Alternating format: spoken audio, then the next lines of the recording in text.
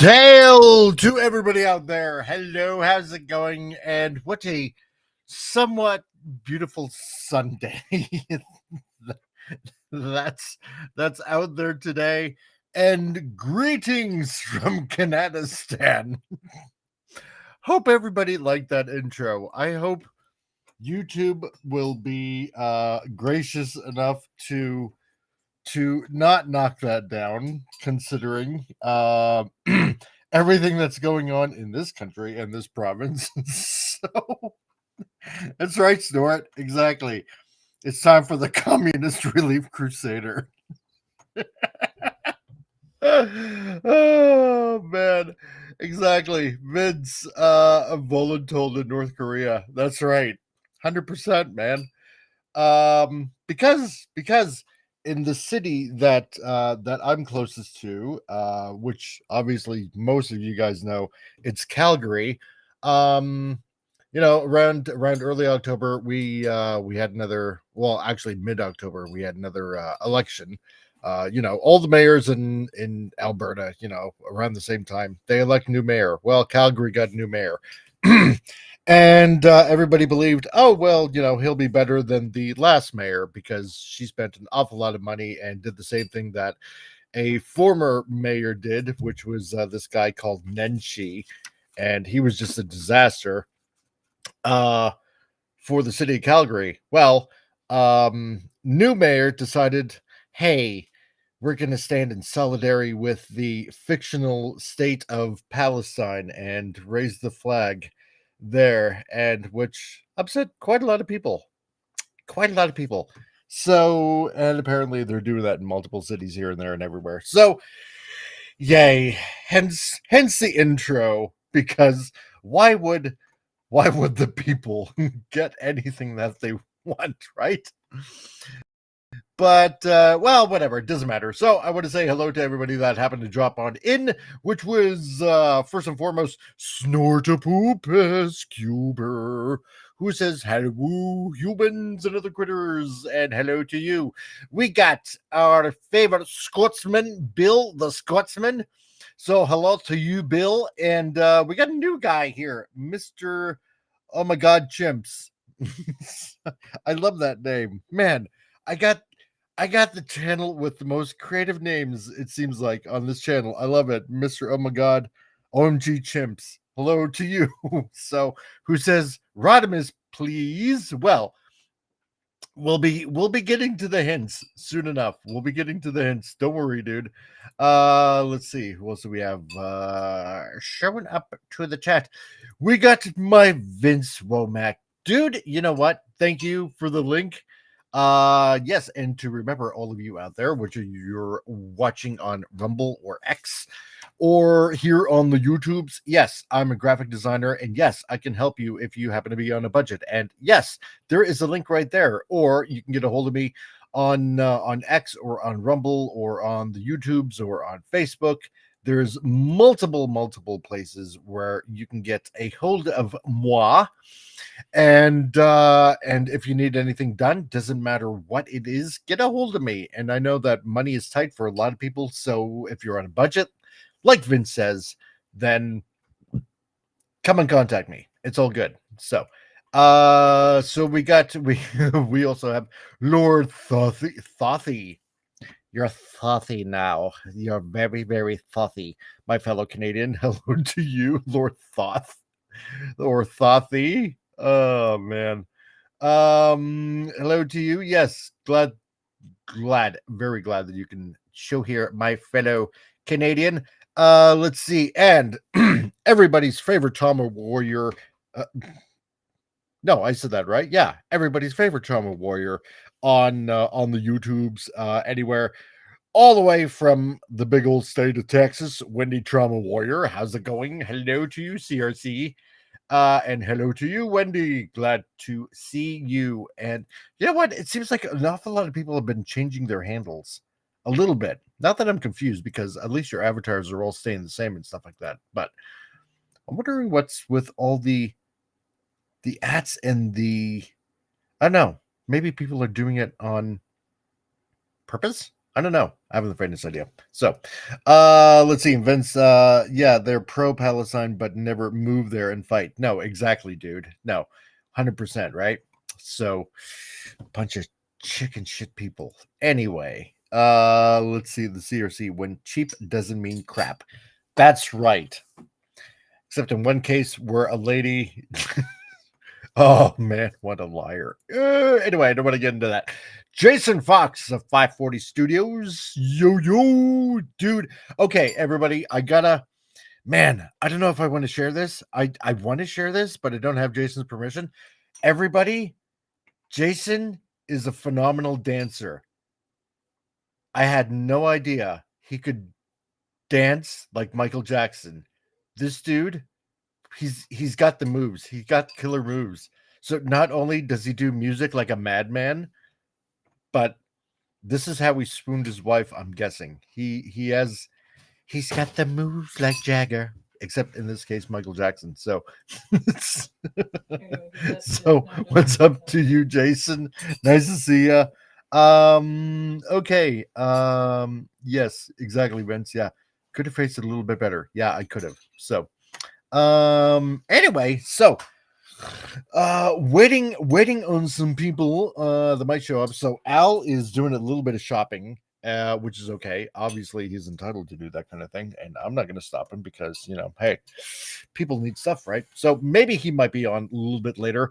I know Jason is catching the bus, so because in not Sweden, he's more than likely freezing his butt off and probably still on the bus. So maybe he just might join us later on. And you know what? And hey, everybody, if you can do me a favor, if you can all do me a favor, I don't ask for a lot of favors, but if all of you can send a prayer to Tom, our techno sapien geek Tom, he's got a problem with his right eye. A few weeks ago, I might have shared this, and for all of you new here, oh hey Ricky, my bro in England, how's it doing? How's it going, dude? Nice to see you back, man. Yes, for our techno sapien geek, our classic geeky leftist Tom, all the way out in New Brunswick. A few weeks ago, he had blood fill up in his right eye, and I gave him a call yesterday, and I'm trying to remind myself to pray for him on the way to work. When I go to work early in the morning there, and I don't want him feeling bummed out or depressed because he does have plans, and we've all heard that of the plans that he has. And so if you guys can just take a little bit of time and just say a prayer for Tom, because if you follow on my Facebook, he makes calendars and of black and whites of all over St. John, New Brunswick. And yes, also thank you, Vincent. I appreciate that. Putting up the link to his book as well. If you can, if you're on the Facebooks and you follow the channel on Facebook, yeah, I believe I put the link up for his calendars. So hey, if you guys are got the time, or are the kind of peoples that you are to use a calendar during the year. I believe you said it's a 13-month calendar. So if you can, check out my Facebook page on the Comic Relief Crusader Facebook page. And if you want to give yourself a calendar, it's $25. He prints them himself. And that's $25 Canadian. So if you happen to be in the United States, I don't know, that's probably something like maybe $5 American or something like that, And yes, of course, I'm being facetious. It's obviously, not that cheap, but cheap enough for you guys. So, And or if you happen to be anywhere here in Canada, like myself, and I guess I mean even Lord Thoth and stuff like that, and a bunch of other of you people out there in Canada, then check the link, and if you can help a guy out, I'm sure he'd greatly appreciate it. So anyway, so for all of you that are trying to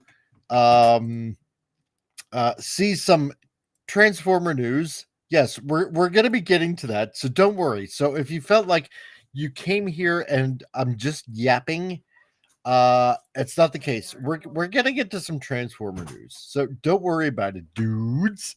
We will be getting to that. So also because like I say on this channel every time, I'm prepping up for doing my own manga. Okay, so and this is what the whole stream is about too, right? So let's see. Vincent says yes, we humans should totally switch to a 13-month year, then every month would have 28 days. Yeah, no, you know what, that'd be an awesome idea. So it doesn't apply to snort. My God. Oh my God. No, it doesn't, on account that he's a ferocious polar bear. Okay, Jason Fox, you can share the video. Oh, okay.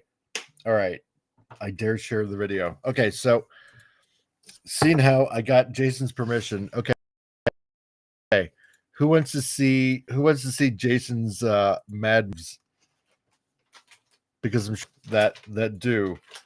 So who knows? This maybe you'll be ready for Dancing with the Stars. So okay. You know what? Okay, because it's funny, and this is a funny channel, and this is a funny show. Yeah, you know what? Let's do it. Okay, hold on a second here. I'm gonna get it up. And okay. First of all, let's take this down. And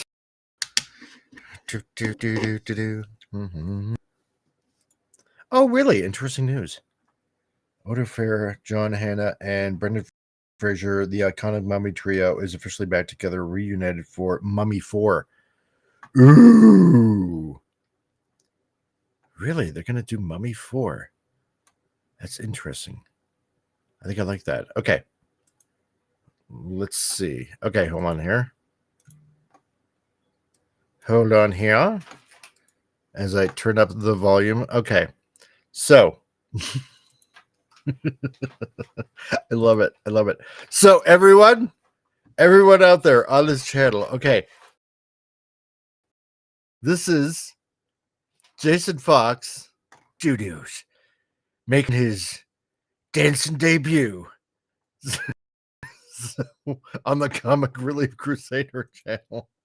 So in his defense, he says, I used to be a dancer, but I did do a lot of plays. Oh, really? Okay. And we get another guy here. Okay, the Wolfman. What is it? The Wolfman's got nards. Man, I love these names. Okay, the Wolfman got nards. Welcome to the channel. And stick around, like and subscribe. Okay, don't worry. We're gonna get to the bots. We're gonna get to the drawings. Okay, so for everybody, here's Jason Fox of 540 Studios and his mad moves.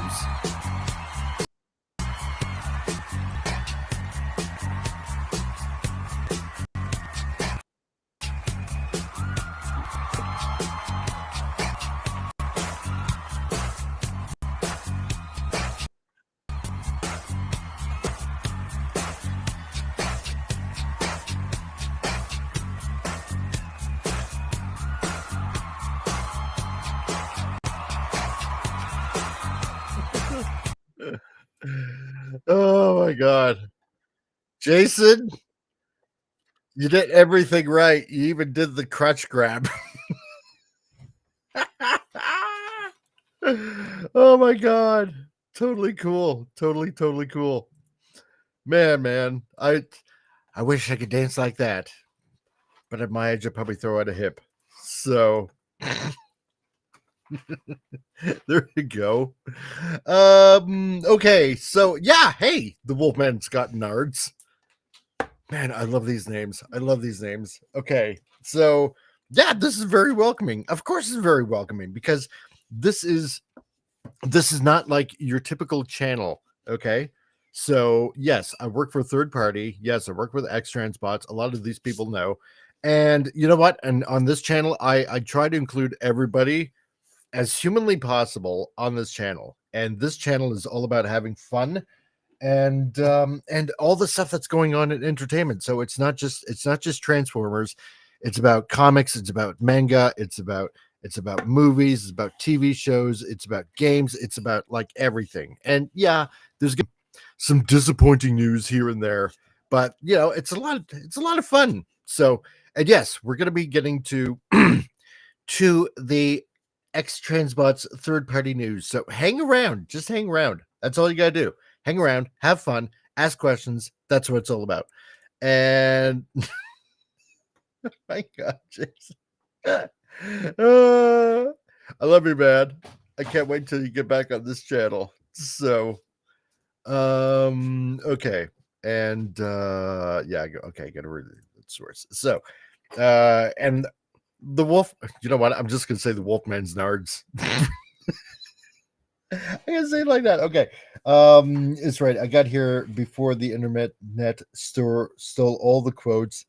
I got to see new Death Stalker this week, a delightful, fun, gloopy film, but one I think you'll know going in if you're gonna like. I most definitely more than likely will. So there you go. Pop Culture Mechanic, dude, how's it going? And if anybody hasn't seen Pop Culture Mechanics show, fellow Albertan, and dude is in the trades. And so if you're interested in any trades talk, then check out Pop Culture Mechanic and his channel. So it's a fun channel. Last Saturday, without me knowing, he beat Legend of Zelda because he does the retro gaming streams, which I love. I love watching it, as opposed to like any of the new games. Maybe just because I'm aged. Anyway, so he does that, and then he does the anime talk on Sundays. So, which is just as equally as fun. So, and every time before I do my movie matinee, which is on Saturdays, I always go over to Pop Culture Mechanic, and there is a link right there. Thank you, Vince. And I watch him game if I'm not busy. Also modding over at Brandon the Anime Guy, so I kind of like do double duty. So go ahead, yeah, check him out, Pop Culture Mechanic, and yeah, dude, no, it's all good, man. Always a shout out for you, dude. So my fellow Albertan. Okay, so there we go. So we had a fun intro from from North Korea. From North Korea, because we're in Kanadistan. And there we go. We saw Jason Fox at 540 Studios doing his Michael Jackson impression, which was very impressive. Okay. Let's see. Wolfman Cotton Arts. If we're allowed to plug things, I run a show called Pop Up Puppet Cinema. Really? We do silly parodies of movies in puppet form, like Raiders, Jaws, and The Thing. Dude, do you really? Oh, totally cool, man. I'd love to see that. See, because there's a couple of people that I know, like Snowdub and Floral Under Rock. They do the puppet thing. So, and it seems like the puppet thing is becoming like really, really popular. And dude, that's awesome. So, hey, listen, get a hold of me on one of my links down below in the description, like Facebook, X, blah, blah, blah. I don't know which one you're on. You probably found me through Facebook. Send me a link. I'll check it out. Totally will. Because I don't know if it'll go through while you're in the chat. So, anywho, okay. So on this channel, because I've been rambling on for like 20 minutes here, and I haven't even gotten to the main part of the show, which is generally why everybody is here anyway, besides the bot stuff. Okay, so as everybody knows that I mention working on the manga, working on my manga, and this is why everybody's here. So, is this the right one? Did I do the right page? Anyway, this is supposed to be like page 1 right here. Let me double check here. Yeah, okay. No, this is the right page. Okay. So, I'm slowly working on it. Slowly but surely working on it. And yeah, here is page 1 of the manga that I'm working on.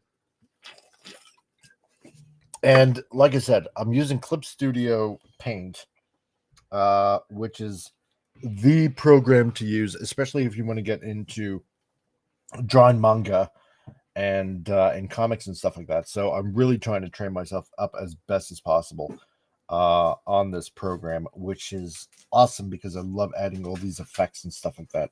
So yeah, here it is so far in all its glory. I did a little bit of inking like yesterday on this. I kind of wanted to finish it up. I might add a few more touch-ups on this, but that there is page 1. I'm currently working on a bit more on page 2 because I want to finish this third panel that's right here. And if you know what I mean by third panel, well, then it's kind of obvious. It's this one right here. Flashy. There we go. So because I want to kind of grasp a lot of the feel that's going on, because it's the whole premise of the whole comic book, right? About what happened in the past, and then taking these bits of scripture from the Bible and kind of like trying to describe it as accurately as it sounds. So also working on page 3, trying to make him look huge and muscular and totally foreboding. So I still got a little bit more to work on this. And that is my page 4, which I worked on yesterday.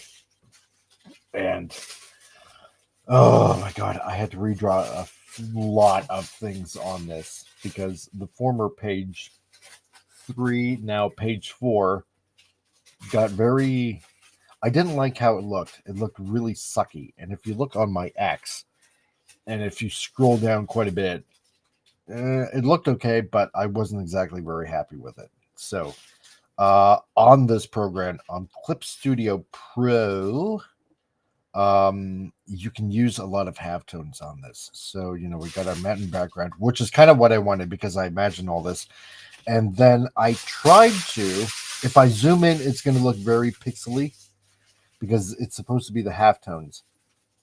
But I wanted to fiddle around with this more because, you know, we got our roadway, we got our car, you know, the asphalt, and I wanted to use different tones. So I changed the intensity just to make, you know, the car and, you know, and tires kind of stand out and all that kind of stuff. So I'm doing that. And then I'm slowly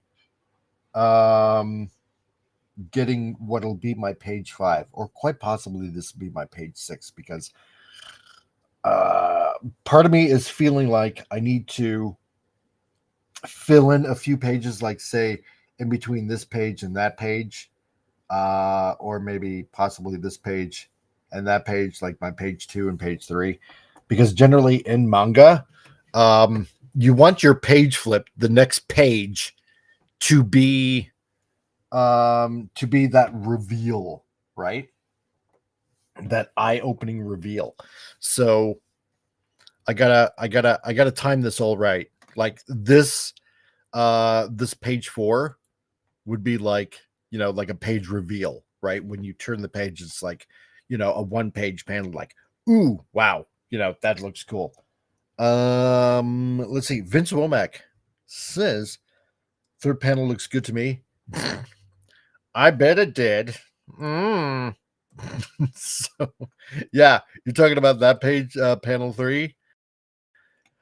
Well, that's what I'm talking about, because I had I had something different planned on this. Okay, let me see here. Let me see here. What was it? If I, you know what? I probably eliminated the. I probably eliminated the old. Yeah. Okay. There we go. There we go. It was supposed to be.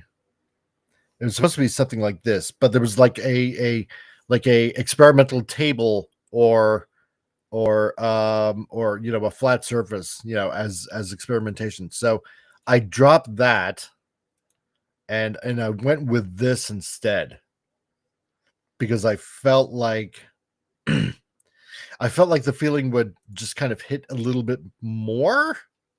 So and those, those giants, yes, they they are definitely yeah, the incredible bulk.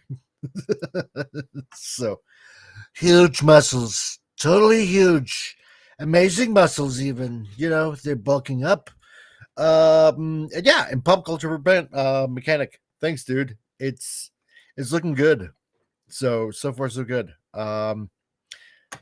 That's why I'm trying to get this trying to get this made, trying to build up an audience, trying to that's why I'm asking people, like, you know, hey, if you guys can just really spread this channel around, you know, then hey, the more fun we have on this channel, and you know, we can make a book like this huge, because what I want to do eventually, you know, I want to get this first issue out.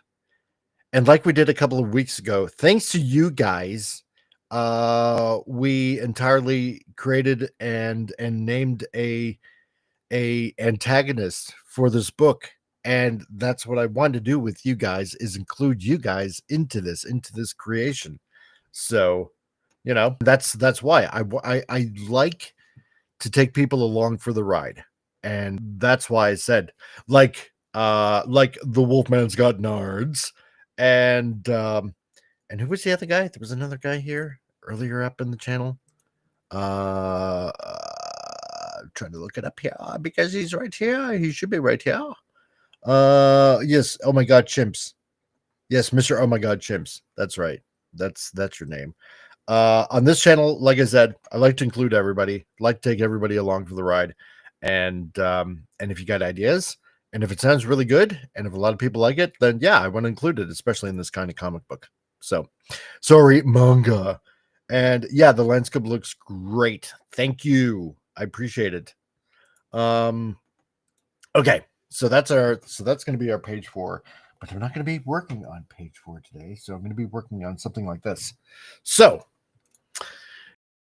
now the other reason why we're here is because there are some Transformer fans, like Mr. Oh my God, chimps, and the Wolfman has nards, and, and yes, even Bill, all the way, Bill the Scotsman. So I know you're still there. Hopefully you're still there, Bill. Yeah, I posted all around in a lot of Transformers groups, like TFW 2005, and in a few places here and there on the Facebooks, like on the X Transmots collectors group, about something about only human. So you know what? Okay, I'm gonna. Oh yes, and of course, yeah. And here you are. Yeah, you're just lurking right now. Yes, Mr. John Peterson, and you. How's it going, man? Okay. So you know what? You guys know me and my crappy little hints. So I'm gonna give you the first hint. Okay. Here's the first hint. The first hint are a couple of colors. Like this. Here is your first hint. Commander Classified! How's it going, man? Nice to see him, dude. Great that you can be here. Okay, so there's a little bit of a hint for you guys. All right. 2 colors because I just finished at the Pantone today, and I sent it off to Keith. So there are a couple of colors for the next figure that is going to be coming out soon. Will I reveal more a little later on in this show? Yes, I will. Yes, I will. I will. So let's see. Hint.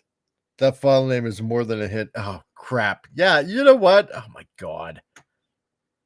Yes, it is true. My God. Oh, jeez. Yes. Ghostly Shell 5820 Hot Rod Erotimus. God. For the colors, he says. Yeah, you know what? I probably damn it. See, the Wolfman's got nards is he's on the ball, man. He's on the ball. Okay. So all right, you know what? Okay. Because I am a nice benevolent host on this show. What the hell? You know what? Okay. I just finished up the Pantones for this. Right? There we go. For X transpots.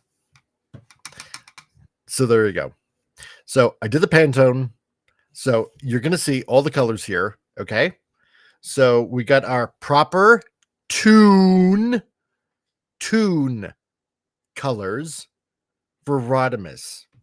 Okay. And let's see. John, my favorite John. So the box art on Tydirium Hanger for the last of the Omnibots seems that's coming right next. Yes, it is, because I'm the one that shared the the box art on TFW 2005 and the Facebook, because I help out on the Facebook channel. So yes, Keith sent it to me. I put it up there, and yeah. So Mike over at Tydirium Hanger, any news, it's because I'm posting it. So yeah. And it is nice. Yeah, exactly, Vince. Yeah, let's just say you boomered it. I did. Yep, that's right. It's the Winnebago.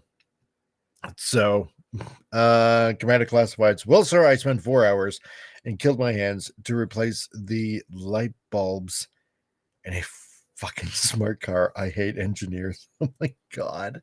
All right. When so Ghostly versus Ghostly Shells. When will it be all in one like DX9 or like MP9? MPO9. Okay, here's a good question. Okay, because I'm gonna take this down now. So we'll do that. Okay, so but again, stick around because there's other reasons why I want you Transformers fans, as Mr. Peterson can and Bill can tell you. Okay, first of all, Ghostly Shell, this is how it works in third party. All right, just to give you a little bit of a rundown. So for all you guys that are new here to this channel, and again, please subscribe, share the channel around, and hit the notification bell, because it really, honestly, it really does help. Right, the more people we can get on here, the better. Because I'll what I do on this channel is, I'll do little reveals, and also on top of that, when I do reviews, when I do get around for reviews, because Keith is sending another figure, one of the Constructicons, and I'll probably hopefully do another review of that. I take a lot of feedback over to Keith about some of the stuff that he's going to be doing. Okay, so you guys on this channel, you have a voice. All right, so if there are any concerns or anything like that, like Bill or John, which is Mr. Peterson, can tell you, I do take the feedback to Keith. All right, So the way it works is this, okay? So because you're talking about like DX9 or like MP9, first, this is the way it goes. He tells me, hey, I want to do a particular figure. I want to design a particular figure, right? Because Ghostly Shell and Mr. Wolfman has nards. A lot of people have been asking me, like John and a few others, when are the other only human figures coming out? He should be doing the only figures or the only human figures, right? So I take that back to Keith, and it's like, look, yes, we got to get these done. People are asking for them because, we already got Springer, we already got Ultra Magnus. And again, he's the only guy in third party that is including the only humans figures. So I take it all back to Keith and I tell him, okay, look, we got to get this done. So we're getting it done. This is the first stage. So I take his request, like in this case, it's going to be, Rodimus. I do the research. I find all the material because remember, I'm the one that does like the scale posters of of every generation, which you can find in my shop or just PM me, of all the Transformers. So I'll do the Pantone work, the color work that you just saw, and another research that I got. And because I got a lot of reference pictures from Japan, from a buddy of mine in Japan, whose buddy also worked on the Transformers in Japan. And so I got a lot of reference shots. And then Keith also has me do if there are any accessories that go along with it. Okay. And so I researched all that. So lately, because over the past few years, if you've noticed that X Transbots, all their figures have a lot of accessories that go along with it, more than what any other third-party company does, like Fan Toys and all the others. It's because I do my research and I try to include all the stuff in it because you guys are the collectors. You guys want as much as possible, and it's your money that's being spent, right? So I include all that. Mr. Wolfman, let's see, I have youth version of Ultra Magnus and I adore him. Yeah, see, man, there you go. It's because and I can show you, I do the Pantone color work for all that kind of stuff. I should show you the former box art that I was going to be doing on that. Let's see. And Bill says you probably have to do the box art for the Shattered Glass version of or Nemesis version. Yeah, totally, dude. So, and John, I still like the idea of the trailer for Rodimus being in armor like Ultra Magnus for Hot Rod turning into Rodimus Prime. Yeah, I do too. You know what? Mysteriously enough, I said something similar to that. So anyway, okay. Because I tend to be long-winded and I'm supposed to be drawing here and it's already almost been 40 minutes. So what happens is this. I do the research. I get all the accessories that they use during the cartoon and everything goes back to Keith, right? Any other reference pictures that I got, it all goes back to Keith. Then it goes to the designer. And I'm going to tell you this, all right? There has hold on, Vince. There's been a interesting person that sent me an email. Oh, that's weird. Yeah, you're right, Vince. I wonder why what happened. Huh. Website isn't coming up. I'm gonna have to check into that. Anyway, so it goes to the CAD drawer, the CAD designer, sorry. And then from there, it can be a few tens of thousands of dollars because doing that on CAD, it's expensive. Then it goes to the people that make the dies, the metal dies for the parts. And if everything goes okay, then great. Then we got a figure. Then it goes to, quote unquote, molding the parts, printing the parts, so to speak, for a prototype. And if that works out well, great. Next stage. So if something ends up being wrong, then it's got to go all the way back to the CAD designer. He's got to adjust a few things, and it might not just be one little adjust. It's it can be maybe shuffling around a few, right?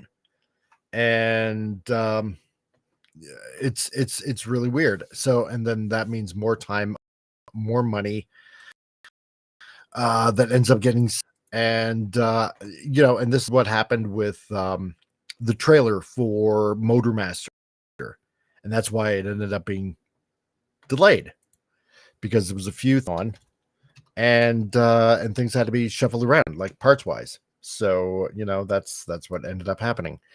So anyway, and that's what happened. That's what went on. And yeah, Vince, you're right. My page is down, which is really odd. I'm gonna have to see what's going on with that. So yeah, but other than that, if everything is okay, then we got a figure. So, and that's the whole rundown. So comic, my Fez bro is right here. How's it going, dude? Hail there, Fez brother. Feeling much better today. Awesome, dude. Nice. I'm glad to hear that, man. So I was actually going to drop you a message and see if you were okay. So let's see. Bill, isn't Age of Primes already doing a missing link Diaclone Magnus repaint? I don't know. So yeah, we also need new engineering for RC. Everyone basically does the same thing with her. It would be nice to get something different. I know the challenges with her. Oh god, yeah, dude. Yeah, it's crazy. So Commander Clyde. Okay, I'm just a simple mechanic, so all I collect is tools. Really, man. And every time I see CRC, I think the Break Clean brand. Oh my god. Oh my god. That's right. Break and stop at this channel. That's what you want to do. Yeah, YouTube went weird yesterday for Mike's movies. It did. It really did. It's so weird. Yeah. We were showing a bunch of Malays movies from all the way back in late 1800s to early 1900s, and one of the ones where YouTube buggered around with it and kind of like cut one of the movies like really short, and it's like so stupid. Because on other channels, Snort left a link, and I checked it out, and it's like, well, it's showing the whole thing here, so why is mine getting clipped? It's like so stupid. So okay, anyway, so what we do on this channel, in prep again for doing the manga, because I'm doing a manga, and so there's page 1. So far, there's page 2, page 3. Then I'm going to be working on more. So page 2, I'm going to be working on more. Page 3, I'm going to be working on more. There's my page 4. So, and again, I believe it was Vincent or whoever that said, oh yeah, that looks awesome. So thanks, dude. Really appreciate it. Yeah, there's my page 4 that I got to work on. So there's the page in the background. That is what I want to do. So I do a rough sketch, and then I just start inking over it. So that's kind of what I want to do with that. So that's going to be my next page I'm going to be eventually working on. So, but today, yeah, it's just practicing poses, because a comic wouldn't be a comic if you didn't have like cool poses. And even though I miss Hungry Boy, I'm gonna have to drop him another video postcard. He said as he sips on Tim Hortons coffee. I know he's been gone for over a year now, and I really honestly hope he's doing well. But you know what? He's given me exercises to do, and that's what I'm going to keep on doing. Is keep practicing, keep drawing. That's what you got to do. And I know a lot of people have said, well, I can't draw. I can't ever draw a stick figure. And I remember, who was it that said it? Klobby. That kept on saying, "Oh, I can't ever draw a stick figure," and I miss Klobby. But yeah, you can. Anybody can draw a stick figure. So, and that's what you got to start out with. So let's see. We'll start with one. I'm just gonna start with this one because you got to make action poses. If you're gonna have a comic, you need action poses. And I'm gonna bring that mic a little bit down here. So what I generally do, again, for anybody that's new here, so I'll start with an idea. So stick figure, and yeah, there's my stick figure, and then so I'll start doing roughs over it. And did I draw anything over that? No. So I get an idea, stick figure, and then I'll start doodling. And because these shows, unfortunately for Vince, can go on for a long time because I keep on talking with you guys as I'm waiting for other people to show up. Jason. Or Al, if you show up eventually. So that's basically what we're gonna do. Gonna create a little bit here, and so we do a rough sketch over my little skeletal figure, and we'll start creating. It'll be like the Bob Ross of the show, where we just draw happy little characters in precarious situations and stuff like that. See how that kind of stuff goes. Much to everybody's horror. And so I have to also remember, so we're just going to refine it a little bit, is what we do. Or definitely ink over it and just try to make it look good. So on this, because like I said, we tend to have a little bit of wackiness on this show, and we end up creating some fun stuff, coming up with names and ideas, and and Vincent. Oh man, her poses make me want to have it. God, I bet you will. So, oh man. So yeah, so listen guys. So you guys knew here Mr. Wolfman and Mr. Wolfman. It sounds so formal when I say it like that. Mr. Wolfman has nards, and you other guys. And sorry, because while I'm drawing, it's hard to stream. But all you other people here that joined up, yeah, I'll take your feedback back to Keith, right? So and suggestions, and like John said, or familiar to you in the chat, Mr. Peterson, he can attest that I will take all this feedback back to Keith and let him know, because like I said, you guys deserve a voice when it comes to the figures that you want, and that's the way it should go. So because again, it's your hard-earned cash, and especially where today is concerned, especially here in the Great White North, Dollars need to stretch as far as possible. So, and I'm a little lucky. I should kind of count myself as a little lucky because working with a third party company, it's not like I can get, let's put it this way, it's not like I can get free figures whenever I want, right? It's not quite like that. So, God, Vince. Jeez. I need that Japanese old creepy guy with no emoji. Oh my God. No, Vince, you know what? You're right. You're right. You're right. I should have, oh my God. Vince, you gave me a brilliant idea. I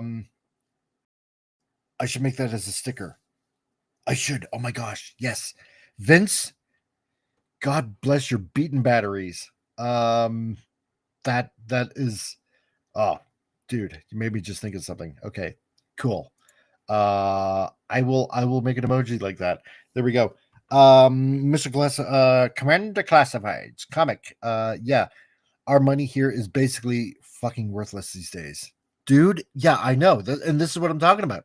And yeah, thanks, John, for backing me up. I do appreciate it. Yep, he does take it back to Keith, but like all things, Keith is running a business and he has his own vision of what he wants.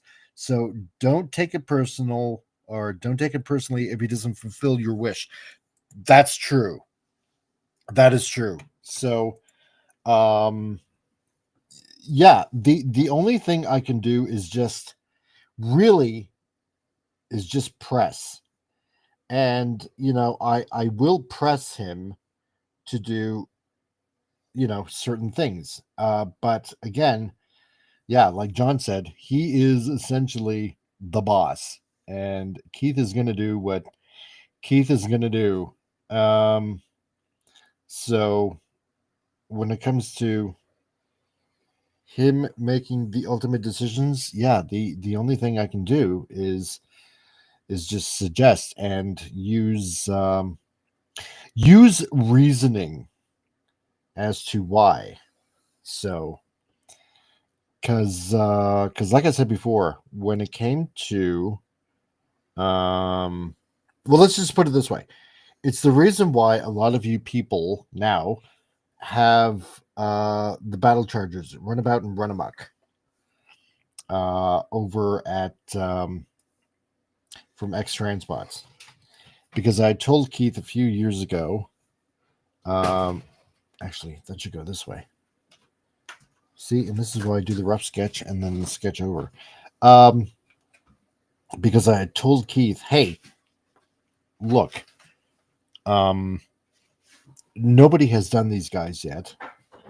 It's essentially easy money, and see, because I got to approach him from that point of view, right?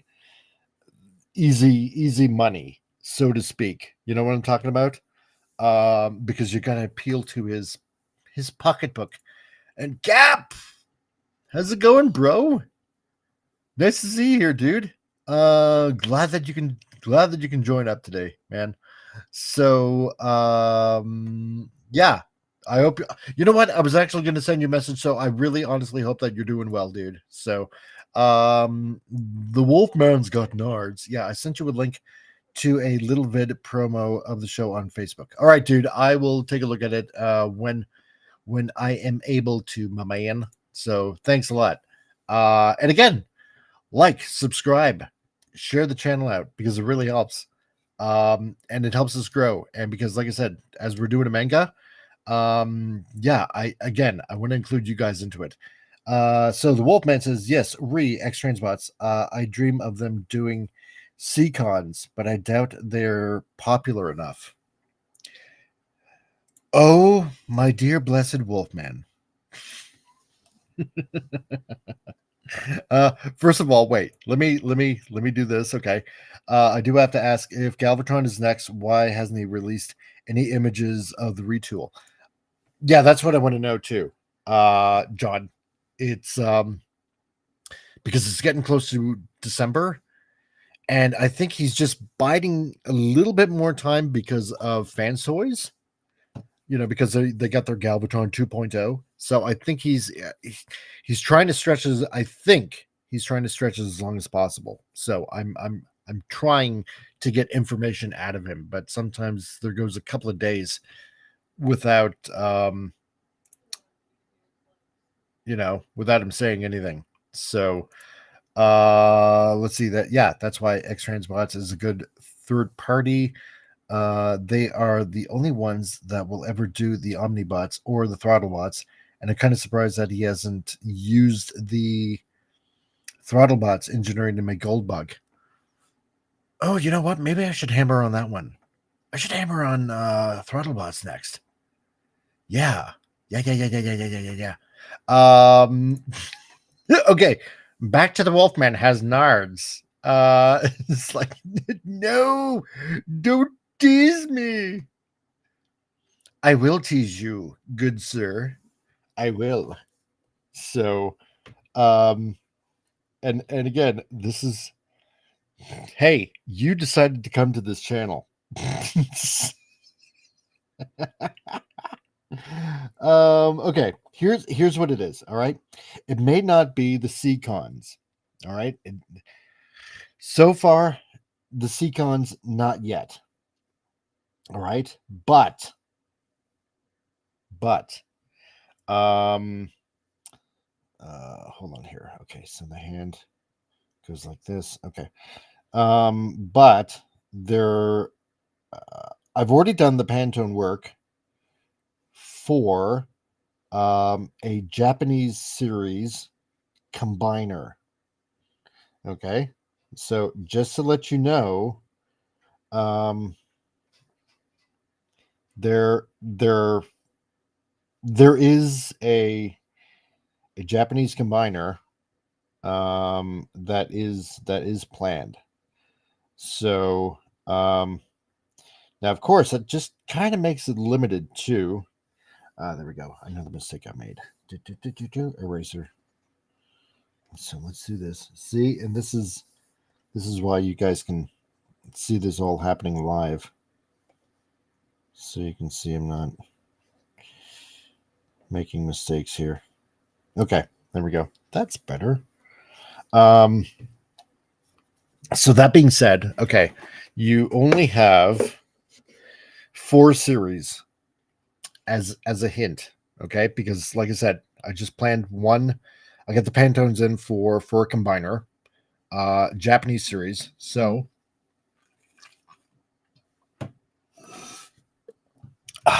as he sips more on Tim Hortons coffee, the only coffee in Canada.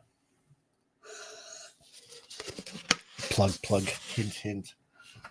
No, I'm kidding. No plugs, no hints. Not for Tim Hortons. What the hell? Oh, yeah, of course. You'd be right on the edge, almost ready to fall over. Okay. So that means you got Headmasters, Super God Master Force,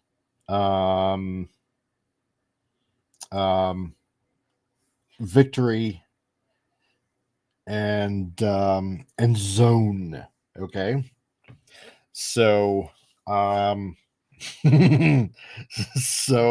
so you have a few choices to pick from. And yes, I said Zone. So, Gap. That's right, man. It's all fun here. Let's see. Ghostly Shell 5820. Keisha do Abominus. There currently is no MP size one of them. This is true.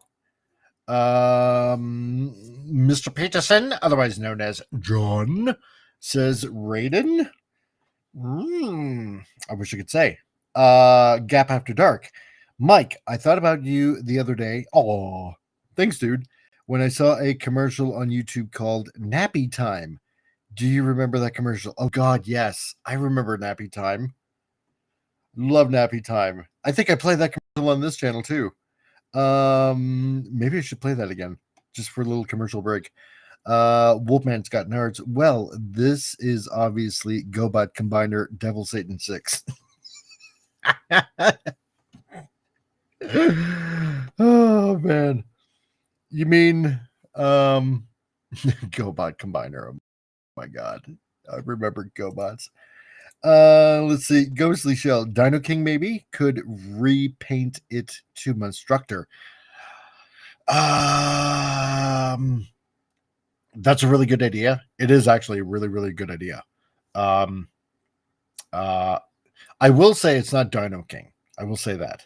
So, let's see. And Mr. Peterson, I would put money on Pretty King before Abominus. Would you now? Let's see. Oh, Lio Kaiser. You never know. So, and the collector, my German viewer in Mexico. So, guten Tag to you, brothers and sisters. So, guten Tag to you. Das collector. Nice to see you. Great that you can join us today on our huge circles episode. Huge circles. See, we're just drawing circles right now. Doing it right now, right in front of you. No fake circles. So, actually, you know what? To be a little bit more, I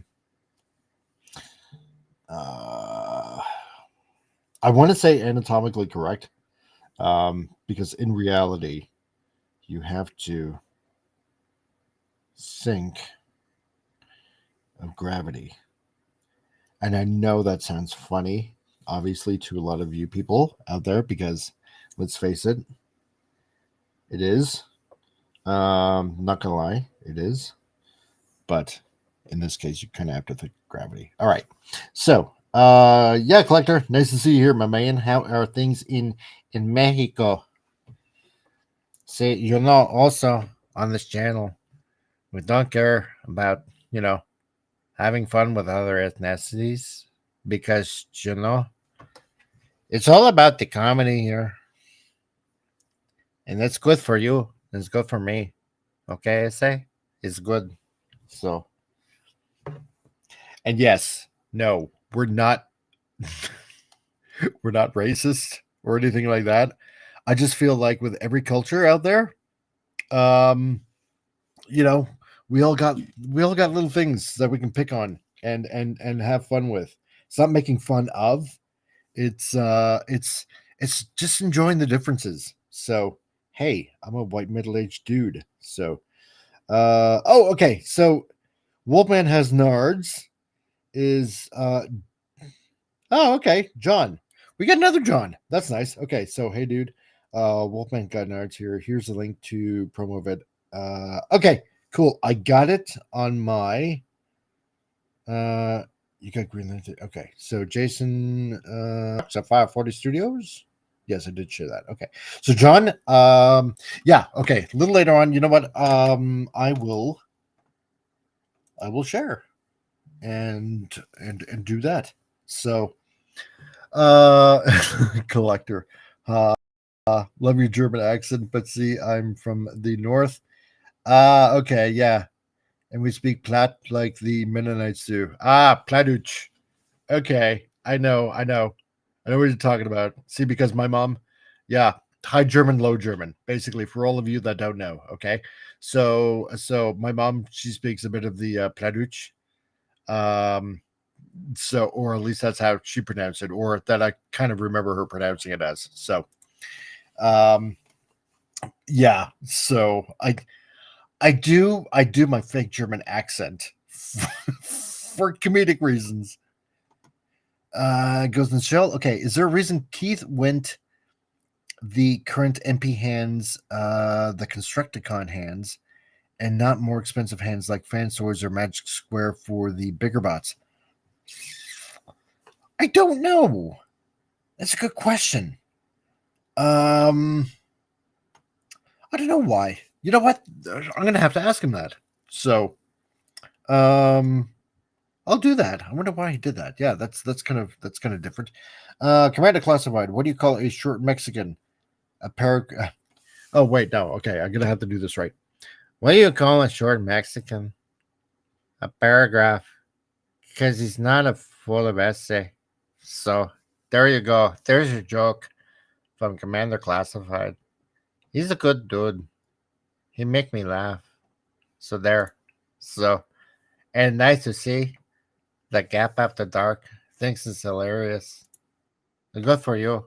So and he also says breaking: the United Kingdom is set to introduce milkshake tax. Oh my god, are you serious? Really, dude? And on the show, we're introducing Mr. Comic Legend himself, Al If you're Nickerson. blue and you don't know where to go to, why don't you go where fashion sits? Yes, it's me. How's- Thank you, Mike. You've always Is been it- very respectful, so I appreciate that. I try my best to be respectful. There, I right, have to end this. So what's going on? We're just talking. You know, we got a few Transformers fans here, so I'm just sharing a little bit of news. We're drawing. Calgary decided to put up the Palestinian flag, which kind of enraged a few people here and there and everywhere. What else? Oh, yeah, that's right. Up in also in Kanadistan. You missed the intro. It was funny. So if you want to look at it, just rewind. Sure. Because it kind of it kind of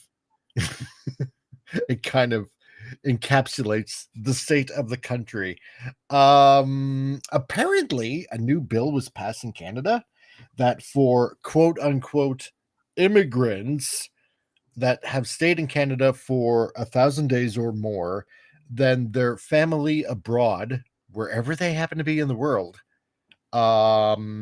is automatically considered Canadian. That's wonderful. That's great. Oh, news. yeah, exactly. I'm glad you guys are so nice. Oh, I know. We're just so open. How do you guys put up with this crap? I mean, like, You don't know you what- vote? Like, you how know- come you don't vote these guys out of office or have them hanging by a lamppost? Well, unfortunately, they kind of consider that illegal.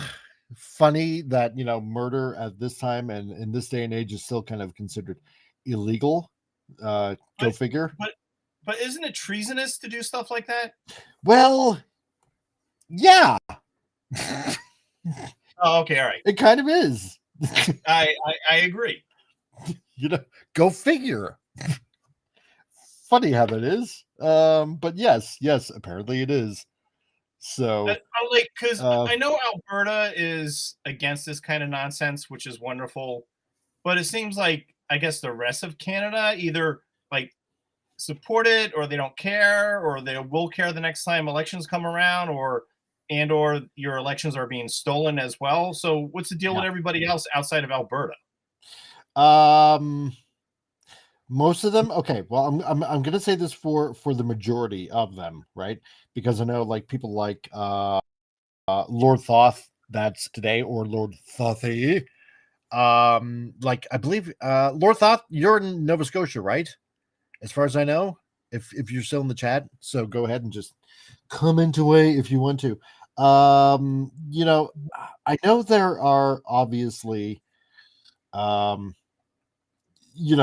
level-headed people in this country still left, but it's I just get to the feeling that most I really honestly believe it's a lot of foreign interference. That's what I'm thinking. It's a lot of foreign interference that's going on, and because it was kind of confirmed through I believe it was CSIS that had commented that that there was some French interference going on with the last election and by China. So and Fez, yes, it's quite possible. Yeah, it's the French also. Yeah. In Canada, especially because of Quebec, It's yeah, Mou monsieur. Je ne sais pas exactly. And what is that? No, Don't- sir. No, sir. What else? yeah, no monsieur. Yeah, I don't know. So je ne sais pas. Yeah, which is amazing. I know that amount of French. So, but yeah, no, it's mostly a lot of people in Quebec that are just so freaking retardedly liberal, and it's mostly southern Quebec. Yeah, that's like rude and liberal, almost communistic in a way, and especially because of the Bloc Québécois. But you go more northern Quebec, and people are just a lot nicer, which is like nice, to kind of see that happening. But then there you go. It's where Trudeau's at also. So it makes kind of sense in that sphere of things. But how are things with you in America, land of the free? Well, I live. Over the brave. Well, I live in the socialist state of New York, so I am not very free. But No. yeah, everything's fine. I had to run some errands, and I went grocery shopping, and I came back home. I'm making a late lunch, and yeah, working on sort of Eden graphic novel series, and working out distributors, and I was on that pop culture minefield podcast last night where there was a discussion of Blade Runner, and the assistant director of Blade Runner, she was on, and she was telling all these great stories. So most of us just shut up and just let her talk, and it was wonderful. just shut up and not comment. Yeah, well, here's the expert, right? And she had, all these great stories about, working with Rutger Hauer and Ridley Scott and Harrison Ford, and just answering, a lot of questions I had, but, I didn't have to ask them because, she was just talking about all this stuff anyway. And yeah, it was a lot of fun. It is. Yeah, it's really, really interesting. Especially considering how Gary owns and ran the very first major big Blade Runner website, like, on Earth. So when he handed that to another Gary, and apparently that Gary, once I handed off to another person because he's apparently getting older. So Gary over at Pop Culture Minefield was suggesting to another Gary Ambrosia, that also worked or works a bit in Hollywood, to probably let him run it. So. And Fez Ferber says, "What do you mean almost communist?" In New York. It's awful. Yeah, it's absolutely awful, especially with all this, with the government shutdown. And then I guess I'm on the Governor Hochul's email list. She's sending all these emails how, like, the Republicans, are holding SNAP benefits from New Yorkers, but she never says that these New Yorkers aren't all New York citizens or American citizens. So They don't like to mention that too much. No, of course not. So for all of you new guys here that happen to be on this channel listening right now, so don't worry. Hey, still listening to you guys. So proper introductions in order. Okay. Al Nickerson here, buddy Al Nickerson. He worked at Marvel, DC, Archie, Nickelodeon, MTV, like pretty much everywhere. He is a comic artist, and he has his own books out, his own graphic novels out. So if you want to check him out, then you want to head back to Sword of Eden, and if you want to pick up his graphic novel and read some independent comics, then that's where you want to head over to that website right there. And he also got some stuff on the eBays as well. Let's see. Let me get that up. Yeah. So thesortofeden.com, that's my online store. But I put together a bundle package on eBay where you could buy all 3 graphic novels, and I think you save like $15 if you buy all 3. And Nice. Yeah, it's especially it's almost Christmas season. So yeah. Yeah. What I found is, like, with new readers, they'll just buy all 3. So I Right. want to make that available and also make it a little bit cheaper. And shipping's $5. So that's added to that $50 amount. But you get all 3 of the Sword of Being graphic novels. What a deal. It is a deal. It is. And I signed them all. See, there you go. And on top of that, you'll end up getting an autograph. So there you go. Yep. And if you want to follow him on Facebook, there is the link as well. So again, to all you fellow nerds and geeks out there, this is a go-to spot. So to check out some independent creativity, especially by Al, because he has like way more experience in the whole comic industry than I do, and that's why I'm learning. And Fez Hochul is an anthropomorphic rat. She looks like a zombie or a mannequin or something, but yeah, she doesn't look human. I'm trying to figure out what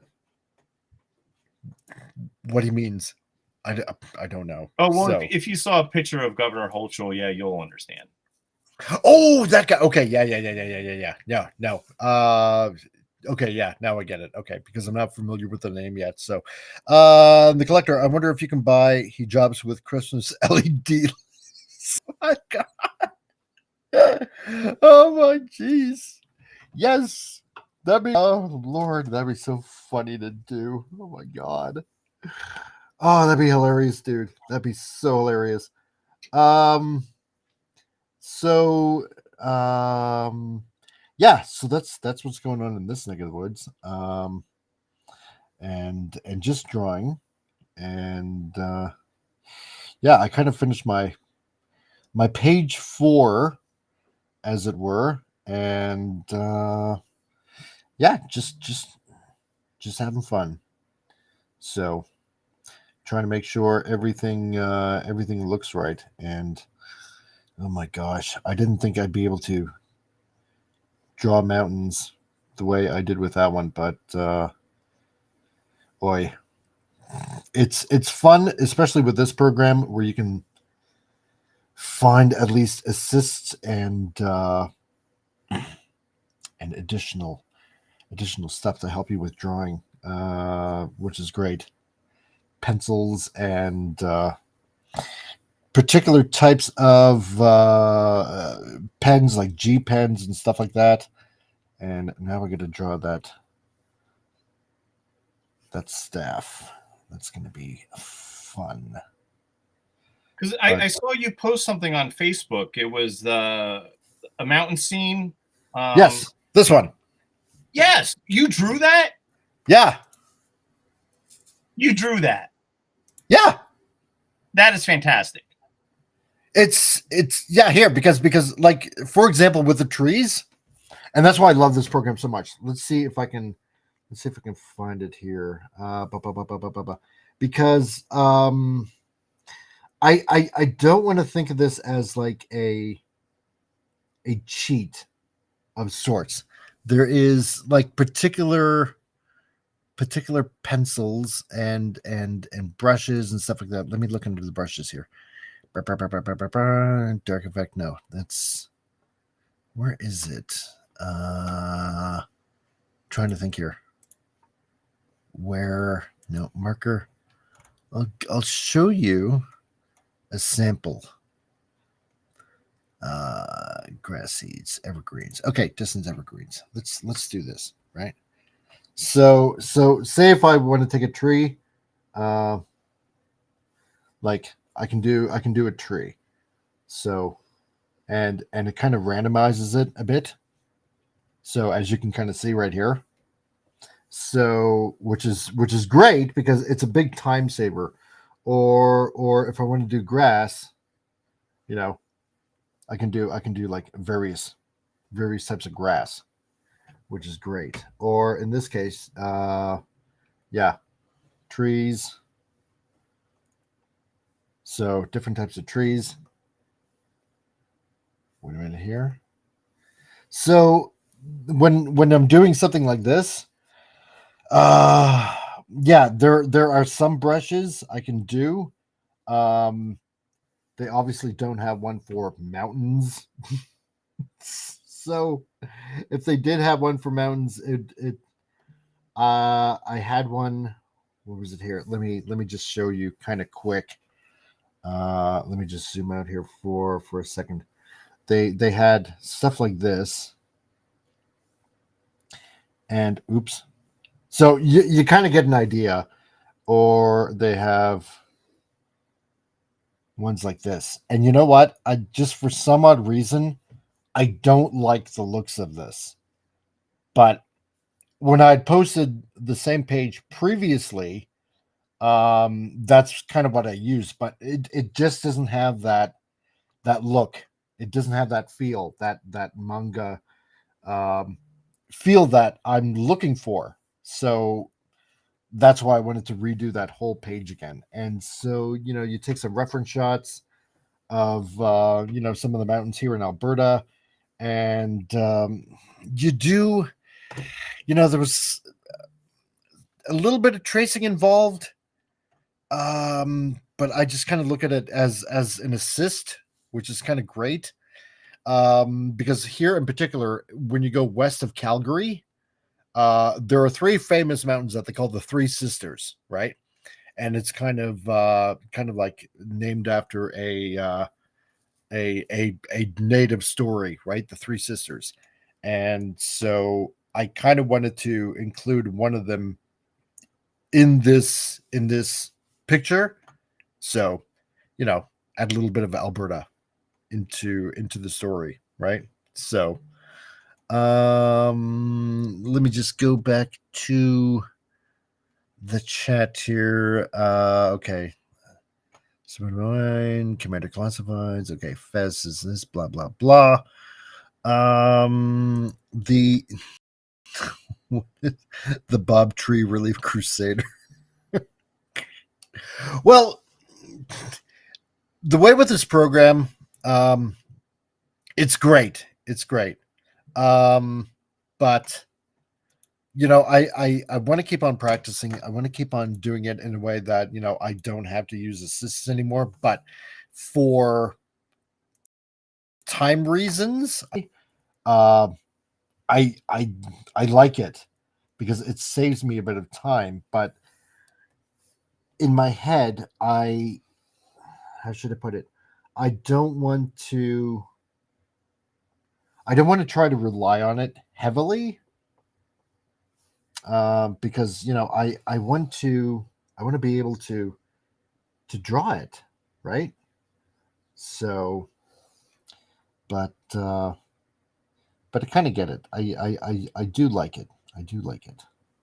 Well, I was really impressed with that. Because I saw your post on Facebook, but I didn't know if you got it from an anime or if you drew it. But now that you explained everything, that sort of makes sense. Yeah. But with the mountains, you said you had to trace some of that.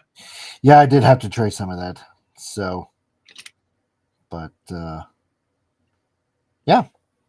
Like the weird thing is, because I saw it, I wasn't quite sure who did it, the illustration, and then it's weird because I'm working on the Sword of Eden Cry Vampire, and a good chunk of the story takes place in the mountainous area of Romania. Yeah. And it was very similar to what I saw, what you were drawing and you posted on Facebook. It was like a lot. It was very, very similar, like the mountains and the trees and everything. But I'm old school. So I just, it's all like pen and ink with all the stuff that I'm doing. But what I found is like, I found this out early on when I started working in comics. Yeah. When I draw trees, I just take a little piece of a sponge and I dip it into some ink. And then I just dab it on the page. And, really? That's why you do it? Yeah. So you could see, and it's an easy way to draw like trees and leaves and that sort of stuff, Right. So, and it's so much fun. Oh man, who else? There was somebody else I heard that does that kind of technique as well. And I'm trying to remember who, because it was like years ago. Somebody had mentioned that taking a sponge and then just dabbing a little bit. All they do is like draw the trunk, and then they'll just do the sponge technique that you do, and kind of like do that for the leaves or something like that. It was something like that I remember. So, but there was somebody else that mentioned that, and I'm like, I never thought of that before. That is so awesome. I love that idea. Yeah, that's exactly how I do it. I usually do the trunks of the trees first, and then I, dab the ink on there with a sponge. So it works so great.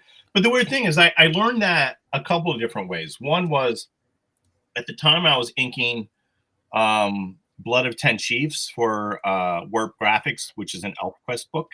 And it took, it takes place in a forest. So there was a lot of drawing of trees and leaves and stuff. And it was just a faster way of me drawing the leaves and the trees. And it did sort of remind me of Bob Ross a little bit, because he would just take a brush, dab it into some ink, and then like plop it on a canvas, and you'll have like, trees and mountains and stuff. And very similar technique. Yeah. I because I don't know, even though he just painted a lot, there was a lot of little hints that you can kind of, if you can, make it your own while you're drawing. And probably, I mean, I imagine inking, as well, because I mean, if you think about it, ink is a kind of I don't want to say is kind of a paint, but in a sort of kind of way, it sort of kind of is, because it's permanent.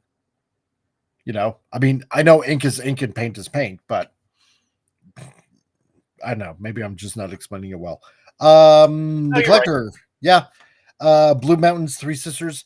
In Alberta, just when you're heading to Banff, right? That's where you can find them. The Three Sisters Mountains.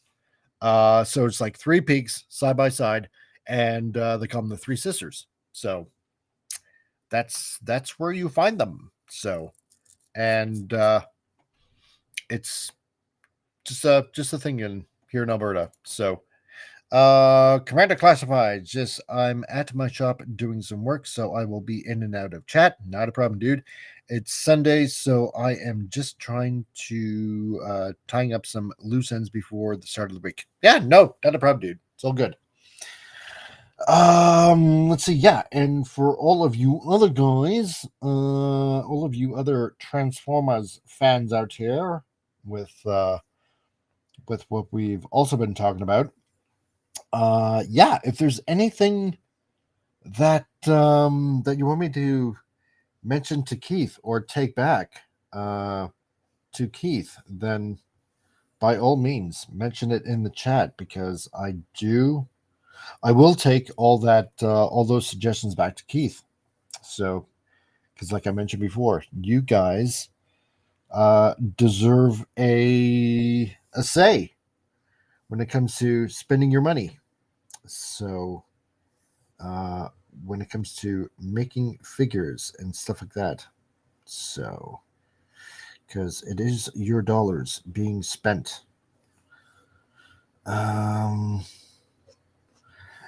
no, I was going through some of the pages that I was doing. So I think I might I'm going to elaborate a little bit more on the robe and the belt and stuff like that on this page 1, but that pretty much almost is kind of done. And see, this is where I kind of use the tree kind of thing in the background. So for this, like in the third panel, on this one, on this page 2, I want to do a little bit more on this third panel right here.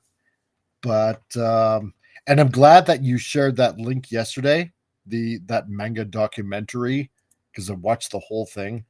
This one I'm going to work a little bit more on. So yeah, there was that one, and then doing my thumbnails on this page 5 kind of thing. So, which is kind of what slowly going to be working on once I finish a couple of other extra pages here and there. So, but no, I watched that Thanks, Gap. Appreciate it, dude. Much obliged for the compliment. So, yeah. So, but yeah. Other than that, how's it going with the distribution stuff? Any word yet? I'm excited for you. Well, thank you. That's very kind of you. I guess the plan with New Day Distribution, which is a Christian book distributor, is that if they get any orders from Christian bookstores, Christian bookstores can order through New Day Distribution. And if they get any orders, then they'll let me know. And then I will fulfill those orders. Nice. Sort of. It's kind of, it's weird because they have a sales department, and, I had several conference calls with them, and the last one also included the buyer. And we talked about, the terms, how much they get and how much I get and that sort of stuff. And Right. They said they were going to send me a contract. And then, I waited like a week and a half. I'm like, I haven't gotten a contract. So I left a couple of phone messages on the buyer's voicemail, and then he sent me an email. It was just like this really iffy sort of email. So, but that's the deal. Oh, really? Yeah, it's really weird because because they have salespeople, and then the salespeople get paid a commission. So the salespeople, and this is actually a very good idea. If you're a distributor, and they have a staff of salespeople who actually call Christian bookstores to sell whatever product that they're distributing, which is actually a very good idea because Diamond never did. Well, yeah, that's true. So, but they're not going to do that with the Sword of Eden. So it was weird. So that's why the weird part is they weren't going to do that, because they're not quite sure how, because the Sword of Eden graphic novel series is unique in the Christian book market. But if a retailer contacts New Day and wants to order the book through New Day, then they will fulfill those orders. So nice. I guess so. It's just weird because I'm so used to the direct market and comic shops and Diamond, where whatever you sell, you sold those books. Right. That's not the same in the book market or the Christian book market.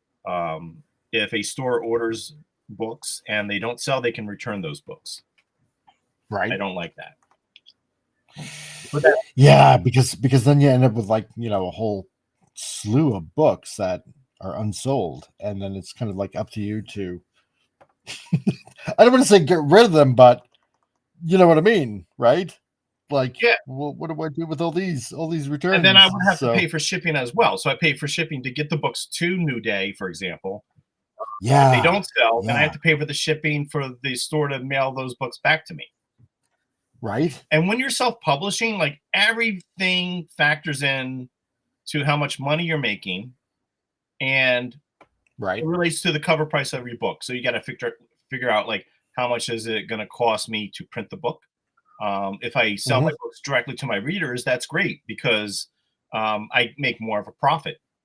If I sell directly to stores, which I do, I make a little bit more of a profit. But then if you work with a distributor, they take their cut too. So, yeah. But the problem, and I said this before, the problem I was having with Christian bookstores, even though I have sold books to Christian bookstores, I wasn't selling a lot to Christian bookstores because it seems like Christian bookstores want to deal with a distributor. And the two main distributors I was talking to, Ingram and Spring Arbor, do not want to deal directly with authors or self-publishers. So that put me in this really weird bind. So that's why I actually somebody had recommended New Day distribution. So that's the distributor I was talking about. Right. It's just annoying. It really is. So that's where I am. So people can order the Sword of Eden graphic novels directly through me. They can, if they have a Christian bookstore that they want to, get some business, you can have them contact New Day Distribution. They have a website. If you want to support a comic book shop, people can have a comic book shop order the Sword of Eden graphic novels through Filbo distribution as well, or you can order directly through me. So, and you'll get more stuff if you the way to do it. Order directly through me. So yeah, you got to have an interest in this sort of stuff if you want to self-publish your work. Let's see. Okay. I'm just gonna mention. Yeah, so out of curiosity, how did you come across that documentary yesterday? When you posted it, the manga, how manga overcame the North American market. Right. It's pretty interesting. It's I was don't ask lie. if you saw it or not. Well, let me explain first, and then Okay. I want to know your opinion. Yeah. So Matt with 4 T's has a YouTube channel, and he has my favorite videos on comic books and comic book history and creators and all that sort of stuff. And usually they're maybe a half hour long, but the one on manga is like an hour and 22 minutes or something like that. Yeah, something like that. It was like almost an hour and a half. Oh, his videos are great. They're well done. He doesn't post frequently, but when he does, they're beautifully done. I find them entertaining, and I watch all of them, even if I don't have an interest in the subject matter. Right. But yeah, the one on manga, like I don't like. I've said this a lot, but like I'm not a big fan of manga, but I did like the Xenon manga that came out in the late 80s. Yeah, that was pretty good. It's fantastic. I love that book, and I still reread it. The artwork's beautiful.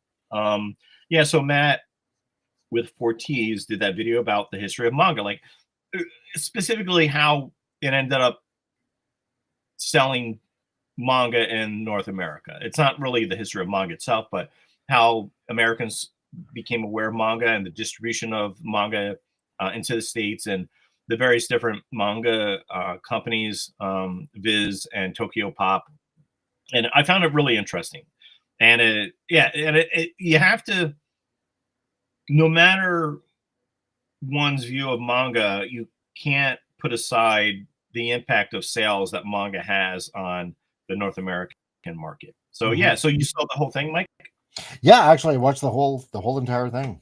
So it, it's a really good documentary. If you ever want to watch it, I will. Let's see. Try to get the link in there.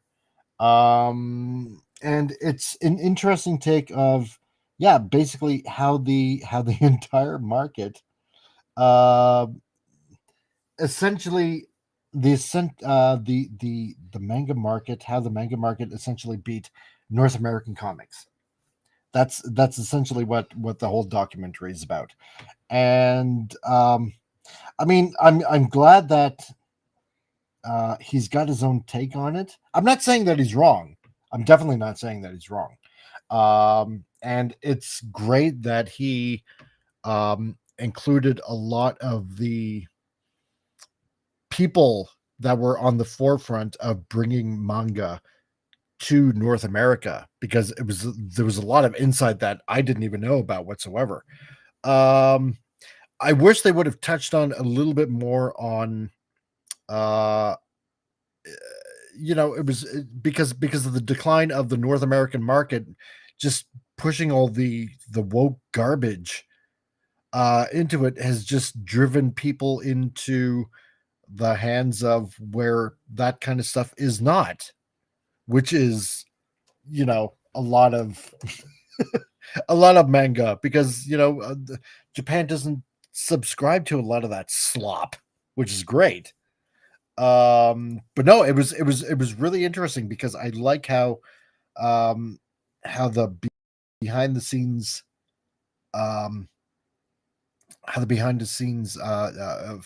features, as it were, of bringing this series into the market, bringing that series into the market.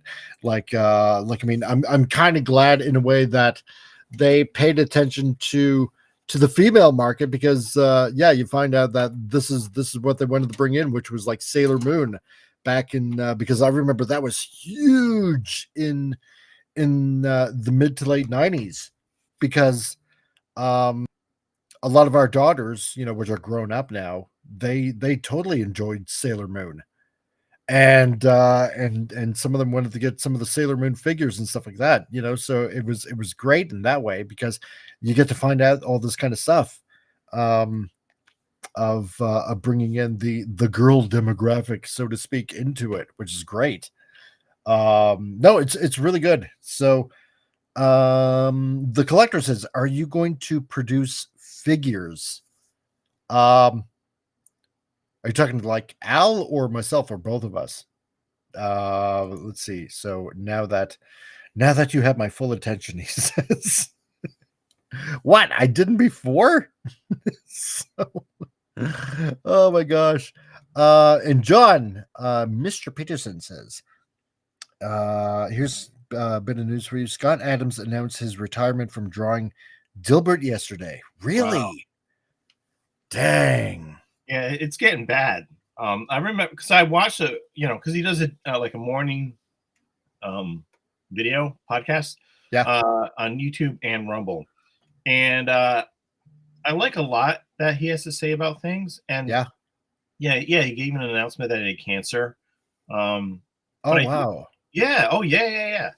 I think a while ago he said that he probably wouldn't survive past June or July of this past summer. But yeah, he's still there. So yeah, because he's I do remember him saying on another interview a few years ago that he stays out of the political arena, but a lot of people constantly asking him all the time, like, are you for this person or that person or whatever? And he just doesn't want to get into it. He just, he mentioned like years ago under Biden, he doesn't like the direction that the country was going in. And but he said, other than that, that's the only opinion I want to give. And it's pretty bad. I do like Dilbert, but that's sad, man. Well, a couple of years ago, like he was canceled. He said something online and it got his Dilbert comic strip canceled from the newspapers. Yeah. So then he was just doing it online and then he just went crazy. So it sounds like he's more of a libertarian, Trump supporting libertarian who points out all the crazy woke nonsense. I think so. Yeah, that's what I think too. Commander Classified says, anime manga are not my thing. That said, I do appreciate the art and the fact that it is not woke bullshit. I'm glad the West is learning a lesson from the Japanese on this. Well, yeah, same here, man. Are they though? I mean, Marvel and I don't think Marvel and DC has changed. I think they're still crazy and woke. I think I think so too. I mean, can only hope because it doesn't look like they're changing anytime soon. I mean, neither is Image. Well, depending on what you find at Image, I suppose. I mean, God almighty, Eric Larson surely isn't. So there's that. Yeah. So, Image was not interested in the Sword of Eden at all. No, they wouldn't be. So I mean, I hate to say it like that, but let's see. And the collector also says, yeah, do them here with us. I am one of the guys behind Resurrection Toys surrounding Marcos Lazcano. We did the Predacons and the Alien Iron Morphs. Really? Oh, okay. That's interesting. Yeah, shoot me some info. Shoot each of us some info. And that'd be pretty cool. That would be cool. Yeah. I would love like maybe a 6-inch Nimish man on my desk. That'd be awesome. That would be cool. That would be really cool. I never looked into that. I think it was Free Comic Book Day 2 years ago. I was at a local comic shop for Free Comic Book Day. It was a lot of fun. Oh, and one of the other guys there was a sculptor, Gene St. Jean, I think his name is. Great guy. So he does all these sculptures for like Marvel and DC, and Like there's all this beautiful stuff. Spawn, and he still does that kind of stuff. So he's on Facebook. Oh wow. So Gene St. Jean, I think his name is. Nice guy. Oh nice. It was just beautiful. And then we all went out to dinner afterwards, and yeah, it was a lot of fun. Cool. But it was neat because we were talking about, creators' rights in regards to the toy industry, which I knew nothing about. So it's very similar to what has happened in the comic book market too. So. Wow. I love that. That'd be, collector, shoot me some info, shoot each of us some info. And, I mean, here's the thing, because as this channel grows, and like I said, I want to include everybody along for the ride because, hey, it's, to me, I view this like a road trip, and you want to pick up some friends and just go on this big adventure, right? So that's why I want to include like, people like Al and stuff like that. I want to bring everybody up as much as I can. And shoot each of us some info, because the more we do books, I mean, hey, Al's ahead of me by 3 books. I'm going to say 3 books because I don't know how far you are on the 3rd issue, but I'm imagining you're pretty far. But when I'm looking at campaigns that a lot of other people are doing, here's the thing, because like for example, Mindy, like last week, and Peter with his I was going to say Red Alert, but it's Alpha Red comic, and and a lot of other people that are putting out their own stuff. They're putting out like incentive covers, and like I think Billy Tucci, he just put out Ran on his Indiegogo and stuff like that, and and they got all these other incentives, foil covers, and the blank incentive draw it yourself cover, and some of them have like little doodads like bookmarks and keychains, and and some of them even have like figures and stuff like that. And and the weird thing is with me, I keep thinking that when I put this out, what am I going to put out, like for like little incentives here and whatnot, and I can only think of like different covers, or maybe even asking an artist, hey, do you want to do an incentive cover or something like that?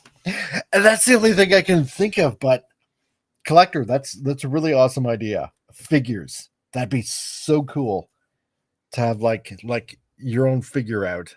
I think that would just be neat. And Bill says, oh, I think it meant Animorphs, and the Animorphs, the toys, had Transformers names on them. Yeah, they did. Yeah, I remember that back in the 90s. So that'd be like super cool. I want to see, because now that he mentioned it, I would love I like your character Nemish Man. I do. And like what you mentioned on Facebook, you have, I gotta get a copy. I gotta get a copy that you still have of the ARG books. I'd be happy to send one to you, but the shipping would kill me. Yeah, no problem. I mean, I'll send a self-addressed stamped envelope. Or, all right, yeah. No, don't worry about that, dude. It's all good. All right. Yeah. So the Art Chronicles 2000 edition, that was the first time I ever did any self-publishing. And that issue initially came out in January of 2000 through Diamond, and then I had a couple other distributors as well, when our market had several distributors that still existed.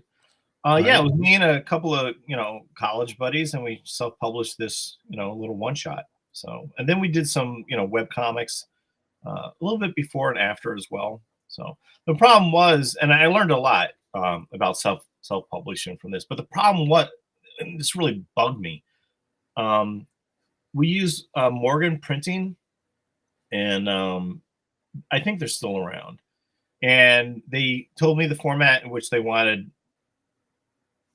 how to for me to give them, all the pages and everything. And I follow that exactly. It was like, what was it like? 400 DPI EPS files from Photoshop. And they said they would not reduce the DPI. They would not reduce the resolution, which is what I wanted. But back in those days, with offset printing, they would print one copy of the book in blue line, like this blue ink, as proof, and they would mail it to you, and you look at it. And I'm looking at the blue line proof, and someone had reduced the resolution to like 200 or something like that, and all the line art was like all fuzzy looking. Oh wow! I blew a gasket. I was and it was offset printing, so they already did the plates and everything, right? And I already gave them a deposit. So I'm like, you guys told me you weren't going to, reduce the resolution, and they're like, yeah, sorry about that. And I was just like, oh, so I was like livid, and there was nothing I could do. I had to go ahead and print, the book. Just like that? Oh, really? Like that. I was so mad. I was so aggravated. Oh, dude. Yeah, it was really annoying. So things are different now with, digital printing. And everybody does things digitally. They, with the sort of even graphic novels, the printer would send me like a PDF of the as a proof to look at. But I was always a stickler on, I want my book to be printed at 600 DPI. I don't want my resolution to be lowered. That's kind of a deal breaker for me. And most printers will say, well, we can print at 400 DPI and that'll be fine. I'm like, no. I drew everything or worked in 600 DPI, formatting the final version of the pages. I want them printed at 600 DPI. But I haven't had, in regards to that, I haven't had any problems with either Maquis or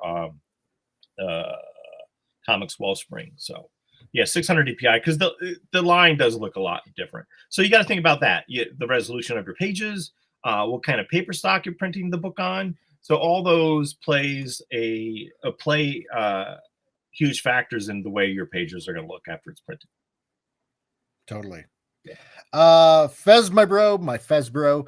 You got to run, not a problem, dude. It's all good. So, and yeah, we'll definitely have a fun show. So you take care. You get better, man. Well, I mean, I know you're doing better, but better. You know what I mean? So I'll catch you later, man. Yeah, and I left a link in the King Dolphin chat on X. So if anybody there wants to come on and chat, that's cool.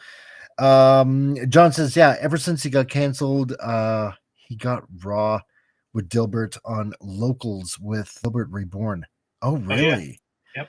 Yeah, he's going to continue writing, but his executive assistant is going to do all the drawing now. Oh, wow. Wow, I didn't know that. Huh. Interesting. So, yeah, he's fun. I mean, he's just as fun as Gary Larson from the Far Side. Oh man, I love Far Side. Love me some Far Side.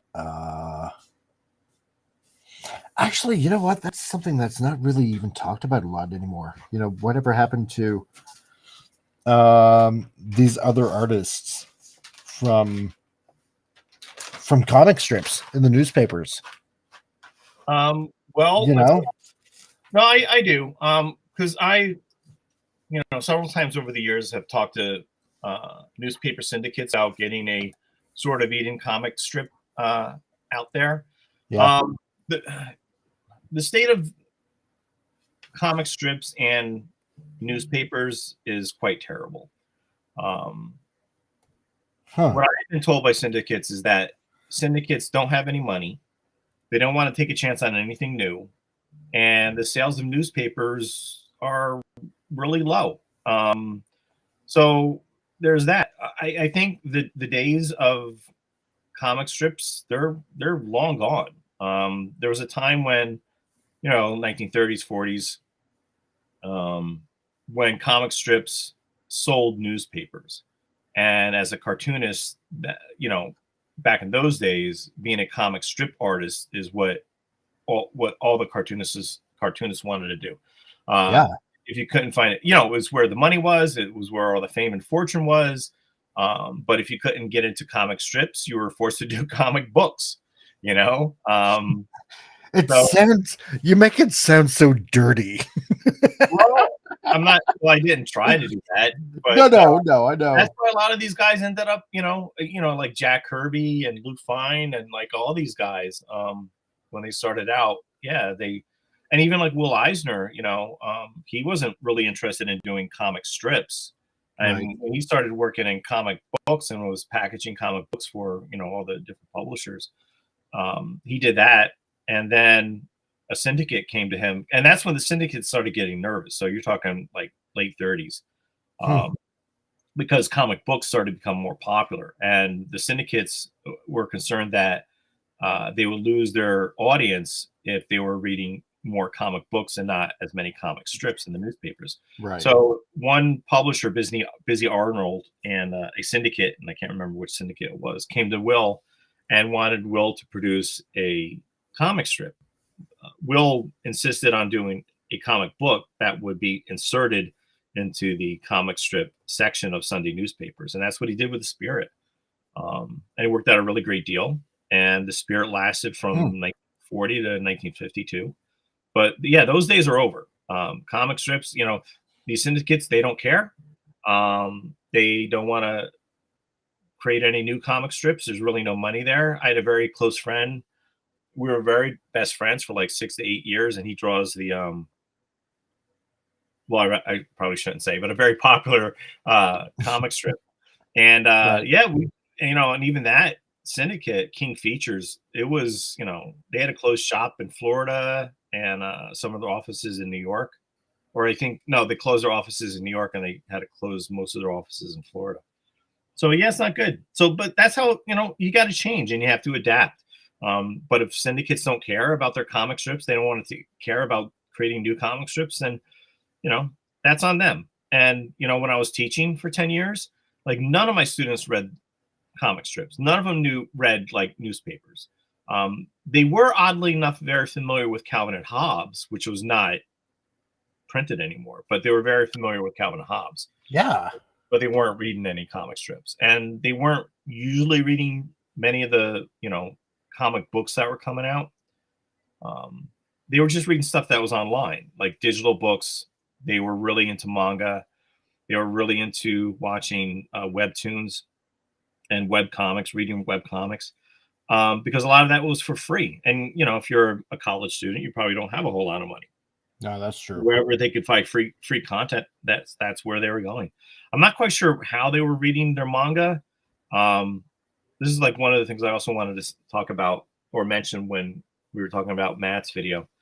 Because the other day I came across an article that said manga sales have dropped a lot in the past, past year, past quarter or something like that, because of pirating.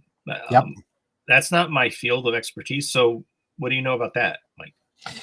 Well, I do know that there are obviously websites out there where a lot of people, like there are particular groups out there that will on comic book day, which, as everybody knows, is generally on a Wednesday, they'll scan an entire comic book and put it out there online for everybody to just download, and thus saving the saving the dollar bills of lots of people. Because here's the thing, I think that's what it's come down to, because a lot of comics are just crappily written, that a lot of people just don't want to spend the money on crappily written comics. And now I know this has been going on for years. It's been going on for well over a decade, obviously. And yeah, where people have been just scanning pages, putting them all together. You can get a special. It's generally under special file format, so you have to have like a comic book reader program in order to, you know, read the file format. It's generally kind of like along the same file nomenclature as zip files. Mm-hmm. So it's kind of like a zip file in itself, like a readable zip file. Hold on a second here. Gap says, yeah, I've got an offer. I can make you tell him it's from the syndicate. Yeah, totally. But anyway, yeah, no, this has been going on for a while. You know, where people that can't get comic books or live near even a comic book store, you know, want to download comics. And I mean, there are a few websites where you can put them online. I mean, there are even websites where entire series are put online for people to just read online, rather than, you know, people having to, you know, go out and buy the issues themselves or even the past issues. And you know, you can buy entire runs of you know, of a particular title. I mean, like I personally, on my hard drive, I got the entire Fantastic Four run, because I know there's no way I'd be able to buy the entire Fantastic Four run, right? I mean, there's, you know, I don't have tens of thousands of dollars to do that. So in that way, I'm kind of grateful. You know, I mean, I can get like the entire run of X-Men, like all the way back, you know, from the 60s to like now, if I wanted to.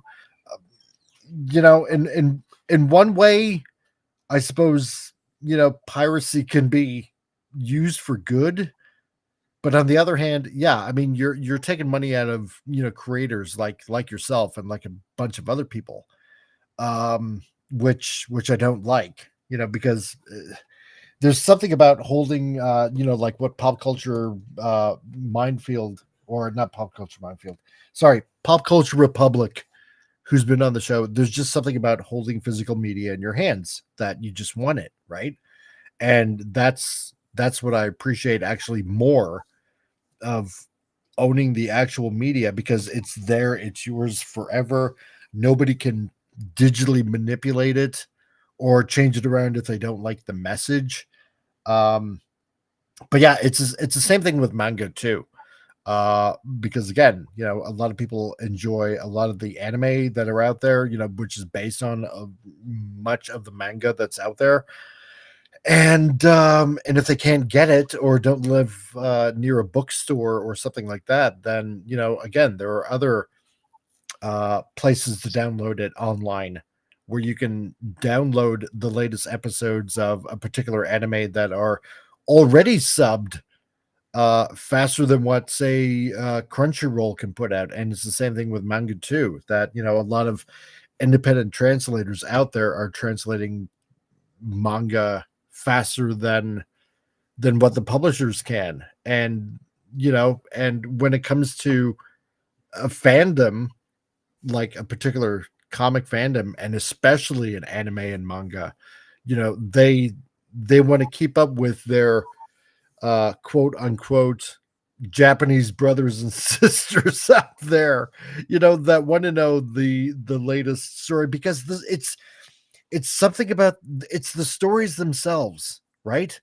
That generally, almost always, doesn't matter, you know, what kind of genre of manga it is, but it always has a positive message. There's always that positive message of keep fighting, keep moving forward, just persevere for as long as you can, because, you know, something good has got to come out of it. And that's a message you don't get in North American comics. You just don't. You don't. And that's the message that a lot of people, you know, naturally gravitate towards.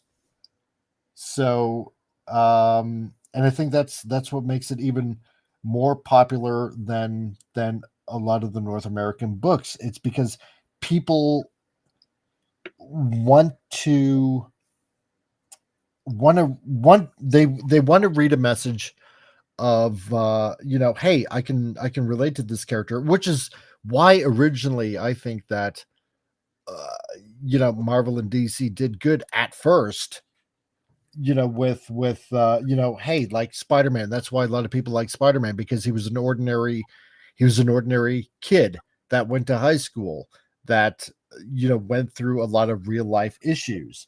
And I think a lot of the writers kind of have missed that over the years. And that's why a lot of people originally related to Peter Parker, but they've forgotten that message, and they've forgotten that angle, and that's why the book kind of sucks now. But you don't get that in manga. You constantly have that message that, if through hard work and perseverance, I can make it through this challenge, whatever the particular challenge may be, then you're going to come out on top. So, and it's that hunger that drives it to want to get the story faster, quicker, sooner. And I know that's a long-winded answer, but well, that's the one I'm kind of giving. Well, especially, here's a couple things. Since superhero comics started being published, with Superman, it's been a male-orientated audience. And that's why, there have been some instances where that wasn't always the case. But for the most part, yeah, it's a male-driven audience and you would have male creators and publishers and writers and artists working on these comics. There have been a couple instances where that wasn't always the case. I think, in the 50s when Joe Simon and Jack Kirby created the romance comics, a larger female audience, which is great. Archie Comics is another good example where you had a large female audience reading those comics, which is great. Yeah. You had like Sandman from DC Comics, in the 1990s, had a large female audience. Strangers in Paradise, the same thing, Terry Moore's book from the 90s and after. I think the weird thing is that, with all the crazy DEI institution in regards to hiring, mostly editors who were hired based on their gender or their preference, and how woke they were, despite, their experience in working in comics or their actually skill at, editing or writing books. Yeah, that didn't matter anymore. And that hurt comics because, mainstream corporate owned comics like Marvel and DC, because they were more interested in pushing an agenda. And, men who read Batman or Spider-Man or the Hulk or whatever, they don't want their characters turning gay. Like, so they wouldn't buy this crap. The other thing I wanted to ask you is that how do these websites that sell pirated comic books and manga, how come they're still how come they don't get shut down? Well, I mean, because technically, if you buy a product, I mean, technically it's yours. You own it, right? And I suppose one way is that in comics, like, there's no okay, let's put it this way, okay? Like, remember when you went to Blockbuster, you were gonna, watch a movie, and there was always that disclaimer that, hey, you can't, to copy this is illegal, right. and blah blah blah blah blah, right? Sure. And like, a lot of people obviously wouldn't dare copy it because, oh my God, I don't want the FBI after me. That kind of thing. But I think the attitude is that, hey, it's my property, and there's no such disclaimer on a comic book or on a graphic novel. And it's from there on, it's a person's property, and it's like, hey, I can do whatever I want with this. I'm going to scan it. I'm going to put it out there.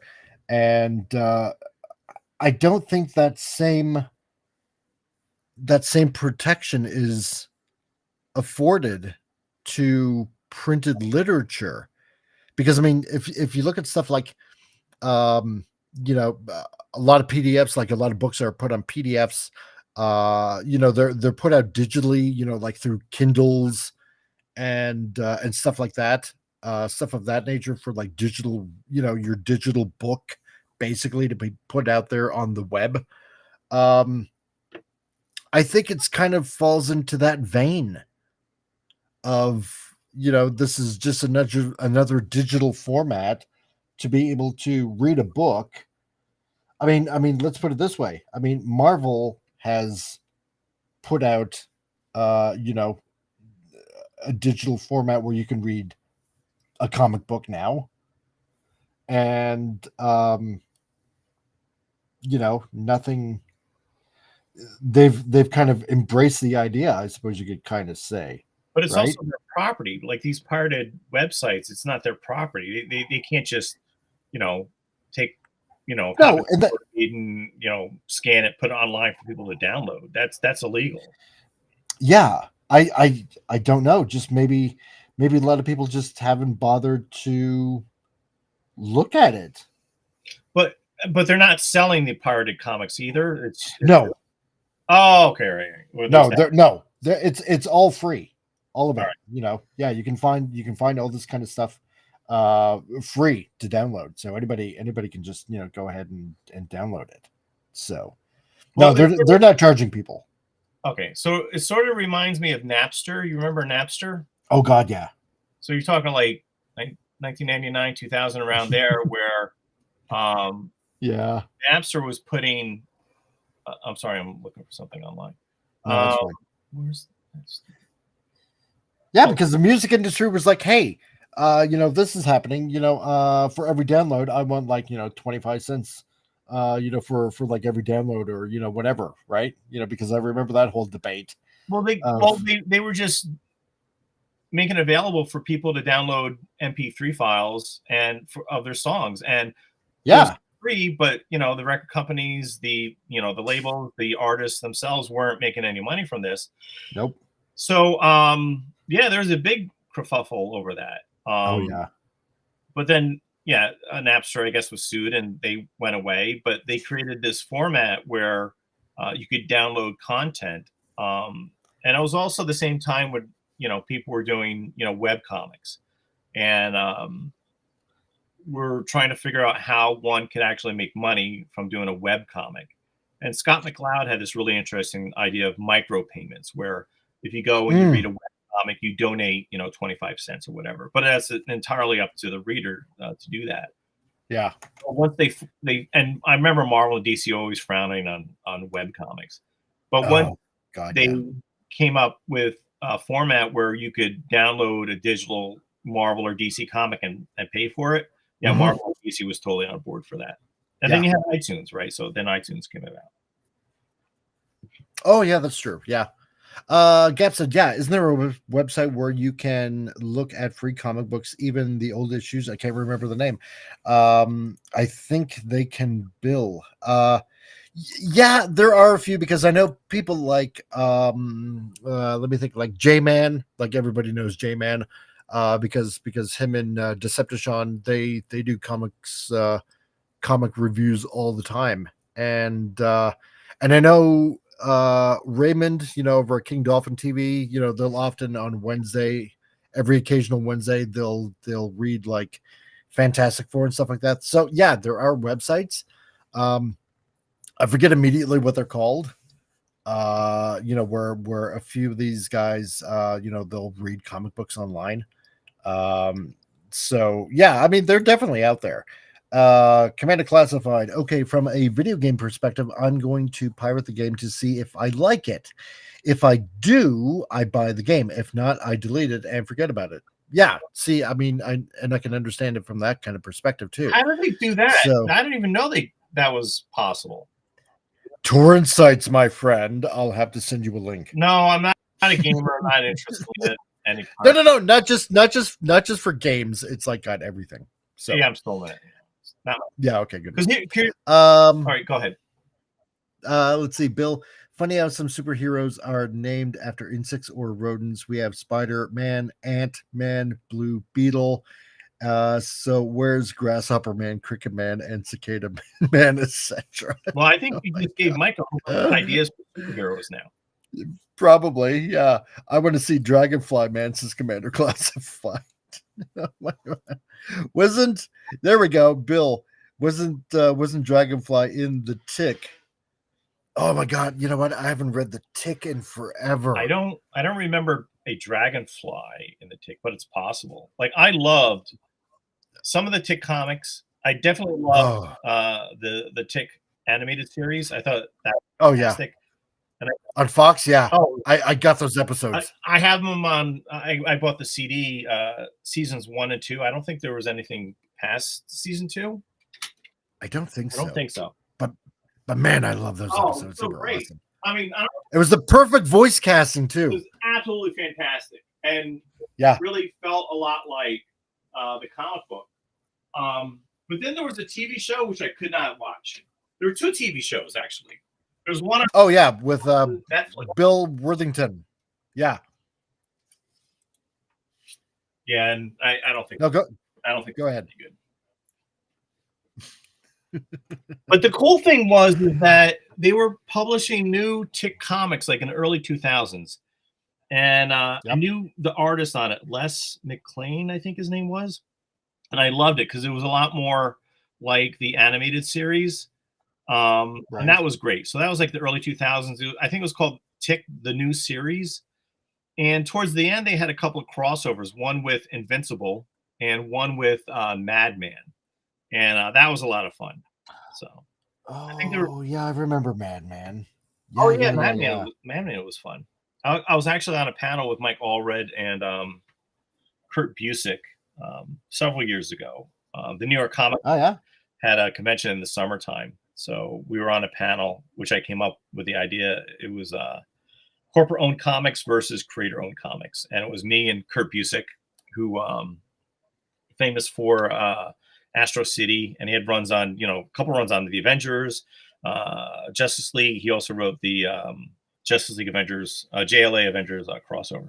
So that was a fun panel. And it was neat because beforehand, because Mike was also, he's famous for his Madman comics, but he was also doing some New Mutants books for Marvel. So before the panel, Mike he made a point of saying that he hopes that the conversation isn't leaning on one side more than the other.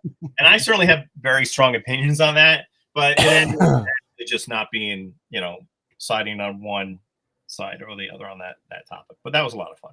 Yeah. Yeah. It was cool. Oh man. I wonder whatever happened to Madman. Man, I've always wanted to pick up an issue of that, but I never had the time to. I don't know. I remember in the early 2000s, Image was publishing It Girl, which was a spinoff of Madman. Really? Yeah. I don't know. I don't even know if Mike was working on it. Maybe he was writing it, but he wasn't drawing it. And one of my favorite crossovers of all time, it was like in the late 90s, it was Madman and Nexus. Oh yeah, that was a thing too, wasn't it? Oh, it was awesome. It was a one-shot. So Steve Rude, who normally co-creator of Nexus and drew Nexus, he drew that. Yeah. Written by Mike Barron, the co-creator and writer of Nexus.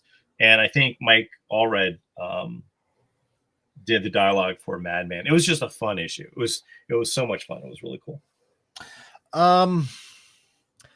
You know what? Okay, because I know a few years ago Allred did let me think. I think it was a very limited run. I think it was like 12 issues or something like that on Silver Surfer for Marvel.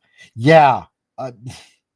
I like his style. I'm not gonna lie. I do like his style. Because it's I don't know. With me, I just got this thing for very unique art styles, and I do like what he brings to the table, as an artist. Mm-hmm. And I don't know, I just don't think it was a very good fit on Silver Surfer, though. It's so, which I don't know, just something about it. It just didn't. I'm mixed on it. Let's put it this way. Well, I was gonna say I was watching I'm actually doing some work in Photoshop at the same time. Right. Lately, well, this is a huge. I don't know. I don't watch TV. I don't watch cable. I'm even at the point now where I can't watch like fictional series, whether it's streaming or whatever. Right. So lately, I've been watching a lot of the old cartoonist kayfabe videos. With Ed Piskor and Jim Rugg. Oh yeah. Oh, and they're fantastic. And I was watching those even when they were putting them out at the time. But yeah, I watched a couple on the Sam Keith's The Max and like the artist edition of The Max that was published by IDW. And they made an interesting point about how even though like Sam Keith did work for Marvel, like he did some Wolverine stories for I think Marvel Tales, and he did an issue of The Incredible Hulk before Dave Keown came on. Right. But their point was that like Sam Keith had this style like where it didn't really fit like a Marvel or DC house style. Yeah. I think maybe Mike Lorber is kind of like in that group, maybe because his style is different. Maybe he probably wouldn't. And I haven't seen the issues you were talking about. Nor did I see that New Mutant spinoff thing that Mike did. But maybe his style doesn't fit like a Marvel house style. Maybe. Well, yeah, that's kind of what I thought. It's like because I like his style, but yeah, it wasn't a good fit, right? Because or maybe I was just so used to when Ron Lim did Silver Surfer, and I mean, I get that over time you're going to have different artists, and they're all going to have their different take on it. Mm-hmm. I don't know. Maybe it was the writing too. I mean, it's really hard to say, at least for me. So, but no, I mean, it's not that I didn't like the art. It's just, yeah, maybe it's just an odd fit. I don't know. Maybe I just didn't expect that. So, or maybe it was just because I'm so predominantly, independent that to see him in a quote unquote mainstream comic was just maybe odd for me or something like that. I'm not sure. Were you familiar with Mike's work prior to that Silver Surfer series? Yeah, like with Madman. Oh, okay. Yeah. Commander Classified, comic back in my day. Back in my day, we used to buy video game magazines and they had demo discs in the back. Maybe only a few levels and no saves, but you got the idea if you wanted it or not. No, that's true. I remember that. Like, I think everybody remembers that. So, yeah, you got the demo disc. You wanted to try it out. If you liked it, great. If not, sometimes you even kept the demo on your computer just to play it over and over again, if you really liked it. So, no, I remember that, and now I go to Fit Girl and get my free demo. I have no idea what Fit Girl is. So, and they way AAA gaming has gone in the past decade. Yeah, that's true. I am going to get my free demo before I give them 1 cent. No, I agree, dude. Gone are the days. Yeah, if you want to sample, fine. A few pages, great.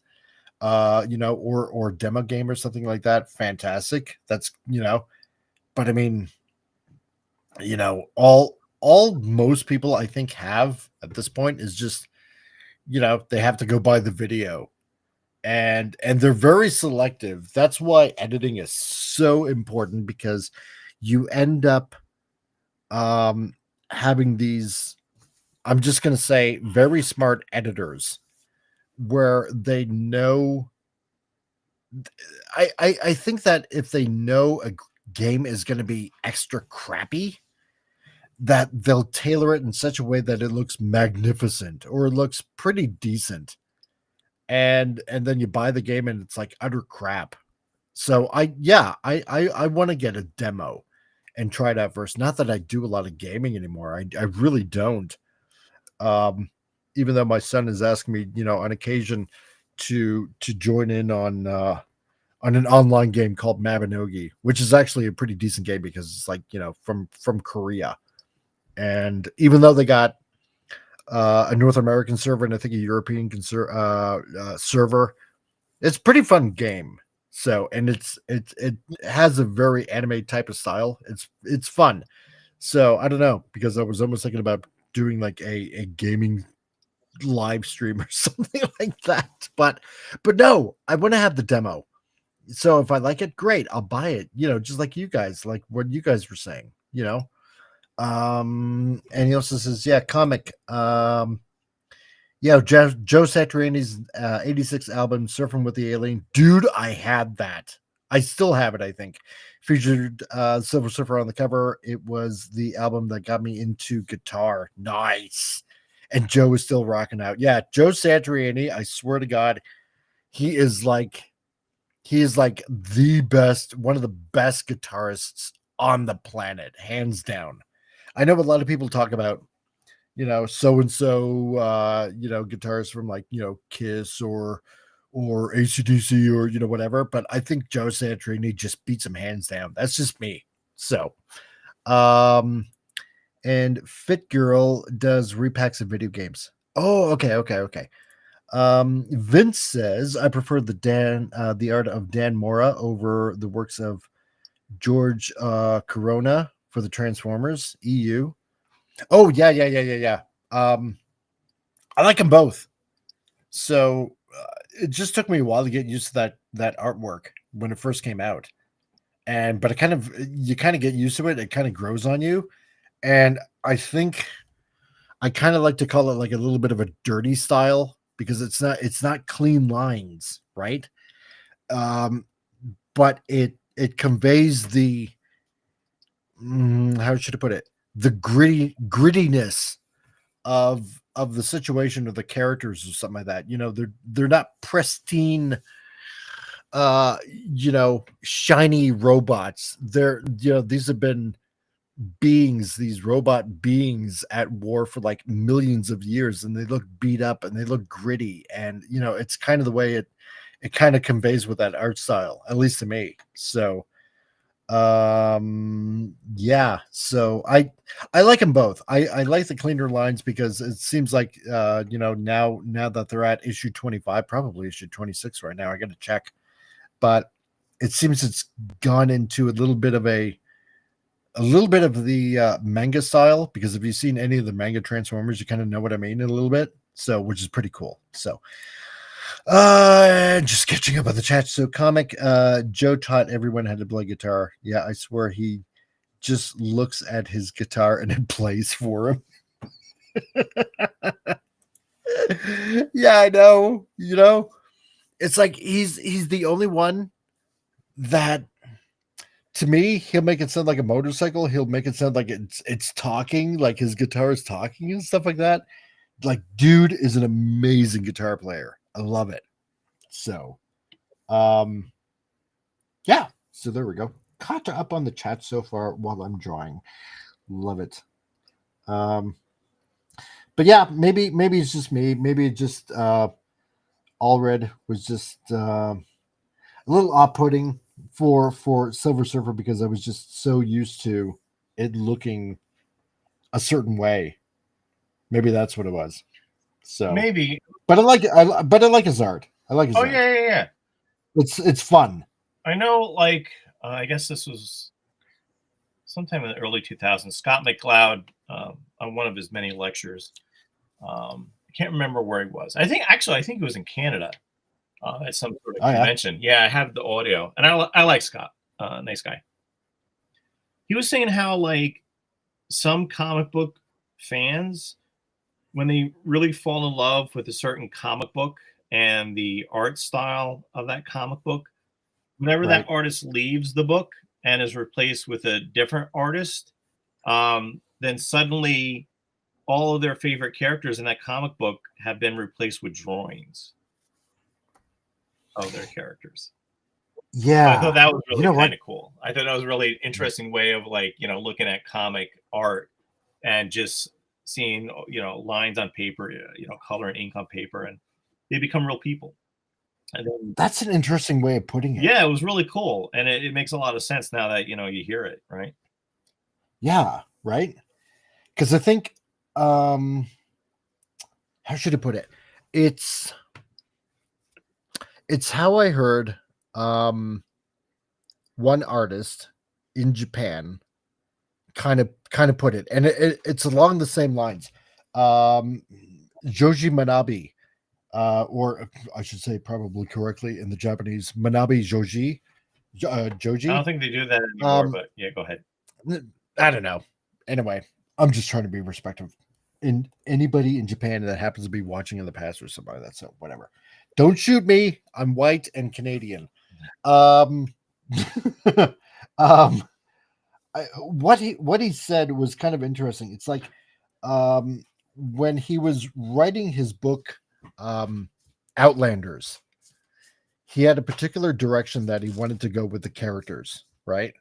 And it's a fun story, Outlanders. If you've never read it, it's great. I even like his work Caravan Kid, which is kind of fun. But Outlanders really, aside from Appleseed with Masamune Shiro and stuff like that, his really grabbed me into pulling me into the art style of manga. And it's a fun story. And he said that he had a particular direction where he wanted to take the characters in his story Outlanders, but he said at a certain point it seemed like the characters were starting to write themselves in the story.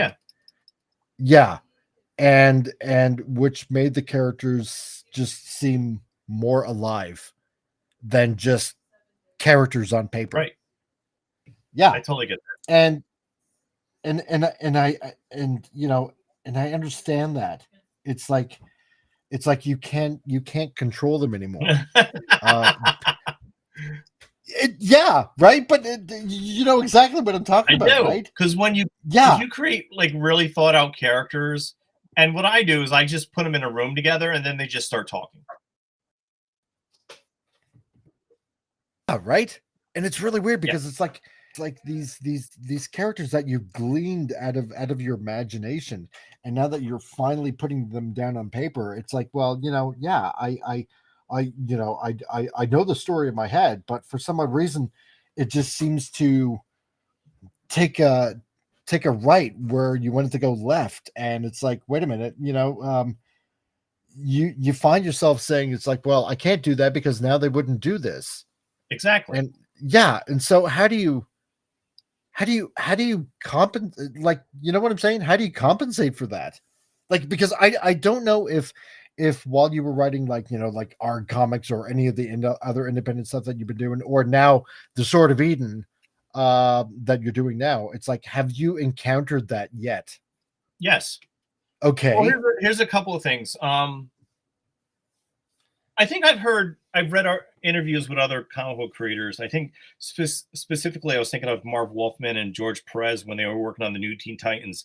How they created these really well thought out characters, and they just started speaking on their own. And as a writer, that actually I find is very helpful. I've been into situations where I kind of want the story to go a certain way, but I realize when I put the characters in that position that they would not behave like this, or they would not talk like this. One of the things that helped me with the first Sword of Eden graphic novel was there was a flashback sequence of some superheroes based in the 1980s where they're looking for Noah's Ark. So I had to come up with all these new characters. Right. So I based those characters on friends of mine, and they had the personalities of the friends of mine. And when back in the 80s, when we used to play role-playing games, like Dungeons and Dragons or the Marvel Superheroes game, or Gamma World, they were the big ones. I created the characters I needed in the story based on the personalities of my friends and the characters that they had created for the Marvel Superheroes role-playing game. Right. And that worked out great. And they all sounded how like they would sound and behave the way they did, and that was wonderful. What I found out is that the way I see it, when I work on the Sword of Eden graphic novel series, time does go on, and some of those characters are getting older, right? And some of those characters are going to end. So I have some plans for some of those characters to die. In volume 1, spoilers. Sorry. Well, no, I'm not going to give any spoilers. No. In Volume 1, one of the characters that I really did like did die. And that the reason why I did that is because, one, that particular story in Volume 1 of The Sword of Eden, it started off where he was lamenting about something he had done in the past. He sort of made up for it, and then that was the end for him. So that's one reason why he had to go away. Another thing is, I even though I love this character, it was problematic with all the other characters because I think his character was taken away from one of the other characters who I like. Right. I know. I was shocked. I was literally shocked when that happened. I'm like, no. Oh, did you? That is awesome. Well, thank you so much.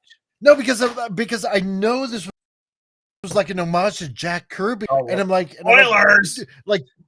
I know. Well, yeah, sorry, okay, but I mean, but I mean, I'm like, no, don't kill him off, don't kill him off, don't kill him off. He's like, oh, God. I had to. I know. He was, and I understand why. Okay, all right, good. And I'm not going to tell all of you guys in the chat why. Forget it. No, because you're going to have to buy it yourself. Yeah, buy a copy yourself.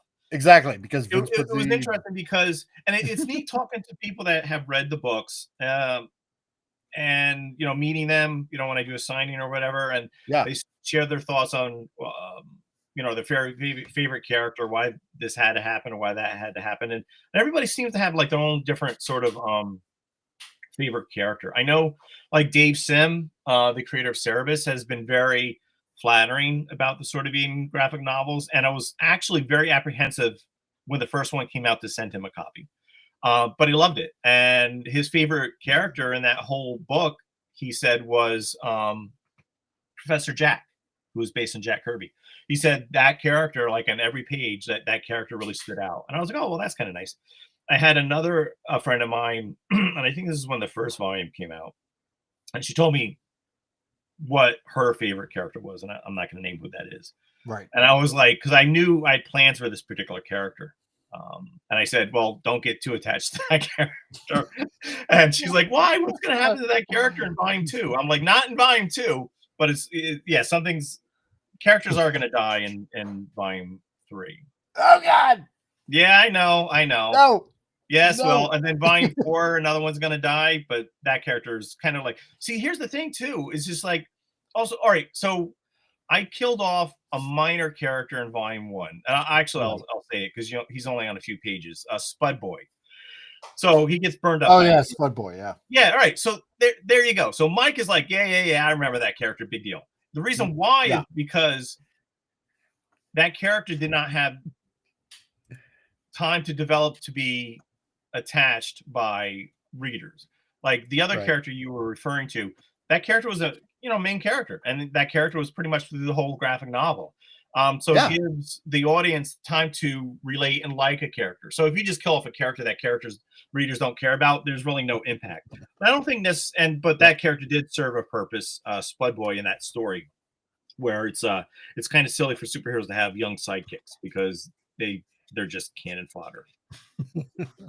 Yeah, I know, right? That's why you make it in the first place. And that's why you want to go to shortofeden.com. Well, there's that, yeah. I mean, because there was an argument. It's like, why does Batman have this sidekick? I think, I think when Jerry Robinson and Bill Finger, when they were working on the Batman books and they were creating these characters, there wasn't a whole lot of thought behind it. But it was also a different time. So why would Batman have this little sidekick young person as sidekick superhero dressed in all bright colors, like red and yellow? It's like, oh yeah, he's cannon fodder. He's like, he's a good target for the enemy.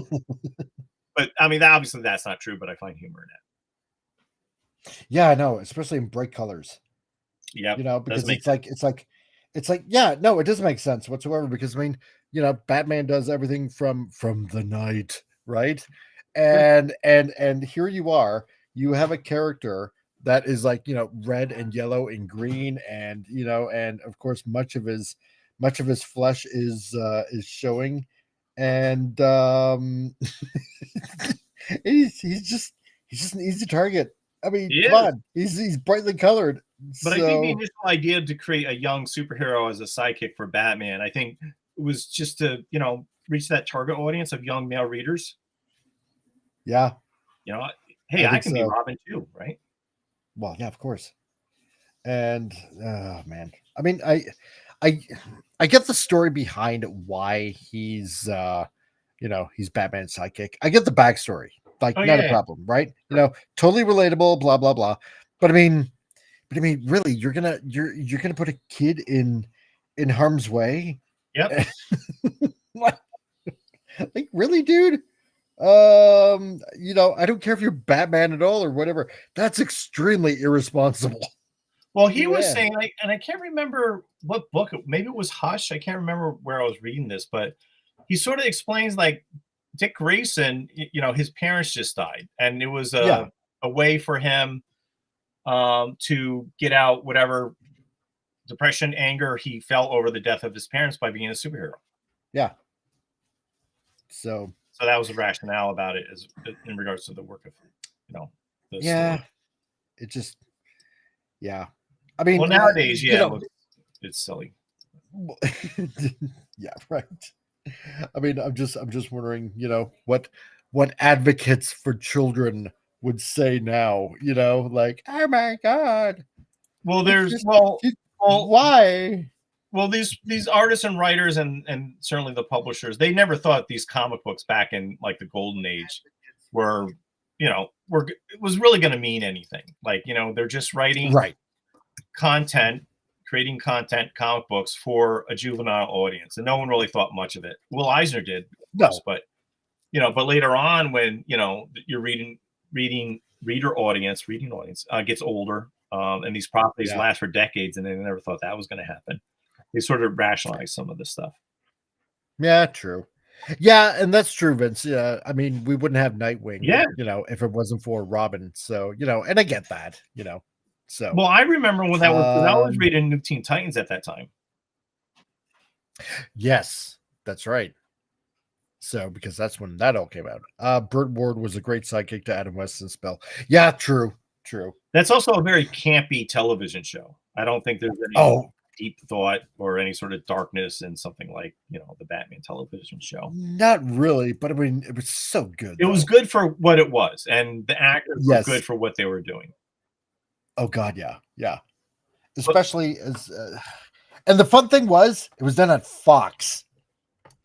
Was it? It was It was Fox produced. It was produced at Fox. Did it air on CBS though? I don't remember. I really honestly don't remember, because obviously it was a little different for us in Canada. So, I wasn't even born yet. Yeah, no, neither was I. I mean, my God, that's like a long time ago. Yep. So, but no, it was originally put out by Fox. So, as far as I know, I mean, I'm sure Warner Brothers has the rights to it now, seeing how they own DC. I mean, I wouldn't see why they wouldn't, but I mean, God, that's no, actually they would, because Warner Brothers would have total control over it, even though it was produced by Fox ages ago, because obviously they wouldn't have included it in the Lego Batman movie when it was going through the montage of everything that kind of Bruce Wayne / Batman went through, and all the different iterations of Batman that he was Batman. Oh yeah, I can remember that. Yeah. So and Commander Classified is having a conniption fit of some sort. So some a-hole keeps drinking my beer. Probably the same guy that eats my lunch every day.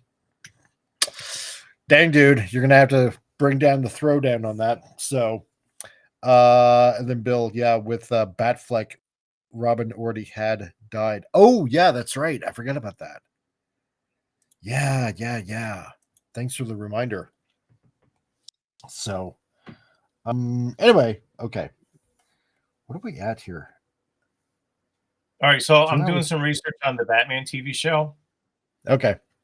So it looks like it was Google says the rights to the 1960s Batman TV show are complex and involve a shared arrangement between Warner Brothers and the Walt Disney Company.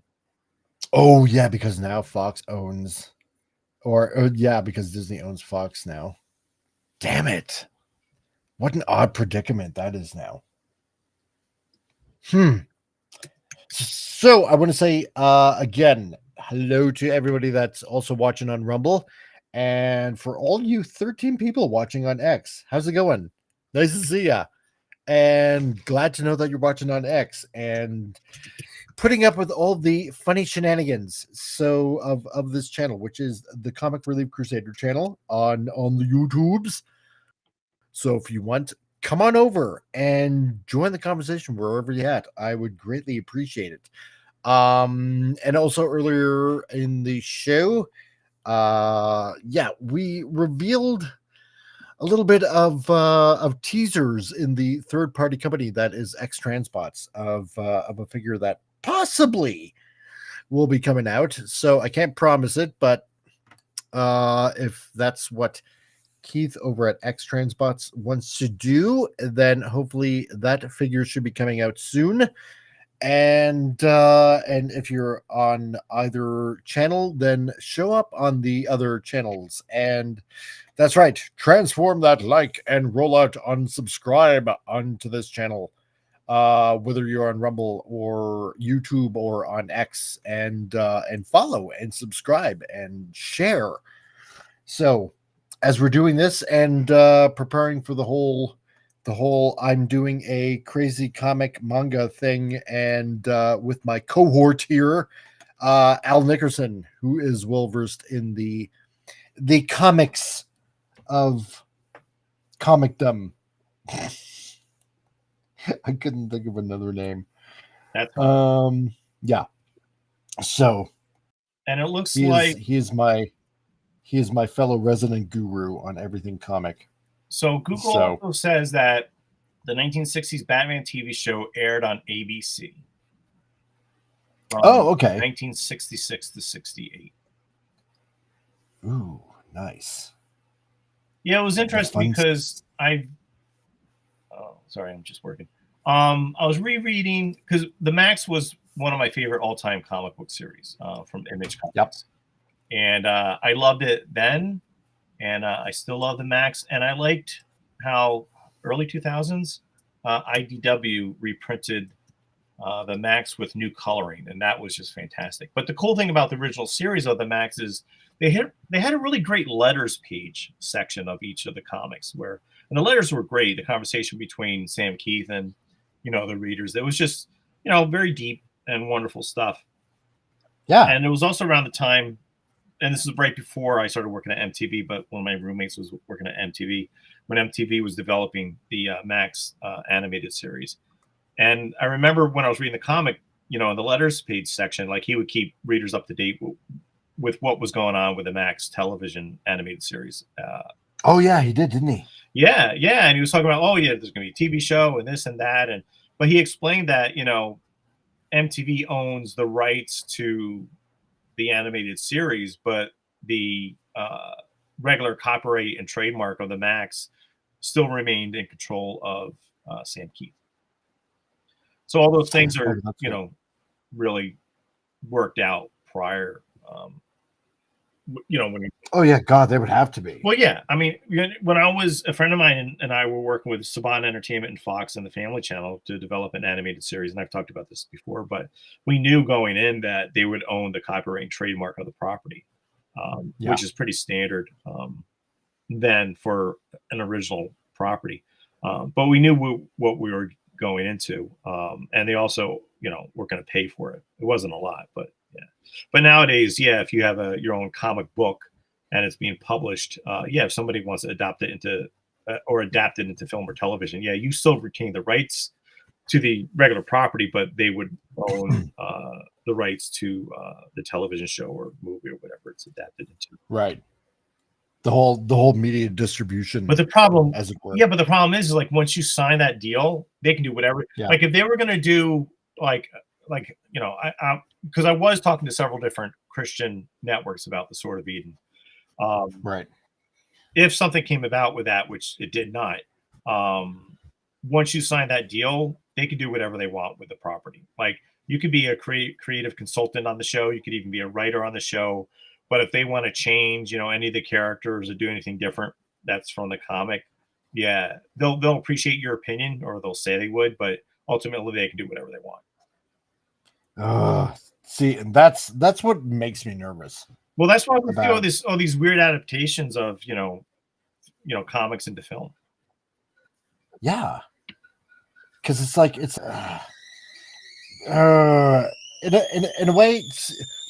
This is why I've said like multiple times, like in the case of Marvel, when it came to putting their movies out and whatnot, it's like they literally waited until Stan passed away, like the last possible connection to all of these properties, to do whatever the hell they wanted to all these characters now. Like they literally wait until Stan the Man Lee passed away, because he was generally almost always on set, and the last one to basically essentially say, hey, no, you can't do this, you can do that, you can do you can do this, but you can't do that, kind of thing. And because I think the way they knew that his voice carried such incredible weight, if Marvel Studios had done something wrong, right, to any characters, because he had such great reach that all he had to do was say, they're doing this to the characters, he could have called easily for a boycott, and nobody would see any of these movies, right? I don't think Stan Lee had any pull at all. I don't even think that Stan Lee knew what was going on half the time. Well, no, I think he had the pull in the sense that, not with Marvel itself or Marvel Studios, like as a like as a shareholder or as anything else, as a media personality, right? That's where I think he had the pull. Well, I still don't think so. But I remember when, like, with the new Spider-Man movies were coming out, and Sam Raimi made Peter Parker's webbing organic. Yeah. I remember Stan Lee was commenting on that, and Stan Lee was Stan Lee, so he wasn't complaining about it. He's like, well, it worked in the movie, so yeah, I guess that's fine. Kind of thing. I don't have a whole lot of good things to say about Stan Lee. No, I know. But I also don't think Stan Lee just wanted to make sure he was still making a ton of money from all these adaptations of these characters in film. Yeah. And I remember, not many people remember this. I think around the time the second Spider-Man movie came out, Stan Lee actually sued Marvel. And this was before Disney owned Marvel, so I guess it was still Sony and Fox. I think that's how it works. But he sued Marvel because he claimed that he was not getting the royalties off of the Spider-Man films that were promised him. And I remember he did an interview with CBS. I think it was 60 Minutes. And I don't think most people saw Stan Lee like they saw him in this interview, because he wasn't all like jubilant and happy. He was like clearly upset. And he claimed that Marvel owed him millions of dollars on the, some of the royalties based on these films, residuals, I should say. Yeah. But they eventually, and I never heard him make a stink about Marvel ever. But they did work it out, and then he was all happy Stan Lee again eventually. Right. So, but there's a great book. There's a couple of great books on Stan Lee. One is a biography on Stan Lee by Abraham Reisman, which came out, I think, 3 years ago. It's called The Rise and Fall of Stan Lee. It's probably one of the best books I've ever read. Certainly one of the best books I've ever read in regards to comics history. So, yeah, The Rise and Fall of Stan Lee. Amazing book. Tomorrow's Publishing also put out a book called Stuff Said. I think it's called Kirby Lee Stuff Said. And it's mostly Jack Kirby and Stan Lee's working relationship, but it puts everything in chronological order on, you know, the books they were working on at the time. It quotes a lot of different people, including Lee and Kirby, in chronological order about the books they were working on, who created what, who did what, and that sort of thing. Yeah. And there's also quotes by Steve Ditko and why he got upset with Marvel, why he left Marvel when he was working on Spider-Man and Doctor Strange. Yeah, so I would recommend, Stuff Said, and as well as The Rise and Fall of Stan Lee, because I used to believe that narrative. I mean, you know, I interviewed Stan Lee for an article I was writing for Back Issue magazine. Oh, really? Like, 2006, 2005. It was through his assistant via email, which I appreciate. And back then I was reading the Jack Kirby Collector, which is published by Tomorrow's. And even though I was a huge fan of Jack Kirby, I had to stop reading the Jack Kirby Collector because I felt at the time that they were bashing on Stan Lee too much. But then after that, I did, you know, my research, looked at who created what, that sort of thing. Right. And I came to understand that the narrative that Stan Lee would put out in regards to who created what at Marvel in the 1960s specifically isn't entirely true. Wow. But no, I mean, I knew there was some of that stuff going on, right? Yeah. That, you know, because hearing through other different various podcasts and stuff like that, you know, like, for example, Rob Liefeld and, you know, what he had to say and stuff like that. Yeah. And obviously, you know, there are two sides to every story. You can't just, you know, blatantly believe one. You know, you got to do a little bit of digging, right? So, because I believe that somewhere in the middle has got to be the truth. So, well, and I mean, well, as me being an old curmudgeon-y Christian, I don't really. That's not my view on things in general. Yeah, I know. Yeah, you know, 'cause I remember a wonderful interview that Jim Shooter gave several years ago. And if you go online, you can find a bunch of interviews with Jim Shooter, and he's talking for like 3 or 4 hours. And there's one more of a famous, a very famous, and I can't remember the name of it, YouTube channel where he's just talking about this stuff. And I can't remember what argument he was debating. He was talking about something. He had an argument with somebody. I can't remember. Was it Marv Wolfman? There was somebody he had a disagreement with. Daniel Neal, somebody. And then the interviewer was saying, well, you know, there's two sides of every story. And Jim Shooter's like, no, there's not. It's like, because when you say stuff like that, what happens is that you're saying that somebody is that both sides are partly truthful, when in some cases one party could just be lying all, you know. Actually, yeah, that's a good point. That is totally a good point. You know, and yeah. I found that really interesting. And I never met Jim Shooter, and you know, I was like, when I was growing up, yeah, he was the editor-in-chief at Marvel, and all the stuff, and he was doing all these great books were being published by Marvel at the time. Anything Byrne did at the time, you know, X-Men, Fantastic Four, Alpha Flight, Frank Miller's Daredevil, Walt Simonson on Thor, like I was getting Star Wars. Like I loved all that stuff, and I think Jim Shooter had a lot to do with that. And 100%, yeah. Oh yeah, he made putting the books out on time. Absolutely, 100%. And some creators didn't like that. No. But you had to do that. Yeah. So yeah, he you know, in the 70s, Marvel Comics, like, you know, Marvel was a mess. Like, you know, you had all these pot smoking hippies running around, like actually smoking dope at Marvel and putting out like really crummy books and not books out on time. Yeah. But yeah, he became I think Archie Goodwin's assistant editor like in the late 70s, and then he became editor-in-chief in 79, I think. Yeah, he you know, rocked the boat a little, but you know, he fixed everything at Marvel. And that's right. Yeah, I think, and I at the time took that for granted, you know. Yeah, because you really don't think about all this kind of stuff, you know. And on top of that, giving royalties to the creators. There's, you know, that's a weird thing too, because in the late 70s, DC started returning original artwork to the artists, and Neil Adams had a huge say in that, because one day, you know, Neil was working on, you know, Green Lantern, Green Arrow. He was working on Batman, and he went into the production office at DC, and there's some production assistant at a cutting board, and his job was just to cut up pages of original artwork.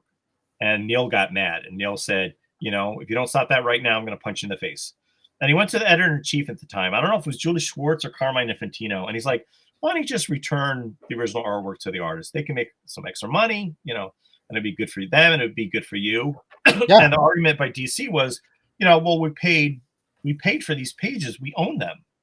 And Neil said, well, if you own the actual artwork, did you pay sales tax on it? And then they're like, oh yeah, that's right. So DC started returning artwork in the late 70s. Marvel followed suit, which is nice, which is great. Although some of the stuff at Marvel, I never got some of the artwork back, but that's a story. Yeah, I know. But the royalty stuff, that started like somewhere in the 1983, I think. You know, that's when something like that. Marvel and DC started have a royalty system where, you know, if your book sold a certain amount, you would get paid extra money. And, you know, a lot of these guys were making a huge ton of money, especially like by the time like Todd McFarlane and, you know, Rob Liefeld were working at Marvel. Like, oh God, yeah. At that point, their page rate didn't really matter because they were making most of their money off of, you know, the royalties from their books, which is great. And I think it's well deserved, you know, so yeah. Yeah. Because I mean, when you're getting paid a royalty of something like, you know, I don't know, just throwing a number out there, like, you know, $1 an issue or something like that. I mean, you know, and I don't know the numbers per se. I'm just throwing a number out there just for conversation's sake. You know, yeah, you're making a ton of cash, man. Well, then, yeah, you then know. Nowadays, not so much, but back then you did, yeah. Oh yeah, for sure. So, but even so, I remember like one of the arguments that Todd McFarlane had at that time was that, yeah, he was making royalties from, you know, working on Spider-Man, for example, the regular Spider-Man book, but they were still using his artwork and the other guy's artwork on like T-shirts and stuff, and they were not getting any money from that. And even though they were even though they were getting paid well in regards to royalties, it wasn't enough compared to how much Marvel was really making off of those books. Like the first X-Men comic, the Jim Lee one, that sold 7 million copies or something like that. 10 million. Was it? Yeah, it was 10 million. A lot of it was gimmicky, you know, because they had like 4 different variant covers, I guess. Oh yes, but it still generated a lot of money, you know. Because I had to get every cover. You're crazy, man. I think I got. No, really? Yeah, I had to get all 4 covers, plus on top of that, the green cover, the special incentive gateway fold out cover that was basically all 4 covers. Yeah. So come on, man. It was like 1990 or whatever the heck it was. Like, was it? It wasn't cover price. No. I mean the year. Oh yeah. So no, because 1990. Yeah, because this was the age where all my friends and myself believed that, you know, like comics were like the stock market and that you had to buy it all. Sure. And, you know, in order to make a bunch of money, and only to find out, thanks to that documentary yesterday, that there was like several of these booms going on. Oh yeah, I didn't know there was one in the manga market. Yeah, I had no idea about that. And I'm like, crap. So I'm not the first one to think that. A lot of people thought that, but see, I know, right? In the early 1990s, yeah, publishers were making a ton of money. Stores were making a ton of money, and I don't lament or feel bad for people wanting to make a buck. I think that's totally cool. Yeah. But the problem was you had a lot of speculators from the card market, which collapsed, coming into the comic book market. And that created the speculator boom where everybody thought, like, you know, issue number 1 of Youngblood or Spawn or whatever was going to make millions of dollars, you know, 10 years from now. So people bought multiple covers or multiple copies of the book. The various variant covers help facilitate that as well. But the problem is when you got like 3 million copies of Spawn number 1 out there, and you and your buddy each have like 10 copies in your basement, that comic is never going to be worth any money. No, exactly. Right. So, but I read Jim Lee's X-Men because I thought it was great. I loved the artwork. I loved how, you know, mostly because of Jim Lee, the X-Men were being the X-Men again. Chris Claremont was scripting the first few issues, but then they got rid of Chris Claremont, although he came back later. And even when Rob Liefeld was working on New Mutants and Louise Simonson was writing New Mutants, like she would give the plot to Rob Liefeld and Rob would just draw whatever he wanted, So these artists, they had a lot of power at that, and working in the Marvel method. Yeah, that's kind of how that worked. But yeah, I remember in an interview, Louise Simonson was talking about that. Yeah. So. Yeah, apparently she didn't like Rob too much. She just thought he was a bit of an upstart.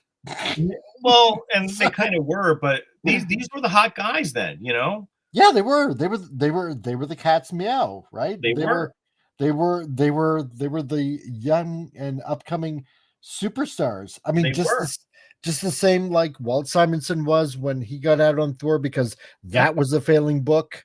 Yep. They were almost ready to shut that down, and then they decided to give it to Walt Simonson. Same like with John Byrne at the time, like after his X-Men stint, it's like, well, Fantastic Four isn't doing too hot. Let's give it a chance with John and see what he can do.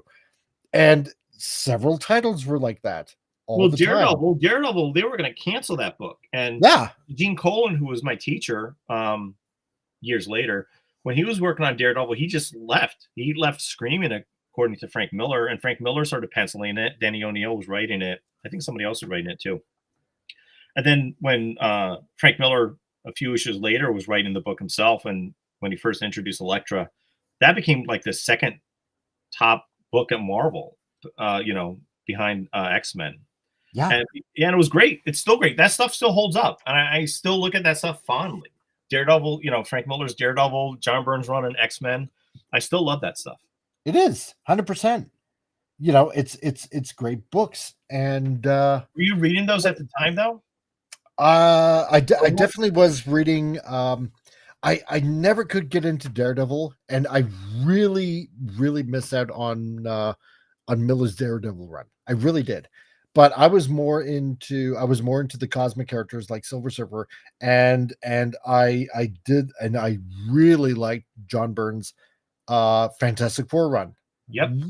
I really got into it. I something about the art style. I wasn't really at that time paying too much attention to writing, although I should have. I really honestly should have. And but I suppose, because I enjoyed the stories, but I wasn't really paying attention to the writing, and I really should have. Because I would only find out later on in life. It's like, because there was obviously the big debate about what's more important. Is it the artist, or is it the writer? Well, and you know what? And I think it's both. It has to be both. Art assists. It keeps changing over time. Well, it does. Well, first I want to ask you, like, were you reading John Byrne's X-Men like before he went over on FF? No, because I kind of got into comics a little bit late. Oh, okay. So again, when we were talking earlier about the the whole pirating download kind of stuff, that's why I, in one sort of weird way, I kind of support it, because otherwise I'd never be able to find these issues, and I've downloaded all the X-Men issues like from the beginning, and there are John Byrne issues in there that I can now read that I would normally not be able to find, say, his entire stint on, unless I happen to find it like in a collected works, or some sort of omnibus or something like that, right? Me, I don't like to buy collected works. I like to have the individual issues. I love having individual issues, because I like both. And Byrne's run on X-Men is always reprinted. They also printed, I don't know if Marvel still does this, but there was a time when they were just reprinting the essentials, like the cheap sort of black and white newsprint trade paperbacks of like the Fantastic Four and X-Men, and that was great. Yeah, very affordable. But I even got, my favorite one is the John Burns run, and that was reprinted in the Essentials because it's all black and white. I can look at Terry Austin's inks. It doesn't have all that messy color, messing everything up. So yeah, so the Essentials books, and I have a couple of the Fantastic Four ones, the Kirby ones. Those are great. I have the Howard the Duck one, which is great. But yeah, the Burns X-Men and these Essentials was like, I had that, dude. If it's not on my drawing board, it's on the chair next to my drawing board. Nice. I'm always looking at that. And also at the time, you didn't see the stuff happening. Like, Frank Miller working on Daredevil, like, spoilers, but Bullseye kills Daredevil, kills Elektra. That was a huge deal. Oh, especially, like, after she gets stabbed and she's walking to Matt Murdock's brownstone and he greets her at the stoop and he's holding her. And if you look in the background of that those panels of that whole sequence, Bullseye's following her. Yeah. And like that didn't happen. Well, stuff like that did happen in comics, but it was before the time when, when a character did die, they didn't come back. But, Frank Miller had the plan to bring her back. When Jean Grey died in X-Men 137, that was a big deal.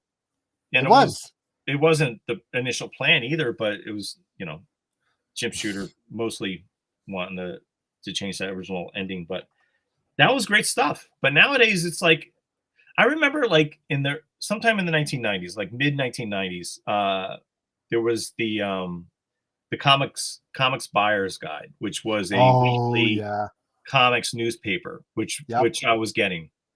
And Peter David had an article each week at the back of the comics buyer's guide. And one of them, which I actually kept and I made Xeroxes of, was titled "Who Killed Death in Comics?" And he talks about this whole thing where, they keep bringing back all these dead characters. Yeah. And it was a great, great article. And he touches on the whole Elektra thing, even though that was Frank Miller's idea to bring Elektra back. And, things like Jean Grey, which is a huge mess. It's like, it's disgusting. But. Yes. Or like, Gwen Stacy. I mean, they brought back Bucky Barnes. They brought back, who's the other crazy one? Jason Todd. The Jason Todd one was actually really good in Hush, if that's the regular continuity.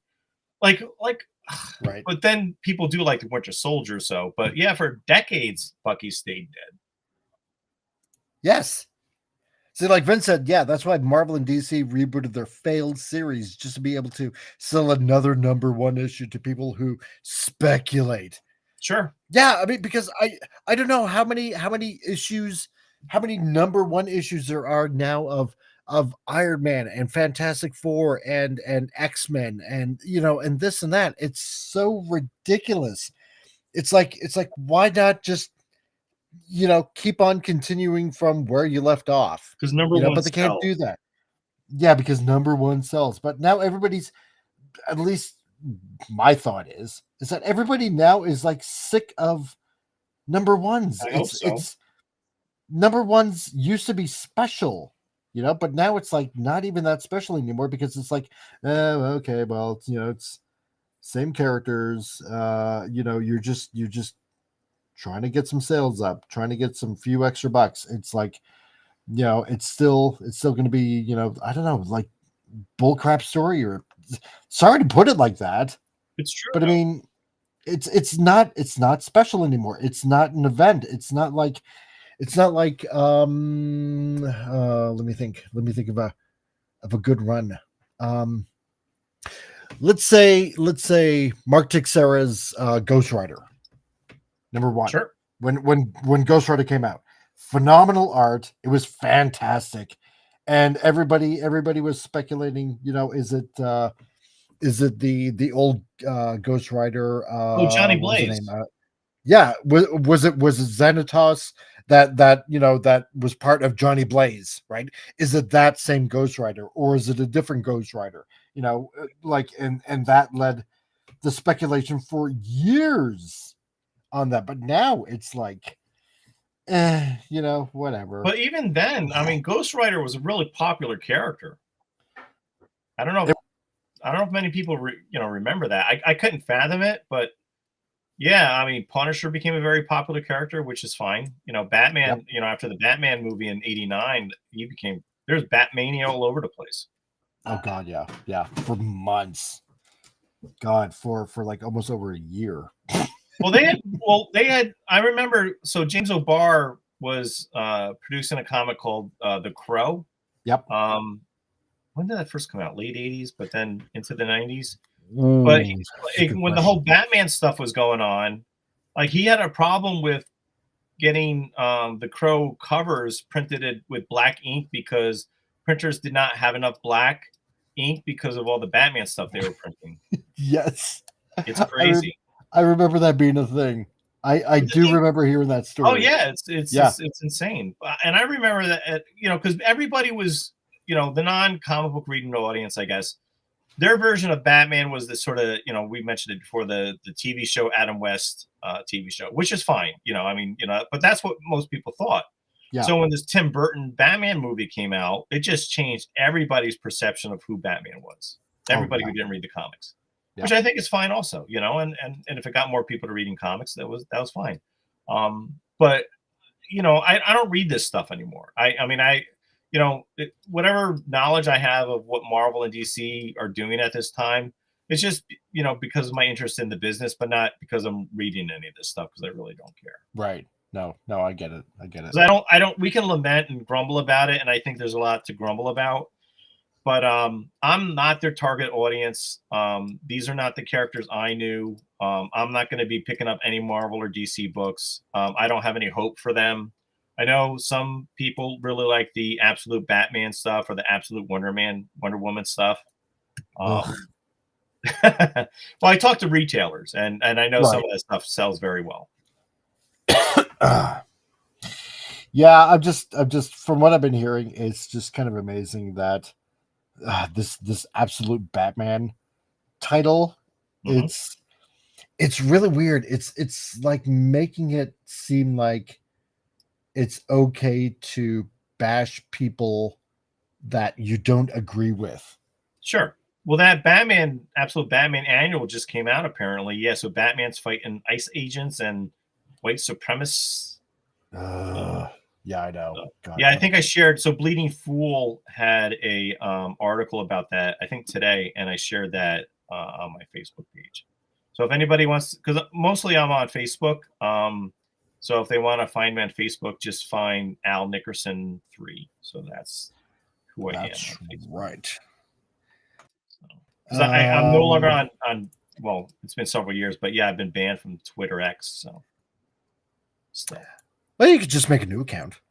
I don't want to. Somebody mentioned that the other day. Where was that? Was that with you, maybe? Or okay. Yeah, it probably was. Yeah, just make a new one. That's what I did. So, Sam Raimi Spidey 3. Yeah, his Venom. Yeah, I know. His Venom. I didn't on Spider-Man 3 with Tobey Maguire. Yeah, that Venom. Oh man, but it's emo plus Emo Parker. I thought that was hilarious. Emo Parker. Who was come on, like when he's like hair all slicked back. Oh yeah. And yeah, Emo Parker. Yeah. Or what some people call what was it, Bully Maguire. Oh really? Yeah. Yeah, right. Because for the longest time everybody would be like making these Emo Parker videos. It was just oh funny. No way. Okay. Crow number 1, February 1989. All right, there you go. Okay. Cool. Let's see. Mr. Peterson, Bat Fam on Prime is beyond horrible. Oh, really? Dang. Bat Fam.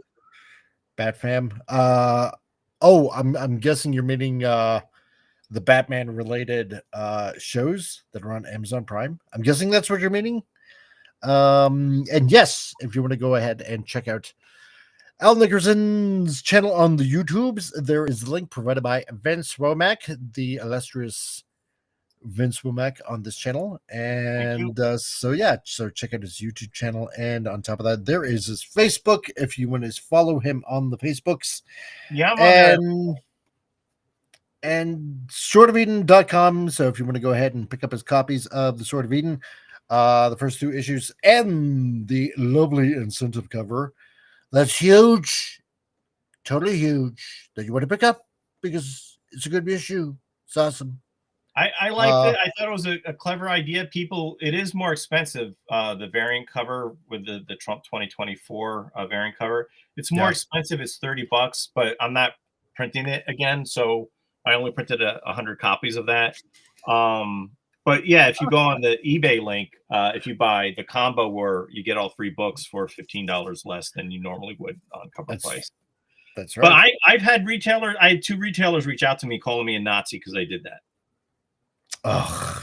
Because I have a Trump 2024 variant cover on my graphic novel. Oh, for freak's sake. People just can't shut up. Yeah. Man. Can't say no, you can't. But there you go. Yeah. So if you want to get all 3 issues at a special price, there is the eBay link that should be in the chat there right now. So, and also it'll come with a limited edition print as well. Yeah, there you go. And autographed. Invasion and autographed. Yep. Yes. So let's see. And I like doing those. It's a lot of fun. It is fun, isn't it though? Preferred the Amazing Spider-Man Venom Spidey that turned into Steve Tyler from Aerosmith. My God. Oh, geez. Let's see. And Mr. Peterson, a question for Al. Do you have plans for a Trump 2028 variant? I thought about it. If I have 2 ideas for variant covers for reprints of the Sword of Eden Shinobi. I thought about the 2028 variant cover. I still have time for that if I want to do one, but I also want to sell all the other 2024 variant covers. Also, Dave Sim surprised me with drawing Rebecca Stern as a cover. So I'm going to use that as a variant when I have to reprint Sword of Eden Shinobi. I'll use that as a new cover for reprinting of the Sword of Eden Shinobi. But yeah, I have thought about a Trump 2028 cover. But yeah, they're more expensive.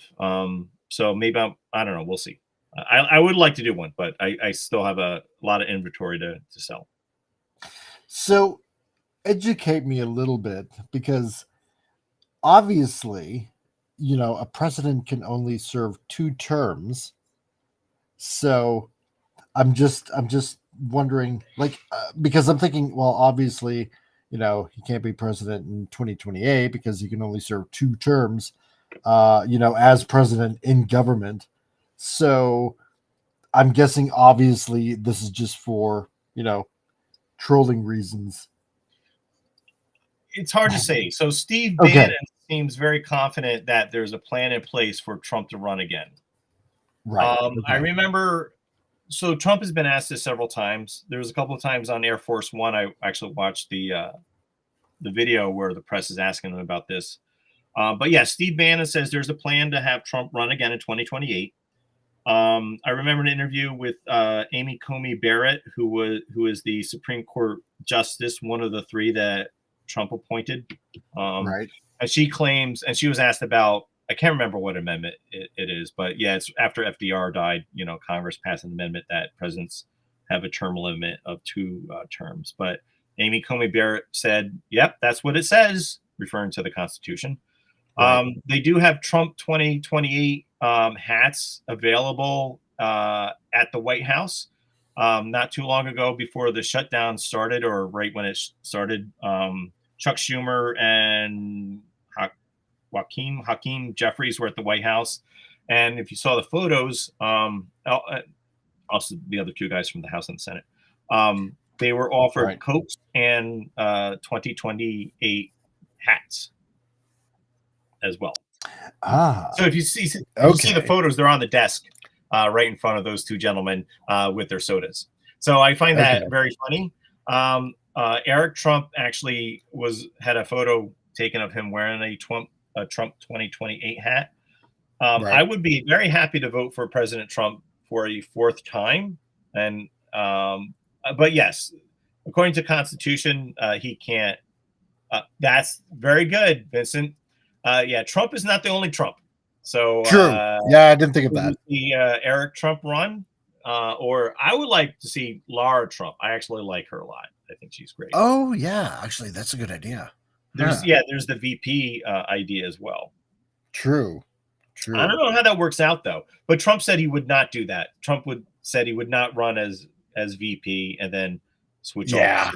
Yeah, he said that's, how did he phrase it? Silly. He said that was a silly idea or cheap idea, and he said he wasn't going to do that. The 2028 thing Correct. is a political strategy. Yeah, to keep guessing. Yeah. Good. Yeah, I think it's great, and if it gets liberals and rhinos and all these devils have their head explode about an idea of a Trump 2028 campaign, that makes me sleep well at night.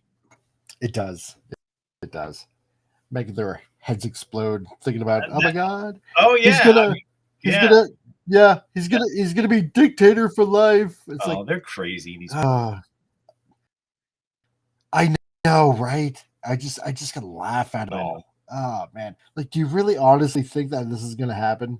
Yes, oh my God. Well, whenever I come across an article about Trump running in 2028 or a video, I'll share it on Facebook. Do I really think it's going to happen? I don't know. But this guy is so unpredictable, Oh, yeah, 100%. But, I mean, I was talking to some people about, I was at my local comic shop last Thursday, and I love the owners there. They're great. But, we got on the topic of Trump. But,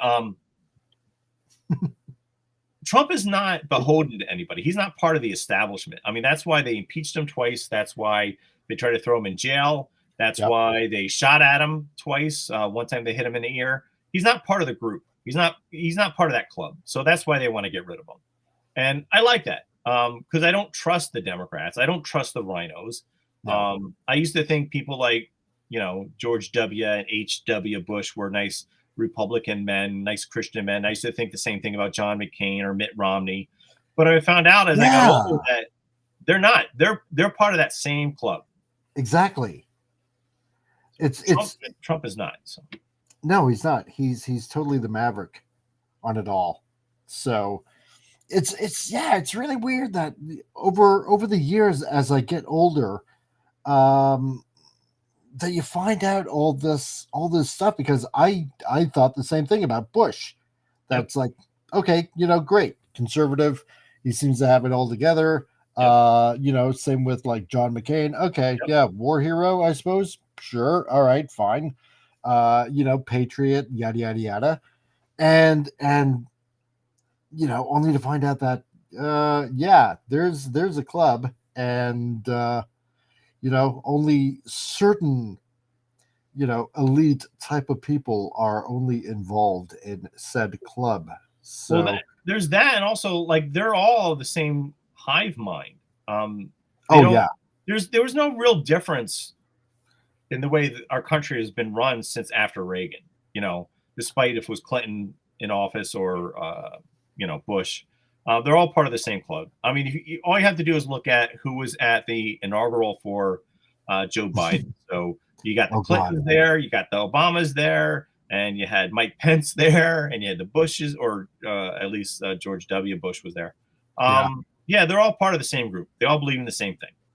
Yeah, because that always made me kind of curious. It's like, say when Biden was sworn in, for example,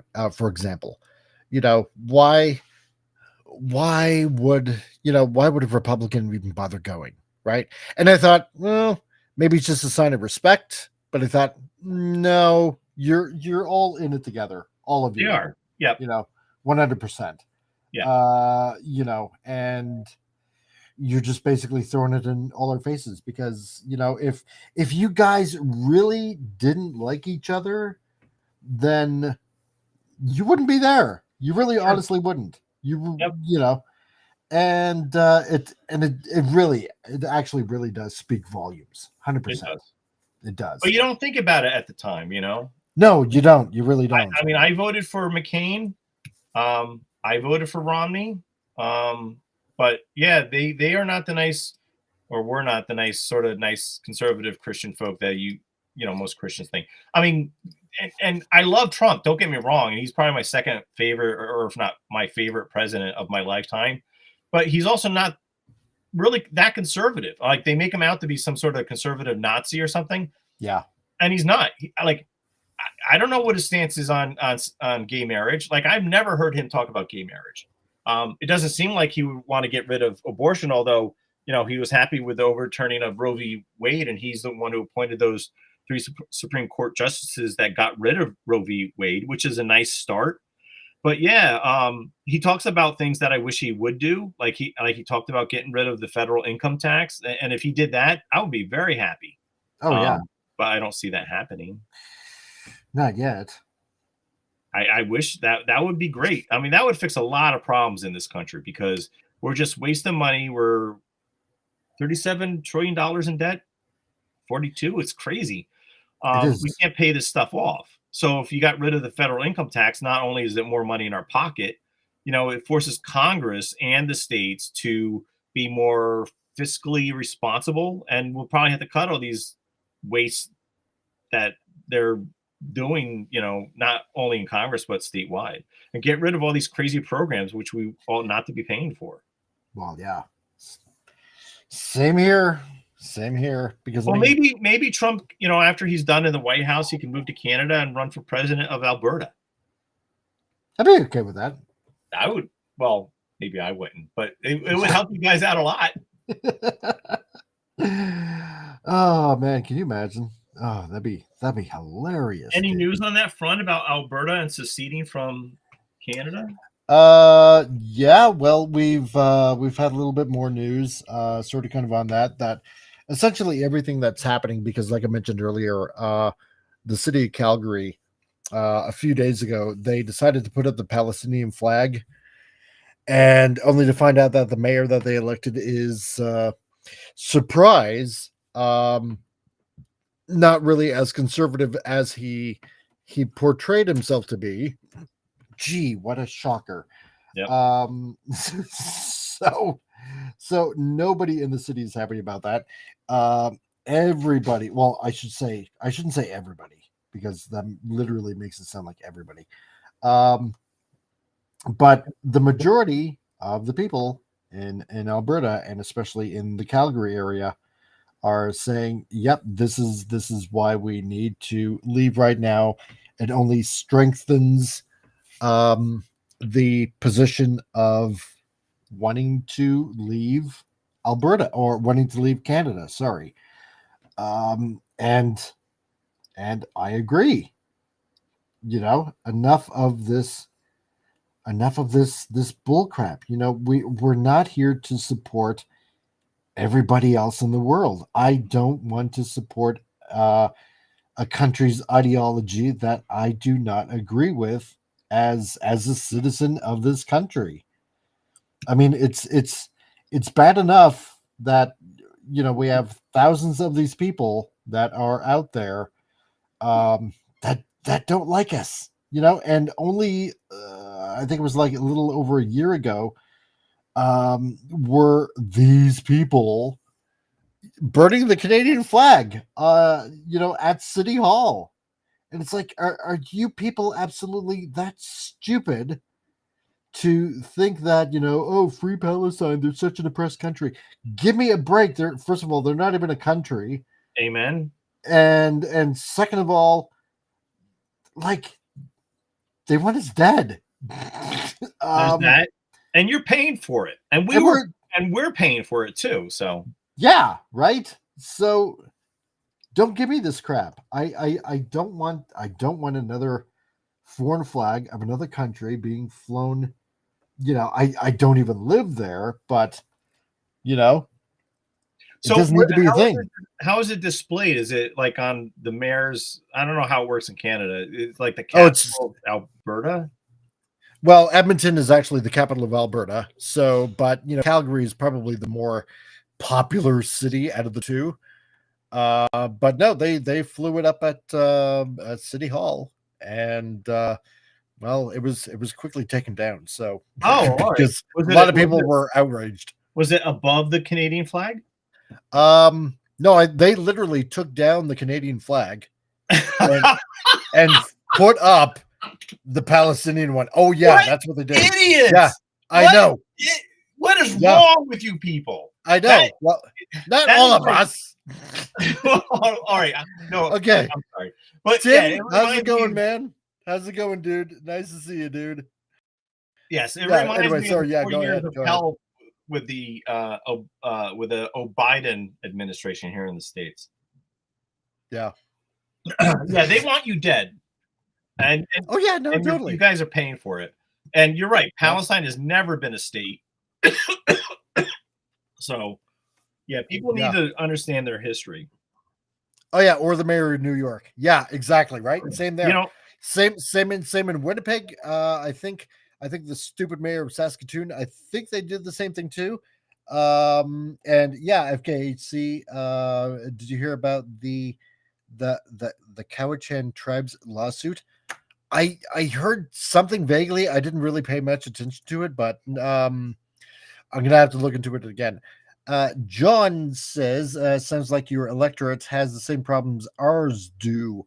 Low information voting, no one does their homework on candidates, and money keeps the shit candidates in front of their eyes with lies. Yeah, no, it's exactly that. It's exactly and that. they're rigged, and these elections are stolen.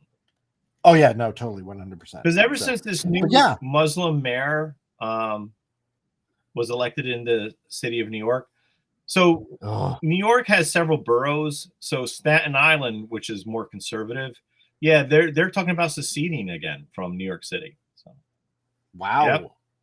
Can a borough do that? Well, we'll find out.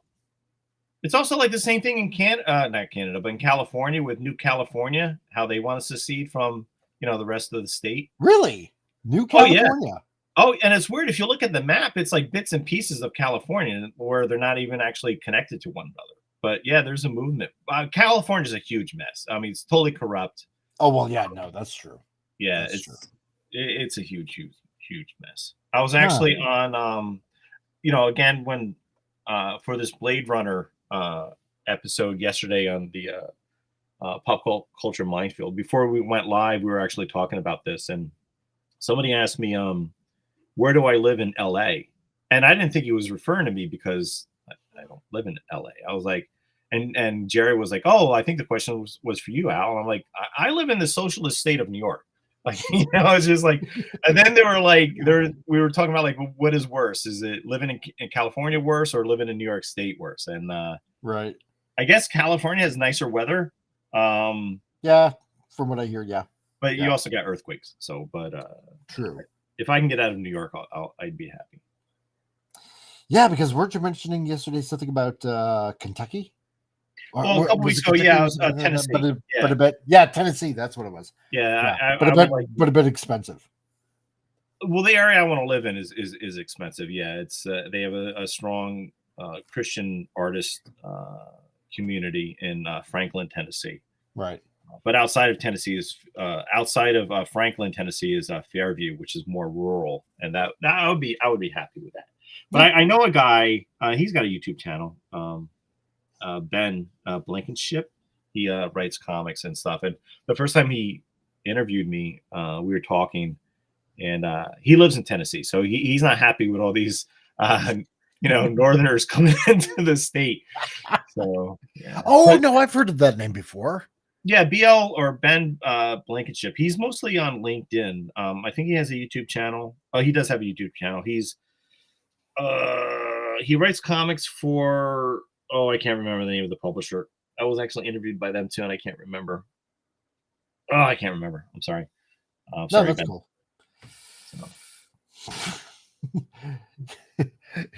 Al will have to admonish himself later. Nah, it's all right. No, New York, like we're overly taxed. We're paying for benefits and welfare benefits and SNAP benefits for people who don't belong in this country. The governor of the state, the governor of New York State can't, refer to illegal aliens as illegal aliens. She'll refer to them as New Yorkers.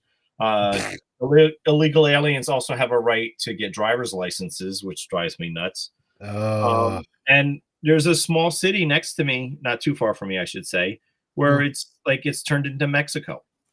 Oh, damn.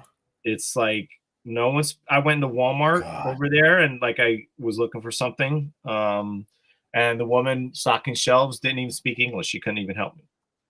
So and all these jobs are going to people who don't belong in this country. Like America, I love America. I love the principles, the Christian principles that were founded by the creation of our nation, and I think that's all wonderful.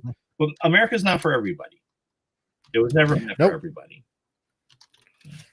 And Vince, hey, not a problem, dude. I get it. Things are getting late there in merry old England, so not a problem, dude. It's all good. And thanks for putting up the links, dude. Yeah, thanks for your help, Vince. Appreciate it. Appreciate everything that you do, man. FKHC, otherwise known as Tim, like Virginia, it's Northern Virginia plus the Tidewater. Maybe or two other places that keep the state blue/purple. Yeah, I just read Virginia elected a Democrat governor. I don't know who was governor prior to that. I think it was a Republican. So Virginia's a mess because they're so close to Washington, D.C. So you get a lot of these guys, working in, D.C. living in Virginia, and they do sway the vote. Plus, I don't believe these are fair elections anyway. So no, I don't think so either. So, or should I say back to my normal schedule by next week? Not a problem, dude. It's all good. It's all good. Oh, yeah, that's right. Again, not England or UK. Okay. So then what should I call it? If I can't call it Great Britain? I mean, here's the weird thing. It's like England or the UK or Great Britain. So, or just I don't. Is he Irish? Like, does he live in Ireland? Does he live in England? Vincent? Yeah, Vincent. I'm sorry. You know what? I know it's like, oh God, I don't want to make. How long have you known this guy? You don't know where he lives? Well, for the longest time, I thought he lived in the States because yeah. Well, he's going to bed awfully early here in the States. Yeah, unlike Jason, who's from Sweden. So, well, yeah, that's true. Yeah, so. Jason's great. I like Jason a lot. Yeah, actually, yeah, he was here. Was he? He's supposed to be coming because he was because yeah, he's great. Yeah, because hours ago he said he was going on the bus. I think it was his family. He said it was cold outside, so I'm hoping he didn't freeze. I'm sure he's fine. No, it seems like Jason has come a long way, so that's wonderful. I'm happy for him. Europe, okay, mainland Europe. I see. Okay, so that's fine. If you don't want to say exactly where, okay, fine. Europe is just fine. So, that's okay. And Tim always sends memes. Always, constantly send a meme. Okay, I will check out said meme. I will try to get it. I will try to get it on there because there was another guy, Mr.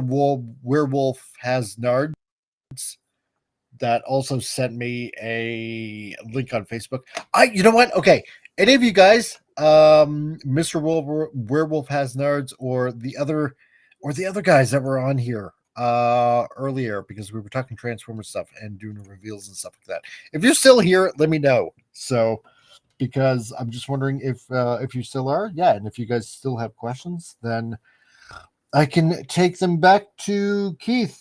For third suggestions and stuff like that, and who knows, you might get another hint out of me or two about other things that Keith might have planned. So, because so far, maybe Bill is still here, unless Bill is Scottish. That's right. So he may not. I was gonna mention this when Vince made that one comment about UK or England, and you just mentioned Scotland. So I had a Scottish girlfriend. Her family moved here to the States, and this is like right after high school, at the end of high school. So they were American citizens from Scotland. And I mentioned the term the United Kingdom, and she said there's no such thing as a United Kingdom. And I was like, that's interesting.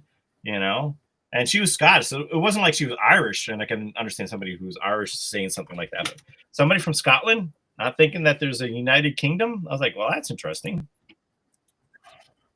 That is kind of interesting. I always thought so. Okay, so let's see. Jason, I'm not stream PC. You're on the gaming editing PC. Okay, I got you. So, well, you're still there. That's a good thing. All right, now I know. So, because Vincent thought you might be frozen to the seat on your bus. So there we go. Dark Helmet, as he snips my finger secretly. Hello to you, Dark Helmet. great that you can show up, buddy. Nice to see you, man. I hope things are going well in your neck of the woods, because I do know that Dark Helmet is in, unless he changed, in California. So I hope I got that right now. So, because damn, I'd be a horrible friend if I didn't remember at least some of these details. So yeah, what country do you live in? Yeah, well, I live in a communist country called Canada. So, yeah, we were talking about pirating comics, and it reminded me of something like in 2007, I think. So I used to support various different comic book related charities, and one of them was putting out a trade paperback. And for the longest time, I wanted to do a crossover between Nemish Man, my character, and E-Man. And I was a huge fan of the E-Man character since I was a kid. So that was created by Nick Cuddy and Joe Staten. And I wanted to do a crossover with the two characters where I would plot this story and Joe would pencil the story. I would ink it and letter it. And what had happened was that also Nick Cuddy had written the dialogue for E-Man and the character Novocaine. And I was a huge fan of these characters. And I think I first met Joe Staten at a convention in New York in 2000. And he drew an E-Man drawing for me, which was great. And then I became friends with him over the years. And I used to have him come as a guest when I was teaching at SUNY Orange, when I was teaching my sequential art class. So getting to know Joe over the years was great. But we did this team up story. I think it was like 7 or 8 pages. So Nemish Man meeting E-Man. It was great. A lot of fun. And then, it was part of this trade paperback to raise money for this comic book charity at the time. I think it was like 2007, 2009, something around there. And not too long after that, I don't know how I lost it, but somebody had scanned in the pages from that E-Man story, E-Man Nemish Man story, and they posted it online. And that kind of got me a little annoyed.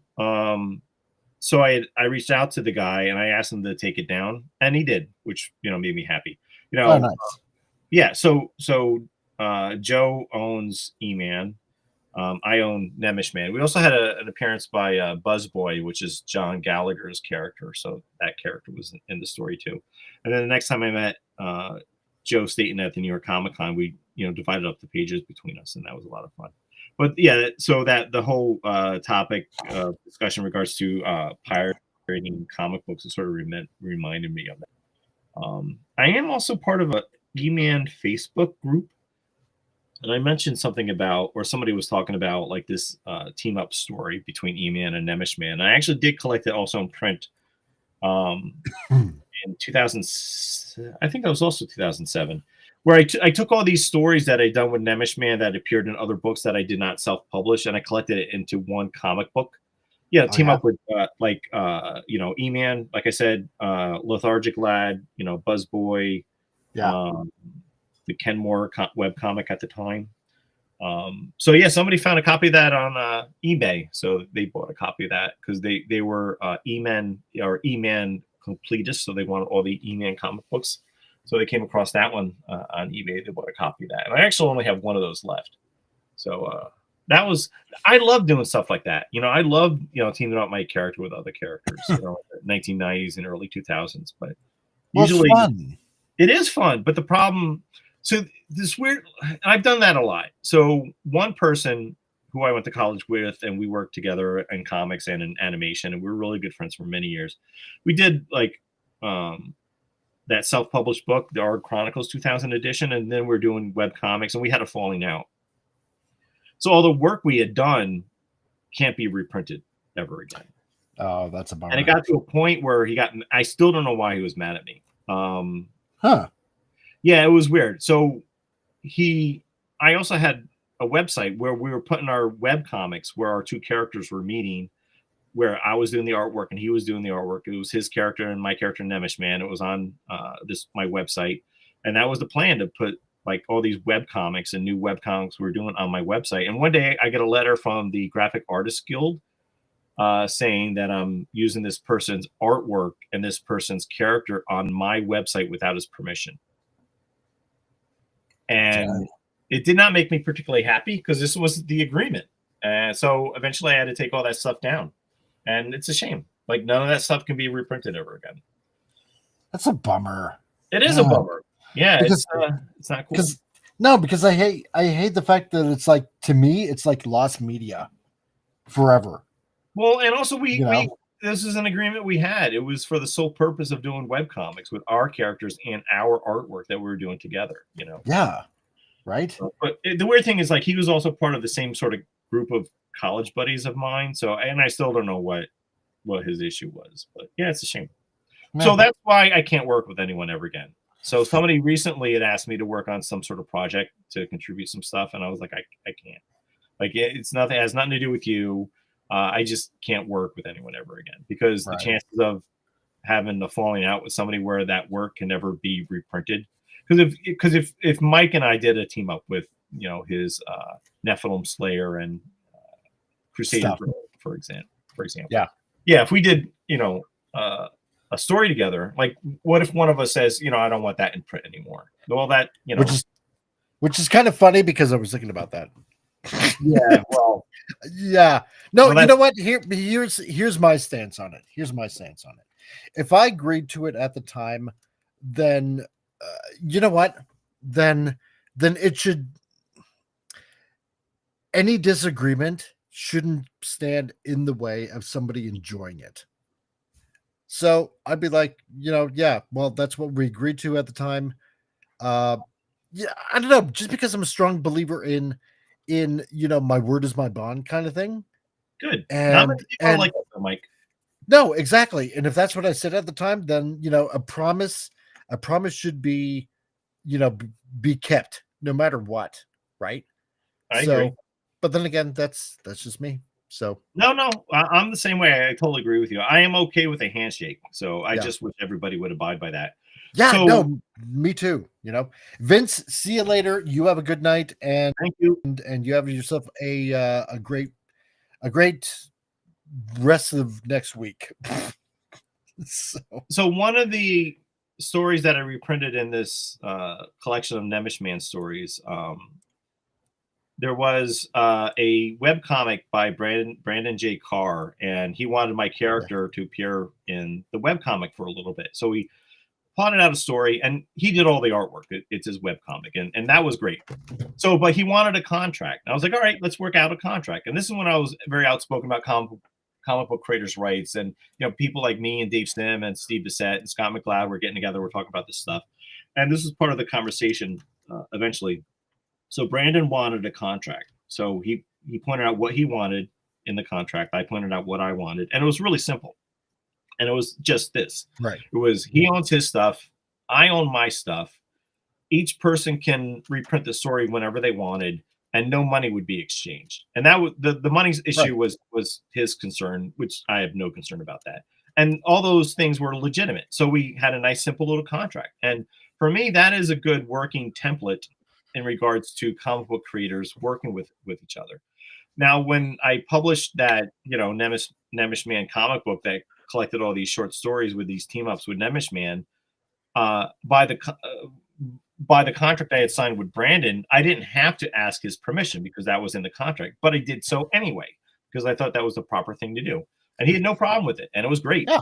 And it was a lot of fun. So it was pretty cool. There you go. Jason, how are you? You're off your bus now? That's wonderful. Yeah. We sorry, I don't know how this mic is, if it's good or not, but I'm on my other computer. No, but you're good.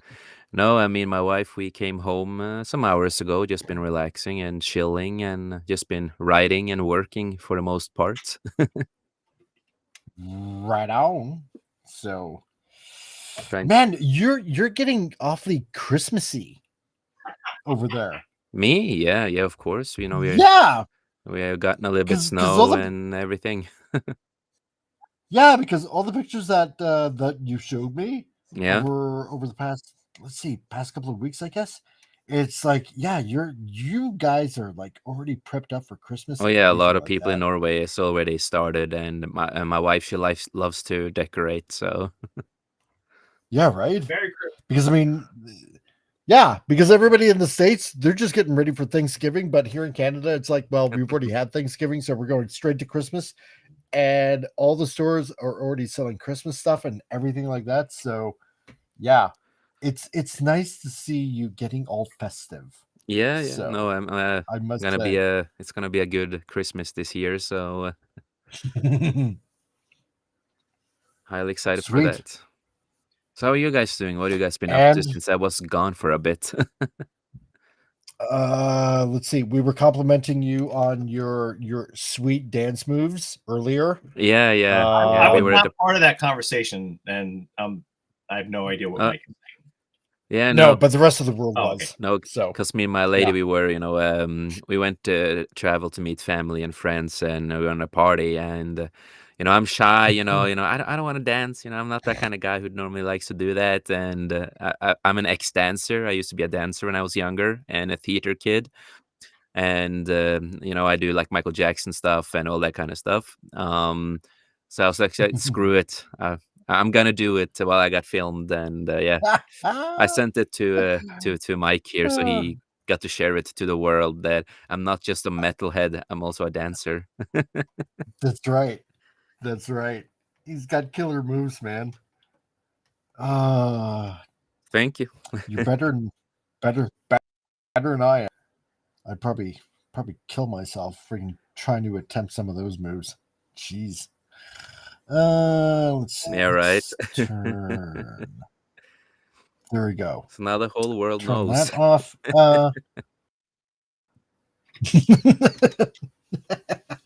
everybody's everybody's gonna be asking for dance lessons from you.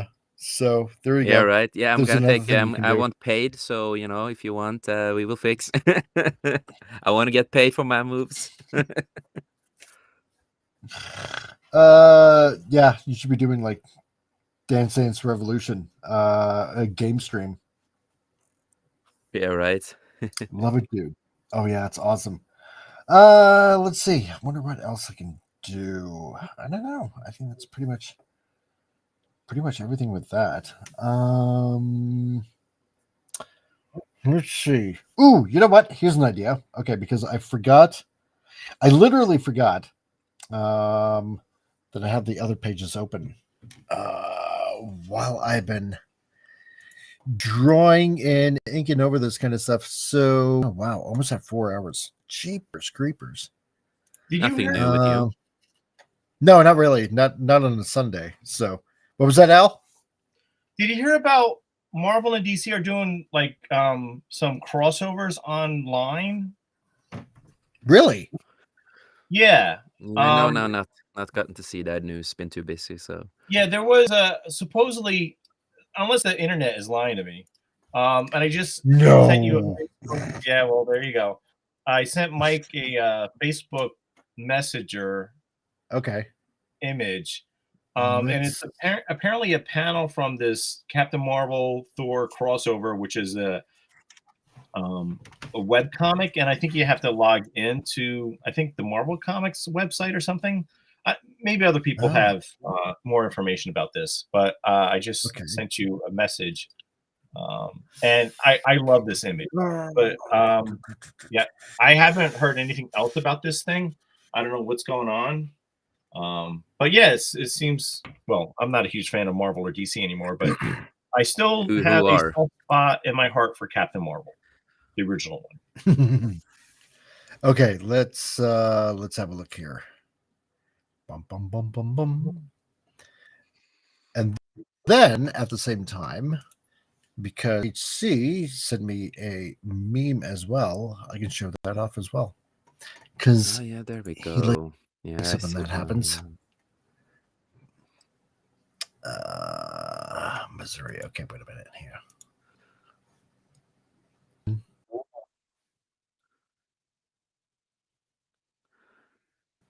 And the writer of And this new comic book, I'm not the biggest fan of these kind of stuff they've done before.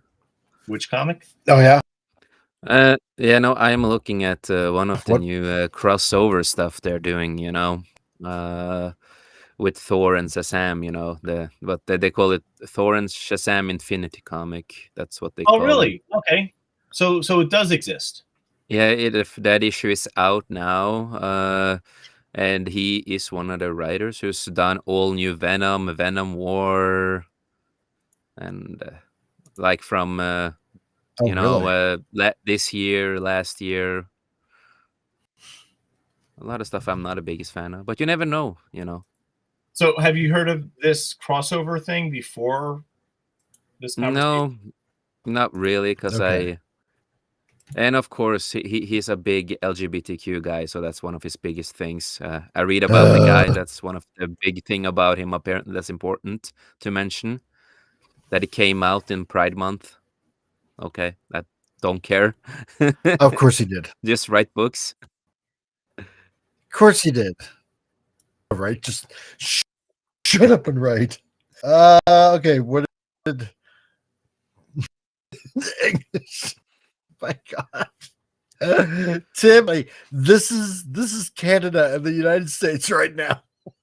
Oh my God. Well, probably more like the United Oh States since we have a Lord. gun. I don't know if you can have a gun in Canada.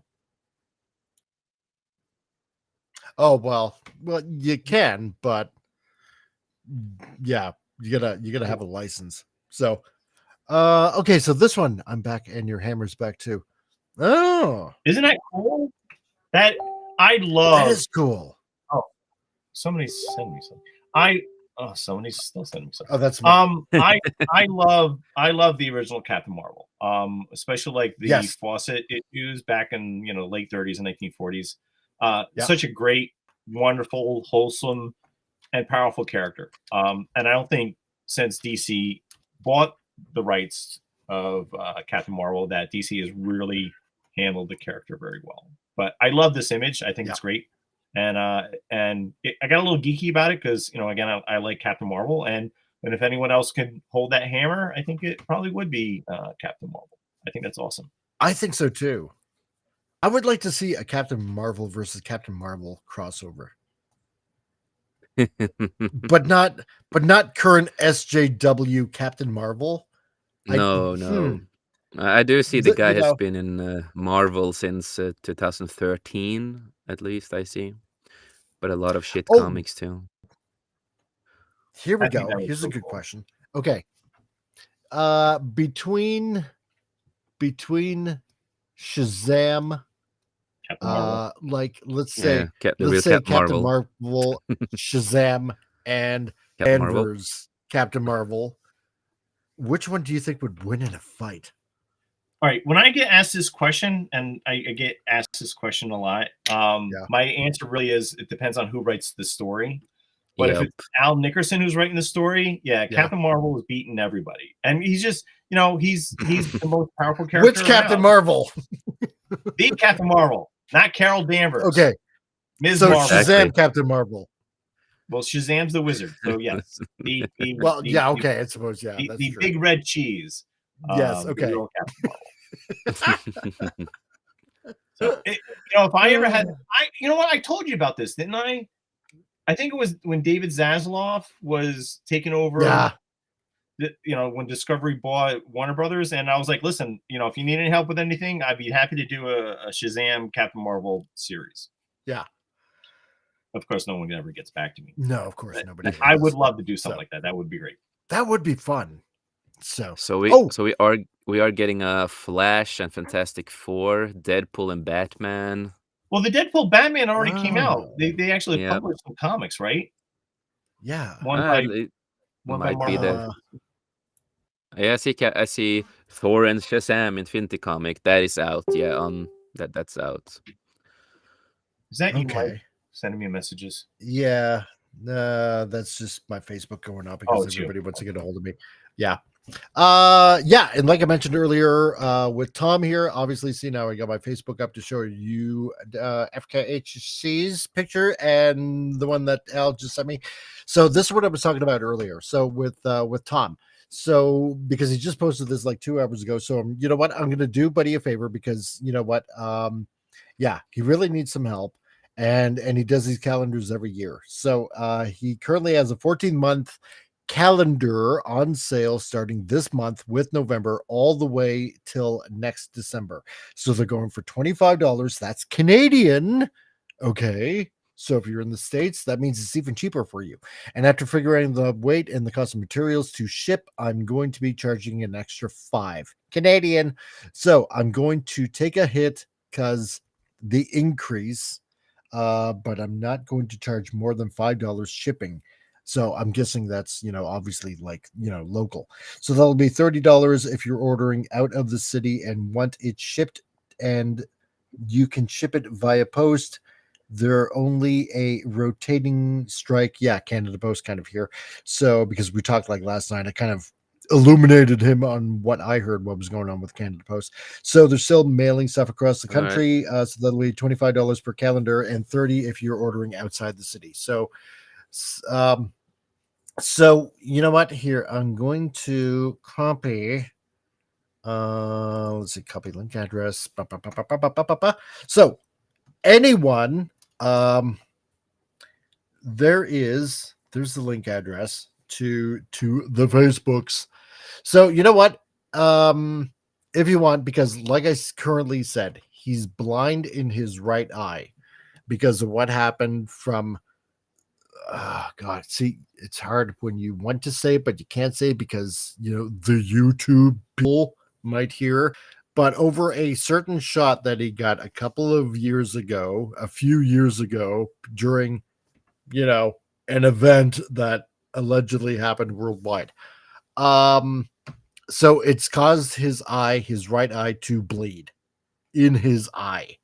So he I thought can't he had see. cataracts. Did he not have cataracts? He had cataracts. He had the operation for that. That went well. Oh, So all right. yeah. So right now, he can't see out of his right. He's bleeding in his right eye. He can't see, and he's right now, because coming from New Brunswick, things in New Brunswick, especially particularly in St. John, are crappy, really crappy employment wise. They're like super mega crappy.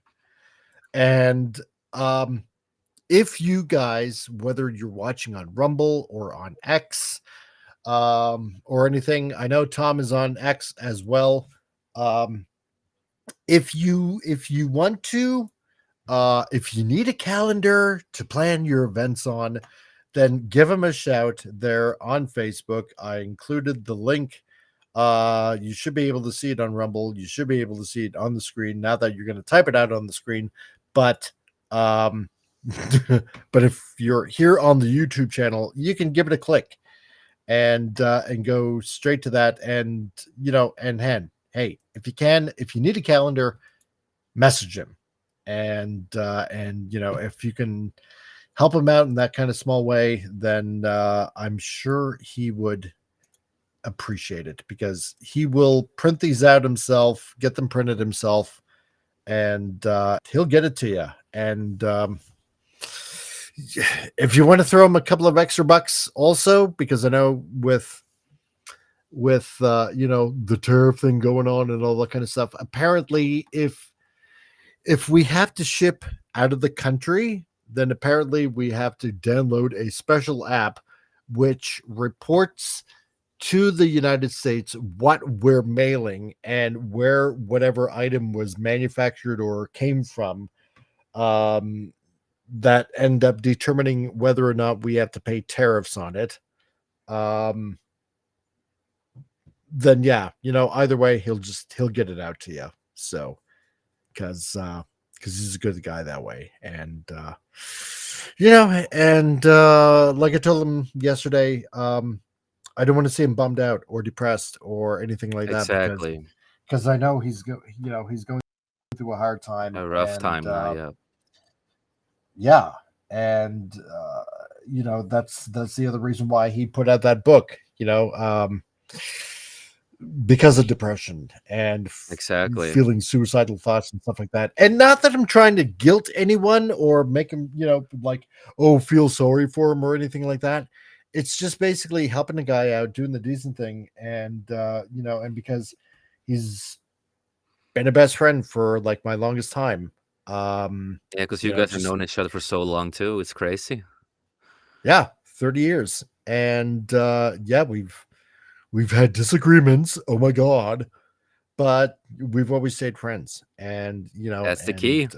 like anybody, I just want to help out any way I can. So there you go. I like Tom. Nice guy. Does he have a website? Would that be easier if he had a website? If you had a URL? You know what? No, he doesn't have a website. Oh no, That's a bummer. you should get a website. No, Yeah, he you really needs a should. That'd website. be great for a lot of his stuff. Yeah. Yeah. And I have a So question for Jason. Jason, how come you look like a tired Batman? Because I'm using the picture of Ben Affleck when he's smoking and tired. Oh, yes, you look like a tired, very tired and middle-aged Batman. Yeah, exactly. Yeah, no, I'm on my working, you know, my editing / gaming computer, so I just put a picture. oh man. So yeah, you know what? Okay. Just to maybe extend time a little bit on here. I'm gonna ask you guys. Well, I think I've already got Al's opinion anyway, but I'm gonna get Jason's. I'm gonna get the chats too. So because I forgot to close these, but I think I got page 1 done. I might have a little bit more extra to do on this. So I'm going to ask. I know Al is not very versed in manga, and that's fine. But how do you think it works? Or how it feels? Or I always Well, find for myself me who awkward at reads this point. for me who used to read a lot of manga, still do once in a while. I really like it, and it's unique. It's not the mainstream manga stuff. It has a little bit comic style in it, like you are doing here, and you know, I absolutely love it for what you have done here, and that's just an honest opinion. Okay. Can you get closer? Okay. Okay. I think I was, because it was something I was going to do. Yeah. I think his left hand looks kind of tiny. Yeah, I was looking at that too when I zoomed in. The inside of his sleeve should be black. Oh god, yeah. You know what? Oh yeah, that is tiny. Yeah, that is tiny. Oh my god. So okay. It That kind of reminds me of actually, Scary Movie, the character with God. that one hand. Actually, now that you mention it, yeah, I see it now. Okay, wait a minute. I like the form a lot. The backgrounds look great. Yeah, Yeah, it does. I like his posture. I think that looks really good. God, but which is that the hand. layer? Oh my Yeah, god, it's just yeah, the you're hand. right. Yeah. That hand is like so off. Okay, wait a minute. And I think your artwork looks a lot better when you start spotting blacks more. So I would Okay. put some black Yeah. on So the inside of his sleeves. Let's put some black in there. Let's put some black in there. Okay. That looks good. Yeah. There we go. Yeah, a bit more details. There we go. Yeah, because the background has so much gray tones in it. Yes. I mean the lack of gray tones on the figure makes them pop a little. So I don't know. Okay. I'm going to suggest add more gray tones on him, but I like the idea that he sort of pops further from the background with. Okay. Out. So, and this is why I love this program so much, because let's. And are these your pencil lines that I see here too in gray? Yeah, because that's kind of what I did underneath. I kind of like actually made a copy. Oh, okay. Yeah, because I made another layer copy, and I kind of wanted to ink over it in case something just didn't look right. And then so I made the copy because I changed the opacity on this. See, because I can go a little bit more up and down. Yeah, it's a lot like Photoshop. Yeah. So but those gray lines will not be in the final version. No. Right. Okay. So let's see if I can do this. And is this vector based, or you said it was like 300 dpi? I can't remember. Let's see. I changed actually this page to 600. Very good. Yeah, that would be the lowest resolution I would use if I was doing a comic book page. Yeah, because I actually took your advice and I was like, oh, okay. Well, see, because I was always used to doing something with, around 300 DPI, right? Yeah, but if you print it, it's going to be all fuzzy looking. Yeah, right. And I don't want it looking. And many printers will say that 300 or 400 DPI is fine, but that just benefits them because it takes less time to print something out at a lower resolution. Yeah. Okay, so now that I gotta fix it up. The other hand looks great though. Oh yeah. No, thanks, man. Fine. Yeah. That's kind of what I wanted to do. Okay. The hand was mostly the only problem. Everything else is pretty solid. Yeah, hands are very difficult to draw. Yeah, that is understandable. Oh God, tell me about it. Like when I used to draw, that was one of the worst things I knew was hands. Yeah, they're more difficult. And I would talk about that when I was teaching, and sometimes I would find some of my students when they're drawing characters on their pages or whatever, they would hide the hands. Like the hands would be behind the character's back, or the hands would be in a pocket. And I'm like, well, that's really neat. Especially like when you're in college, you should learn how to draw this stuff now. Yeah. But there are wonderful books, art books, drawing books, where they focus, not on the body, but just the hands too. But anything by Andrew Loomis or Bern Hogarth, if you could buy any of their figure drawing books, they're going to have some pages about how to draw hands. So that's that's true. So, all right, I think that looks okay. It's all black. Yeah, fantastic. It's wonderful. I don't know if it's Black Lives Matter month yet. I don't know. Okay, no, wait a minute. There we go. Okay. All right. So that's it's definitely Black Lives Matter. Okay. No, I think it looks a little better. I think that it looks a little better. Okay. So okay, so just in case, I'm gonna save that. Okay. Page 2. So what size is that? Like physical size, like in inches? How big is that? Oh yeah, that's a good question. Let's take a look here because everything is done here, at least in millimeters. Yeah. So let me bring up the properties. So I don't know if you can actually see because that might change depending on what your printer wants. So yeah, right. So okay, in inches, it'd be 12.95 by 19.02 inches. 12 by 19. Yeah. So we're talking almost 13 by 19 inches. Is that where the crop marks are? No, that's just overall. So including the bleed. Yeah, so my trim size would be 11 by 17. Okay, with the bleed width at 0.12. Yeah, and then my inner border is 8.35 by 11. All right, so but you're not going to print it at 11 by 17 though. No. Okay, all right. No.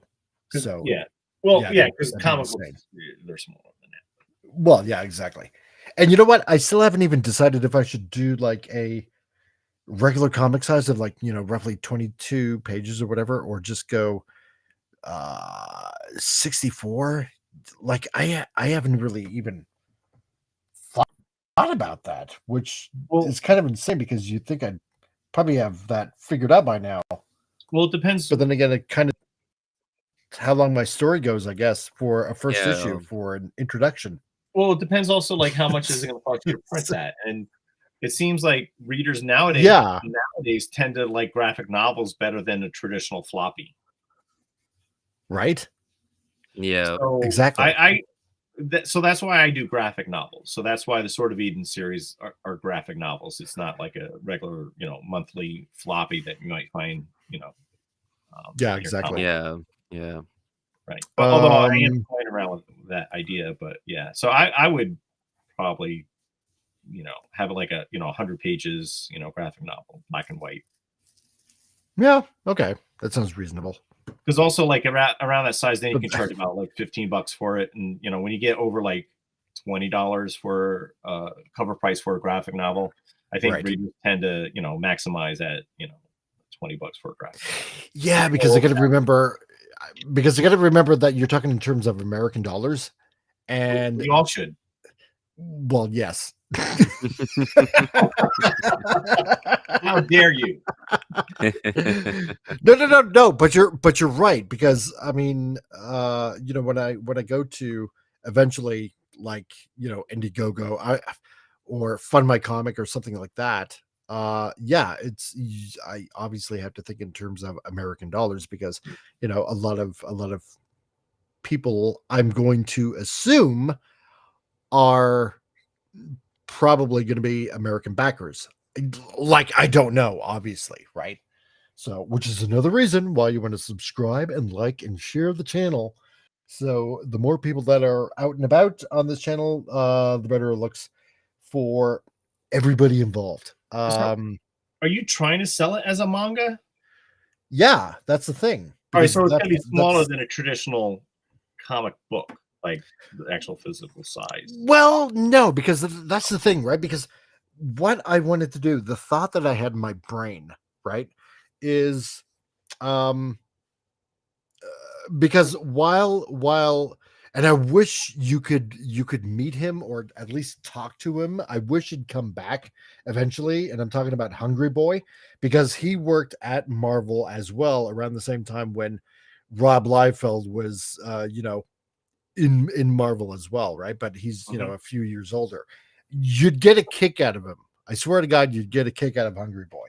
I don't think this person actually exists, Mike. I think no, no, he's really good guy. He's a really awesome guy. And so while he was training me up and stuff like that, in the back of my head, because like you, he hasn't read a lot of manga, and what was it? He made a joke about it, that it was the Tumblr of that manga was the Tumblr of comics. At least in his view, right? Which I thought was kind of hilarious. But to me, I can appreciate like the art form, like of a lot of illustrations from all over the world. Like everything from like the European comics to to Japanese to our North American standard kind of comic. I can appreciate it all because of the hard work that goes into it and telling a story through illustration. So, but I leaned really more into manga, right? Because there was just something about the stories that wasn't just your ordinary everyday superhero comic, right? Mm-hmm. And so, but I wanted to kind of somehow find a way if I could blend the two styles together somehow, like do it in a North American format, but keep the Japanese aesthetic of manga. Yeah. Which is The really mixture. hard. Yeah, a fusion of sorts, and it's not easy. It's really it's not. Yeah. no, at least in my mind, it's not. So, but no, I mean, I want to do this, standard North American size, so to speak, but I want in a manga style. So that's Yeah. what's in my head. So Yeah, yeah, that's why I was wondering if maybe you should go. If you want to really sell it as a manga, whether it should just be smaller, like physically smaller. Manga is usually a little bit Yeah, smaller, right, and because you have to read them the wrong way. I wouldn't go yeah, that that's far. right. You have to read them backwards, Right? Yeah, like if you want to sell, if you want to sort of, focus on the like whole manga thing, because again, manga is Yeah. very popular now. If you want to sell under that sort of I don't want to say gimmick, but that format where it could be picked up by manga readers, that maybe the actual physical size should be the same size as a manga. Because the Well, that's style what I of was thinking manga too. is black and white, gray tones, and it looks very manga, especially like your lettering too. That actually, I gotta thank somebody for that lettering. I can't say who gave it to me because it's a particular font, comic font that I got from somebody. So I wish I could say who, but I can't. Ooh, Yes, look at that, so I- secretive. Oh my. So are you I gonna know, right? So are you going to use bold lettering when that becomes the case, or is everything just sort of the same? I think I might keep. It's a good question. I don't think I'm going to use lowercase lettering, but bold. Well, yeah, most comics is all caps, so I think that's the way to go. But if you have an emphasis on a certain word, that would probably be in bold. Yeah, I should probably think about that. I really should. Yeah, well, because the thing with me is, I use Wild and Crazy font for the Sword of Eden graphic novels, right? And everything's all caps. But yeah, when when there's more emphasis on a certain word, I will have that in bold, so that way they can, when they read it, that's how it's supposed to sound. Right. Or if someone's yelling, then the point size would be larger. Or if somebody's whispering, it could be a little smaller. Muted. Yeah. Yeah. Exactly. Well, there's that one application too. You just make it. I don't do that. What I usually do is, like, if somebody's whispering, I'll have a larger word balloon with a lot of space around the text, but have the point size a little bit smaller, right, to give the idea that it's like, like a whisper or somebody speaking more softly. Or because what I ended up getting was the Dave Gibbons font set. Really? Yes. I didn't know there was such a thing. There is such a thing. Oh. Yes. Did he create that font? I mean, Dave Gibbons is a penciler. I think it's through Comic Craft. Oh, the website. Okay. That right. Yeah, that particular type of font. So so what's wrong with you having it? Well, because to buy the particular font, it would cost quite a bit of money, and which is money that I didn't exactly have at the time. So somebody that but I can't say, because I was asking him, hey, what kind of font do you use in your book that you're planning on putting out like really, really soon? And so he told me, it's like, oh, okay, so where can I find it? And so he gave me the website, which I found, and it's like, oh, okay, wow, it costs that much money. And he's like, don't worry, dude, I got you covered. Here it is. Nice. Don't share it or tell anybody that I gave it to you. So that's why I can't say who gave it to me. It's interesting that it's called Dave Gibbons, though.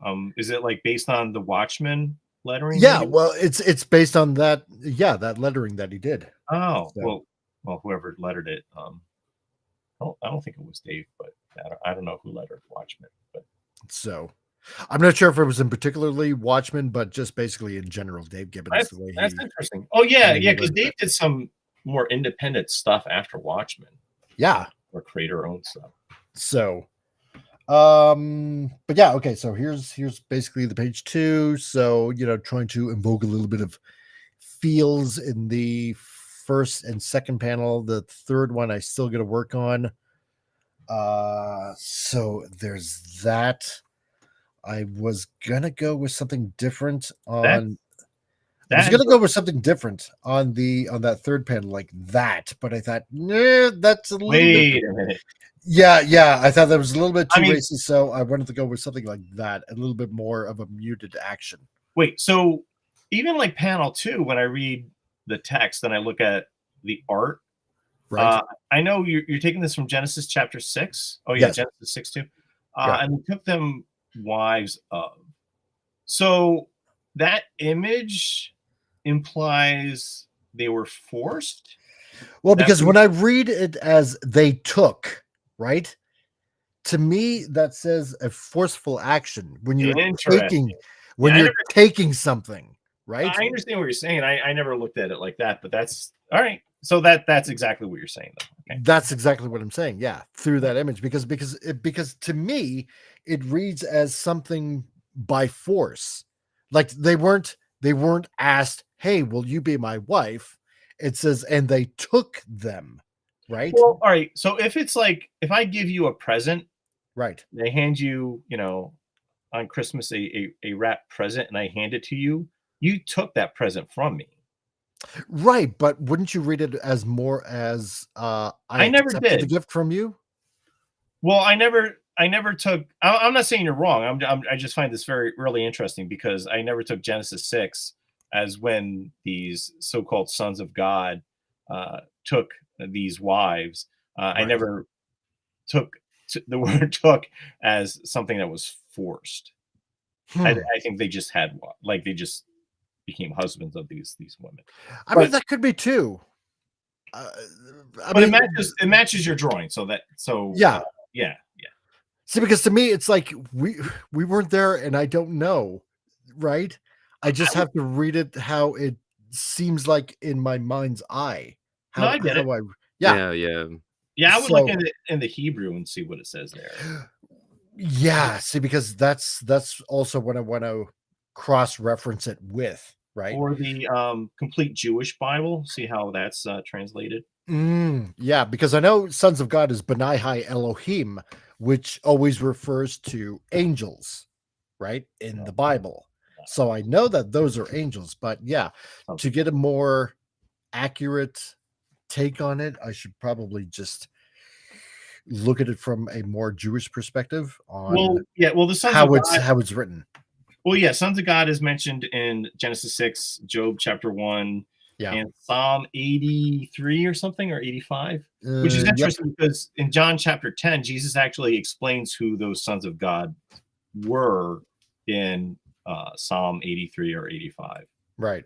So I thought that was really interesting. So, yeah. So what happened with this chick here in panel 3? Right. Well, and this is like, one of the wives that were chosen, right? So because like I said, the other panel, I didn't exactly want to do that because there was like a kind of like a table or a bed kind of like lying on the back. And to me, it just seemed like that doesn't really fit. So, I do want to draw a type of expression on the face here, which is more like, what's the word that I'm looking for? It's not quite fear, but it's not quite anticipation. It's kind of like an uncertainty of like I don't know what to expect, what's going to happen, kind of I know there's a word for that emotion, but I can't find it right now. So, and trying to express that facial expression, is what I want to get right. So that's why I left that for now. So, yeah, and then I'm going to, get on this one a little bit more because I kind of like this. How we kind of like drew that out. So, because again, Genesis 4. So, and there were giants in the earth in those days. So, I just want to make them huge, muscular, kind of like, that they're kind of a threat kind of a thing. So that one I'm going to work on a little bit more. And yeah, and then I just want to kind of get into the whole main story of this. So, and this took so much time. Oh my God. How did you do those clouds? Those look really sharp too. What I did was, let's see, I believe it's one of the brushes that I got on here. So, because what I wanted to kind of do is do circles and then just adjoin them, but for some odd reason, it didn't exactly feel right. And I think I got a brush here for or sorry, a pencil here. Someone's in here for clouds. I think this is the one. If it draws, so I can cut. Yeah, there we go. Yeah, kind of like this. Oh, yeah, that's interesting. Yeah, kind of like that, right? And then so I can invert it to show, like white, right? I'm doing everything wrong. Get with the times, dude. It's time to upgrade. No. Well, in Photoshop, in Photoshop, I just use the brush tool and I just draw like white shapes. Yeah. And then I use the blur tool and I make them blurry, make them look like more fluffy. Yeah, see, that's what I would do in Photoshop. Yeah. Exactly that. So, but I really want to train myself up on Clip Studio Pro because this is made for comics and made for manga and stuff like that, and even animation if you want to get into it, right? So I figured if I'm gonna learn this program, if I'm gonna do this in this program, I want to try to take advantage of all the little tools in there because apparently, even in the manga industry, they're starting to use this program as well. Like all manga artists in Japan. So, and that's kind of what I want to get into. I think what really stands out here that it's really more of a manga is the gray tones and that word balloon you had. Yeah. That looks very much like a manga word balloon. Yeah. And I found it because I think, I don't know if they do this because it's translated into English, but you see how like you have space on top, and I think you have extra space at the bottom of the word balloon. Yep. Because normally I would stack that a little bit differently. I would put the word R on. Yeah, like right on top. Yeah, because you have that space there. But in manga, you'll see something like this. But I think that is attributed to that it's translated and they keep the same word balloons. Yeah. Yeah, no, I never thought about that. It's always just been like that since the day I started reading manga. So I'm so used to it, but I never thought about that in that way. You know what I'm saying, though, right, Jason? Yeah, exactly. Yeah, I do. Which is kind of weird because I kind of did that by accident, like without even thinking.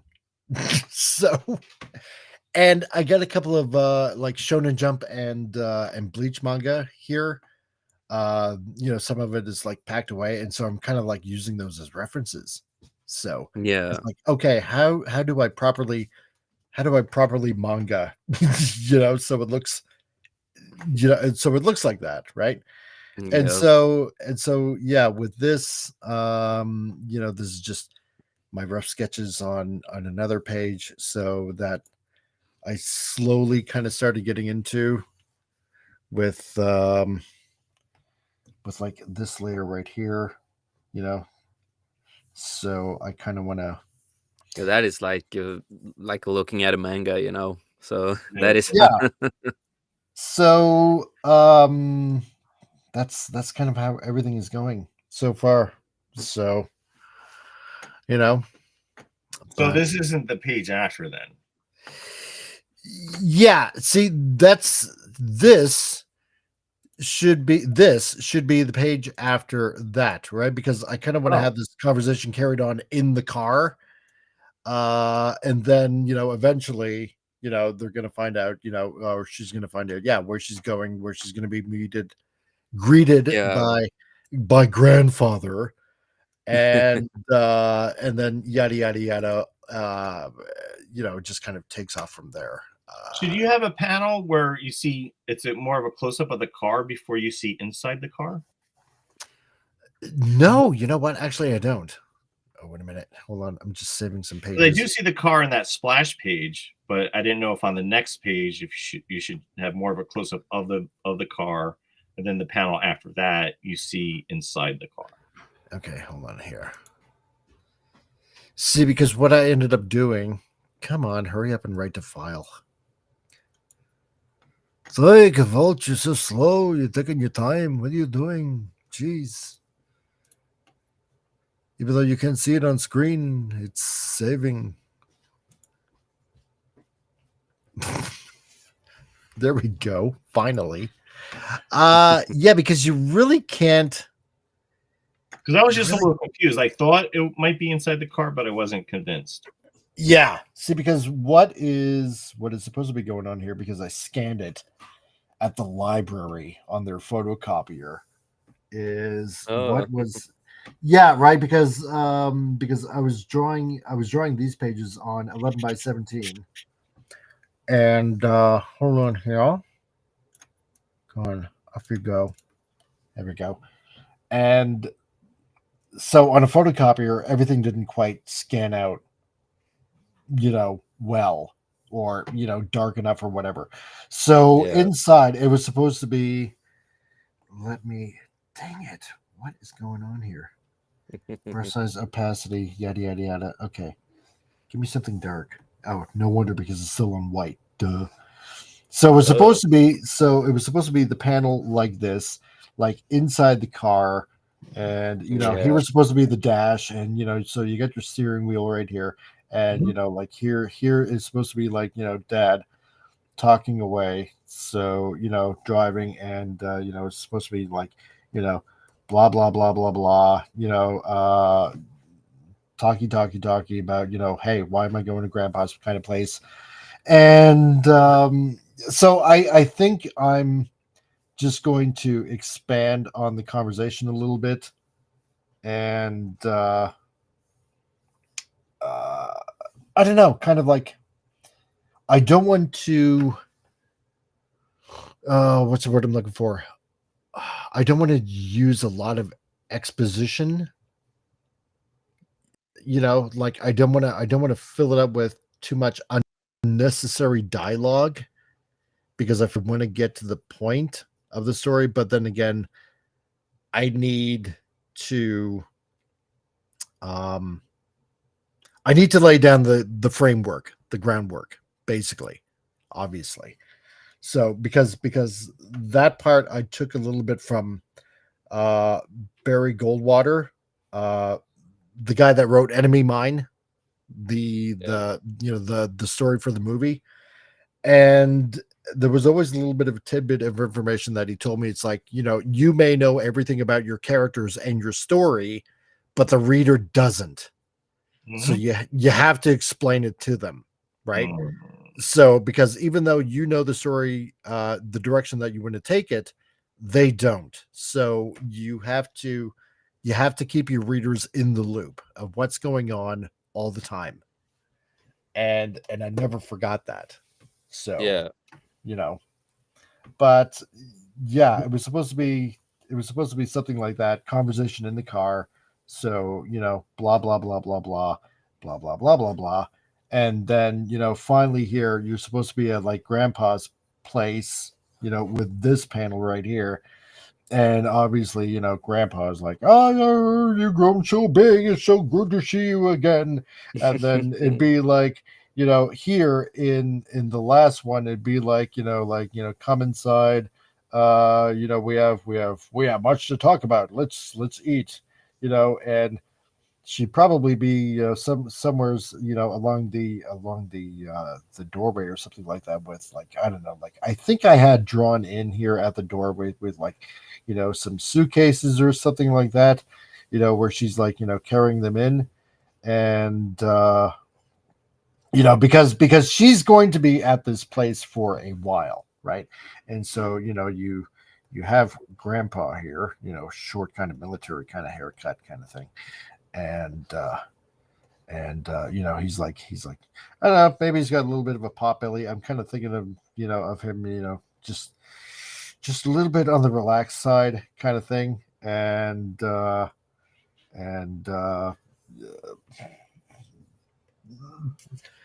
it's kind of like her dad was kind of like in this previous role, right? But I don't know. I'm gonna write it kind of like into the story where he kind of had to give it up a little bit in order to raise her, right? Yeah. So because family was more important than going around hunting down cryptids and Nephilim and stuff like that. So grandpa here kind of had to like, resume those kind of duties in order to make sure that she is raised up and protected. Maybe it was some sort of situation. That part I kind of haven't figured out, right? But now, he's going to give the title, although she's not aware of it yet, of being the next Nephilim hunter, so to speak. Right? So she's going to be introduced into this whole world of like, wow, these aren't just stories in the Bible kind of thing. This is like the real deal. Yeah. So, and that's kind of like where the whole kind of fun ensues. Plus, on top of that, the thing is, in manga, you have to have this. I shouldn't say you have to have. You can have. How should I put it? I don't want to necessarily call it like a power up kind of thing. It's kind of like with Al and his character in the Sword of Eden, where she can see demons and devils, right? Like this sight, right? And I kind of want to do it in the same way, but she has to do it like with like particular training. I mean, because that's how it all happens. Like, when you become a Christian, you have to put on the full armor of God kind of thing, right? Because that's important. So I kind of also want to play on putting on the whole armor of God kind of thing, right? But part of this is being able to see, evil where it actually exists, especially in this particular type of storyline, right? So, and I kind of want to add this as let's just say kind of like as a bonus to putting on the full armor of God kind of thing, right? That's kind of where I want to take it as well. Yeah. So she kind of finds out that, these aren't just Bible stories, that this is like actually a thing that's going on in the world. And this particular, like, she can't obviously end this evil. Only, Jesus in the end will be ultimately able to do that. But she can, I shouldn't say put a pause, but try to delay it a little, right? Or make sure that this evil isn't more than what it potentially could be. Because I don't want to write anything that's like contradictory or, blasphemous, so to speak, right? In a sense. I mean, it's a comic book, right? So supposed to have a little bit of, fun with it, So in a sense. But anyway. Yeah, that's pretty much all the work that I'm kind of like trying to do on this. So yeah.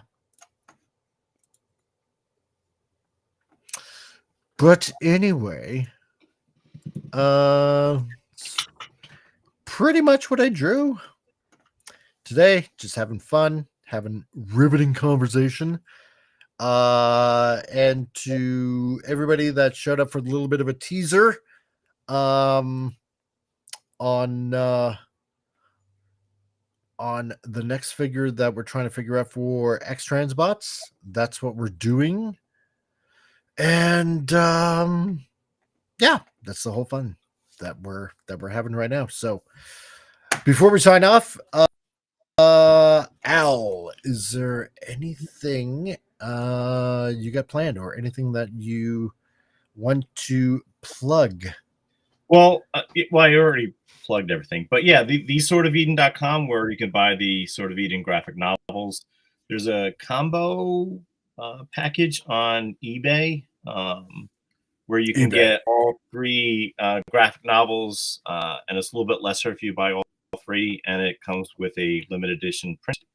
And I'm also on Facebook, where I'm on almost all social media platforms except for Twitter because I'm still banned. But I'm mostly on Facebook. Yeah, so check those out. Again, it's it's not quite Christmas in the States as much as it is in Canada. So yeah, if you like superhero fun comics that have strong Christian themes, especially for Christian readers from the preteens and older, and including the adults. yeah, check out theswordofeden.com and check out the graphic novels. So, yeah. And it's also sold on Amazon, There we and go. you can order it through your comic book store or Christian bookstore as well. Right on. Let me see. Let me close this one. Quick close. There we go. Okay. And Jason. What do you Yeah. got going on, dude? Well, for me, at least I am redoing a lot of the stuff in my book because I was not satisfied how Amazon does certain stuff, and when I saw my small mistakes here and there, and Amazon has to fix their shit when it comes to printing. I'm not a biggest fan of it, but it is what it is. So I'm doing a lot of work on that now, and I just removed the link everywhere so people can. You can still buy the original version, but it is going to be updated, and I'm putting other pages in that I was supposed to make different books with because it became a little bit too short. So I kind of want to make it a little bit longer and feel a bit better about that. So currently working on that right now. That's why I'm on this PC while we're streaming. And other than that too, while I was on vacation with my wife and kids and everything, I started writing on my phone and everything for a new book that I want to do. And that's like a space opera sci-fi adventure that I just had a lot of ideas for that I started just scrambling around trying to do something cool. So that is going to be the next thing that I write. And other than that, working on some music still. So that will hopefully come out next year at some point. I'm not taking dance lessons yet. Maybe one day. Um, but other than that, you can always find me on 540 Studio, where we do the Beyond, where we talk about pop culture and other stuff. And unfortunately, we are not doing Skullcast at the moment because that's a show that me and Tom does together. So that show is on hiatus until he comes back.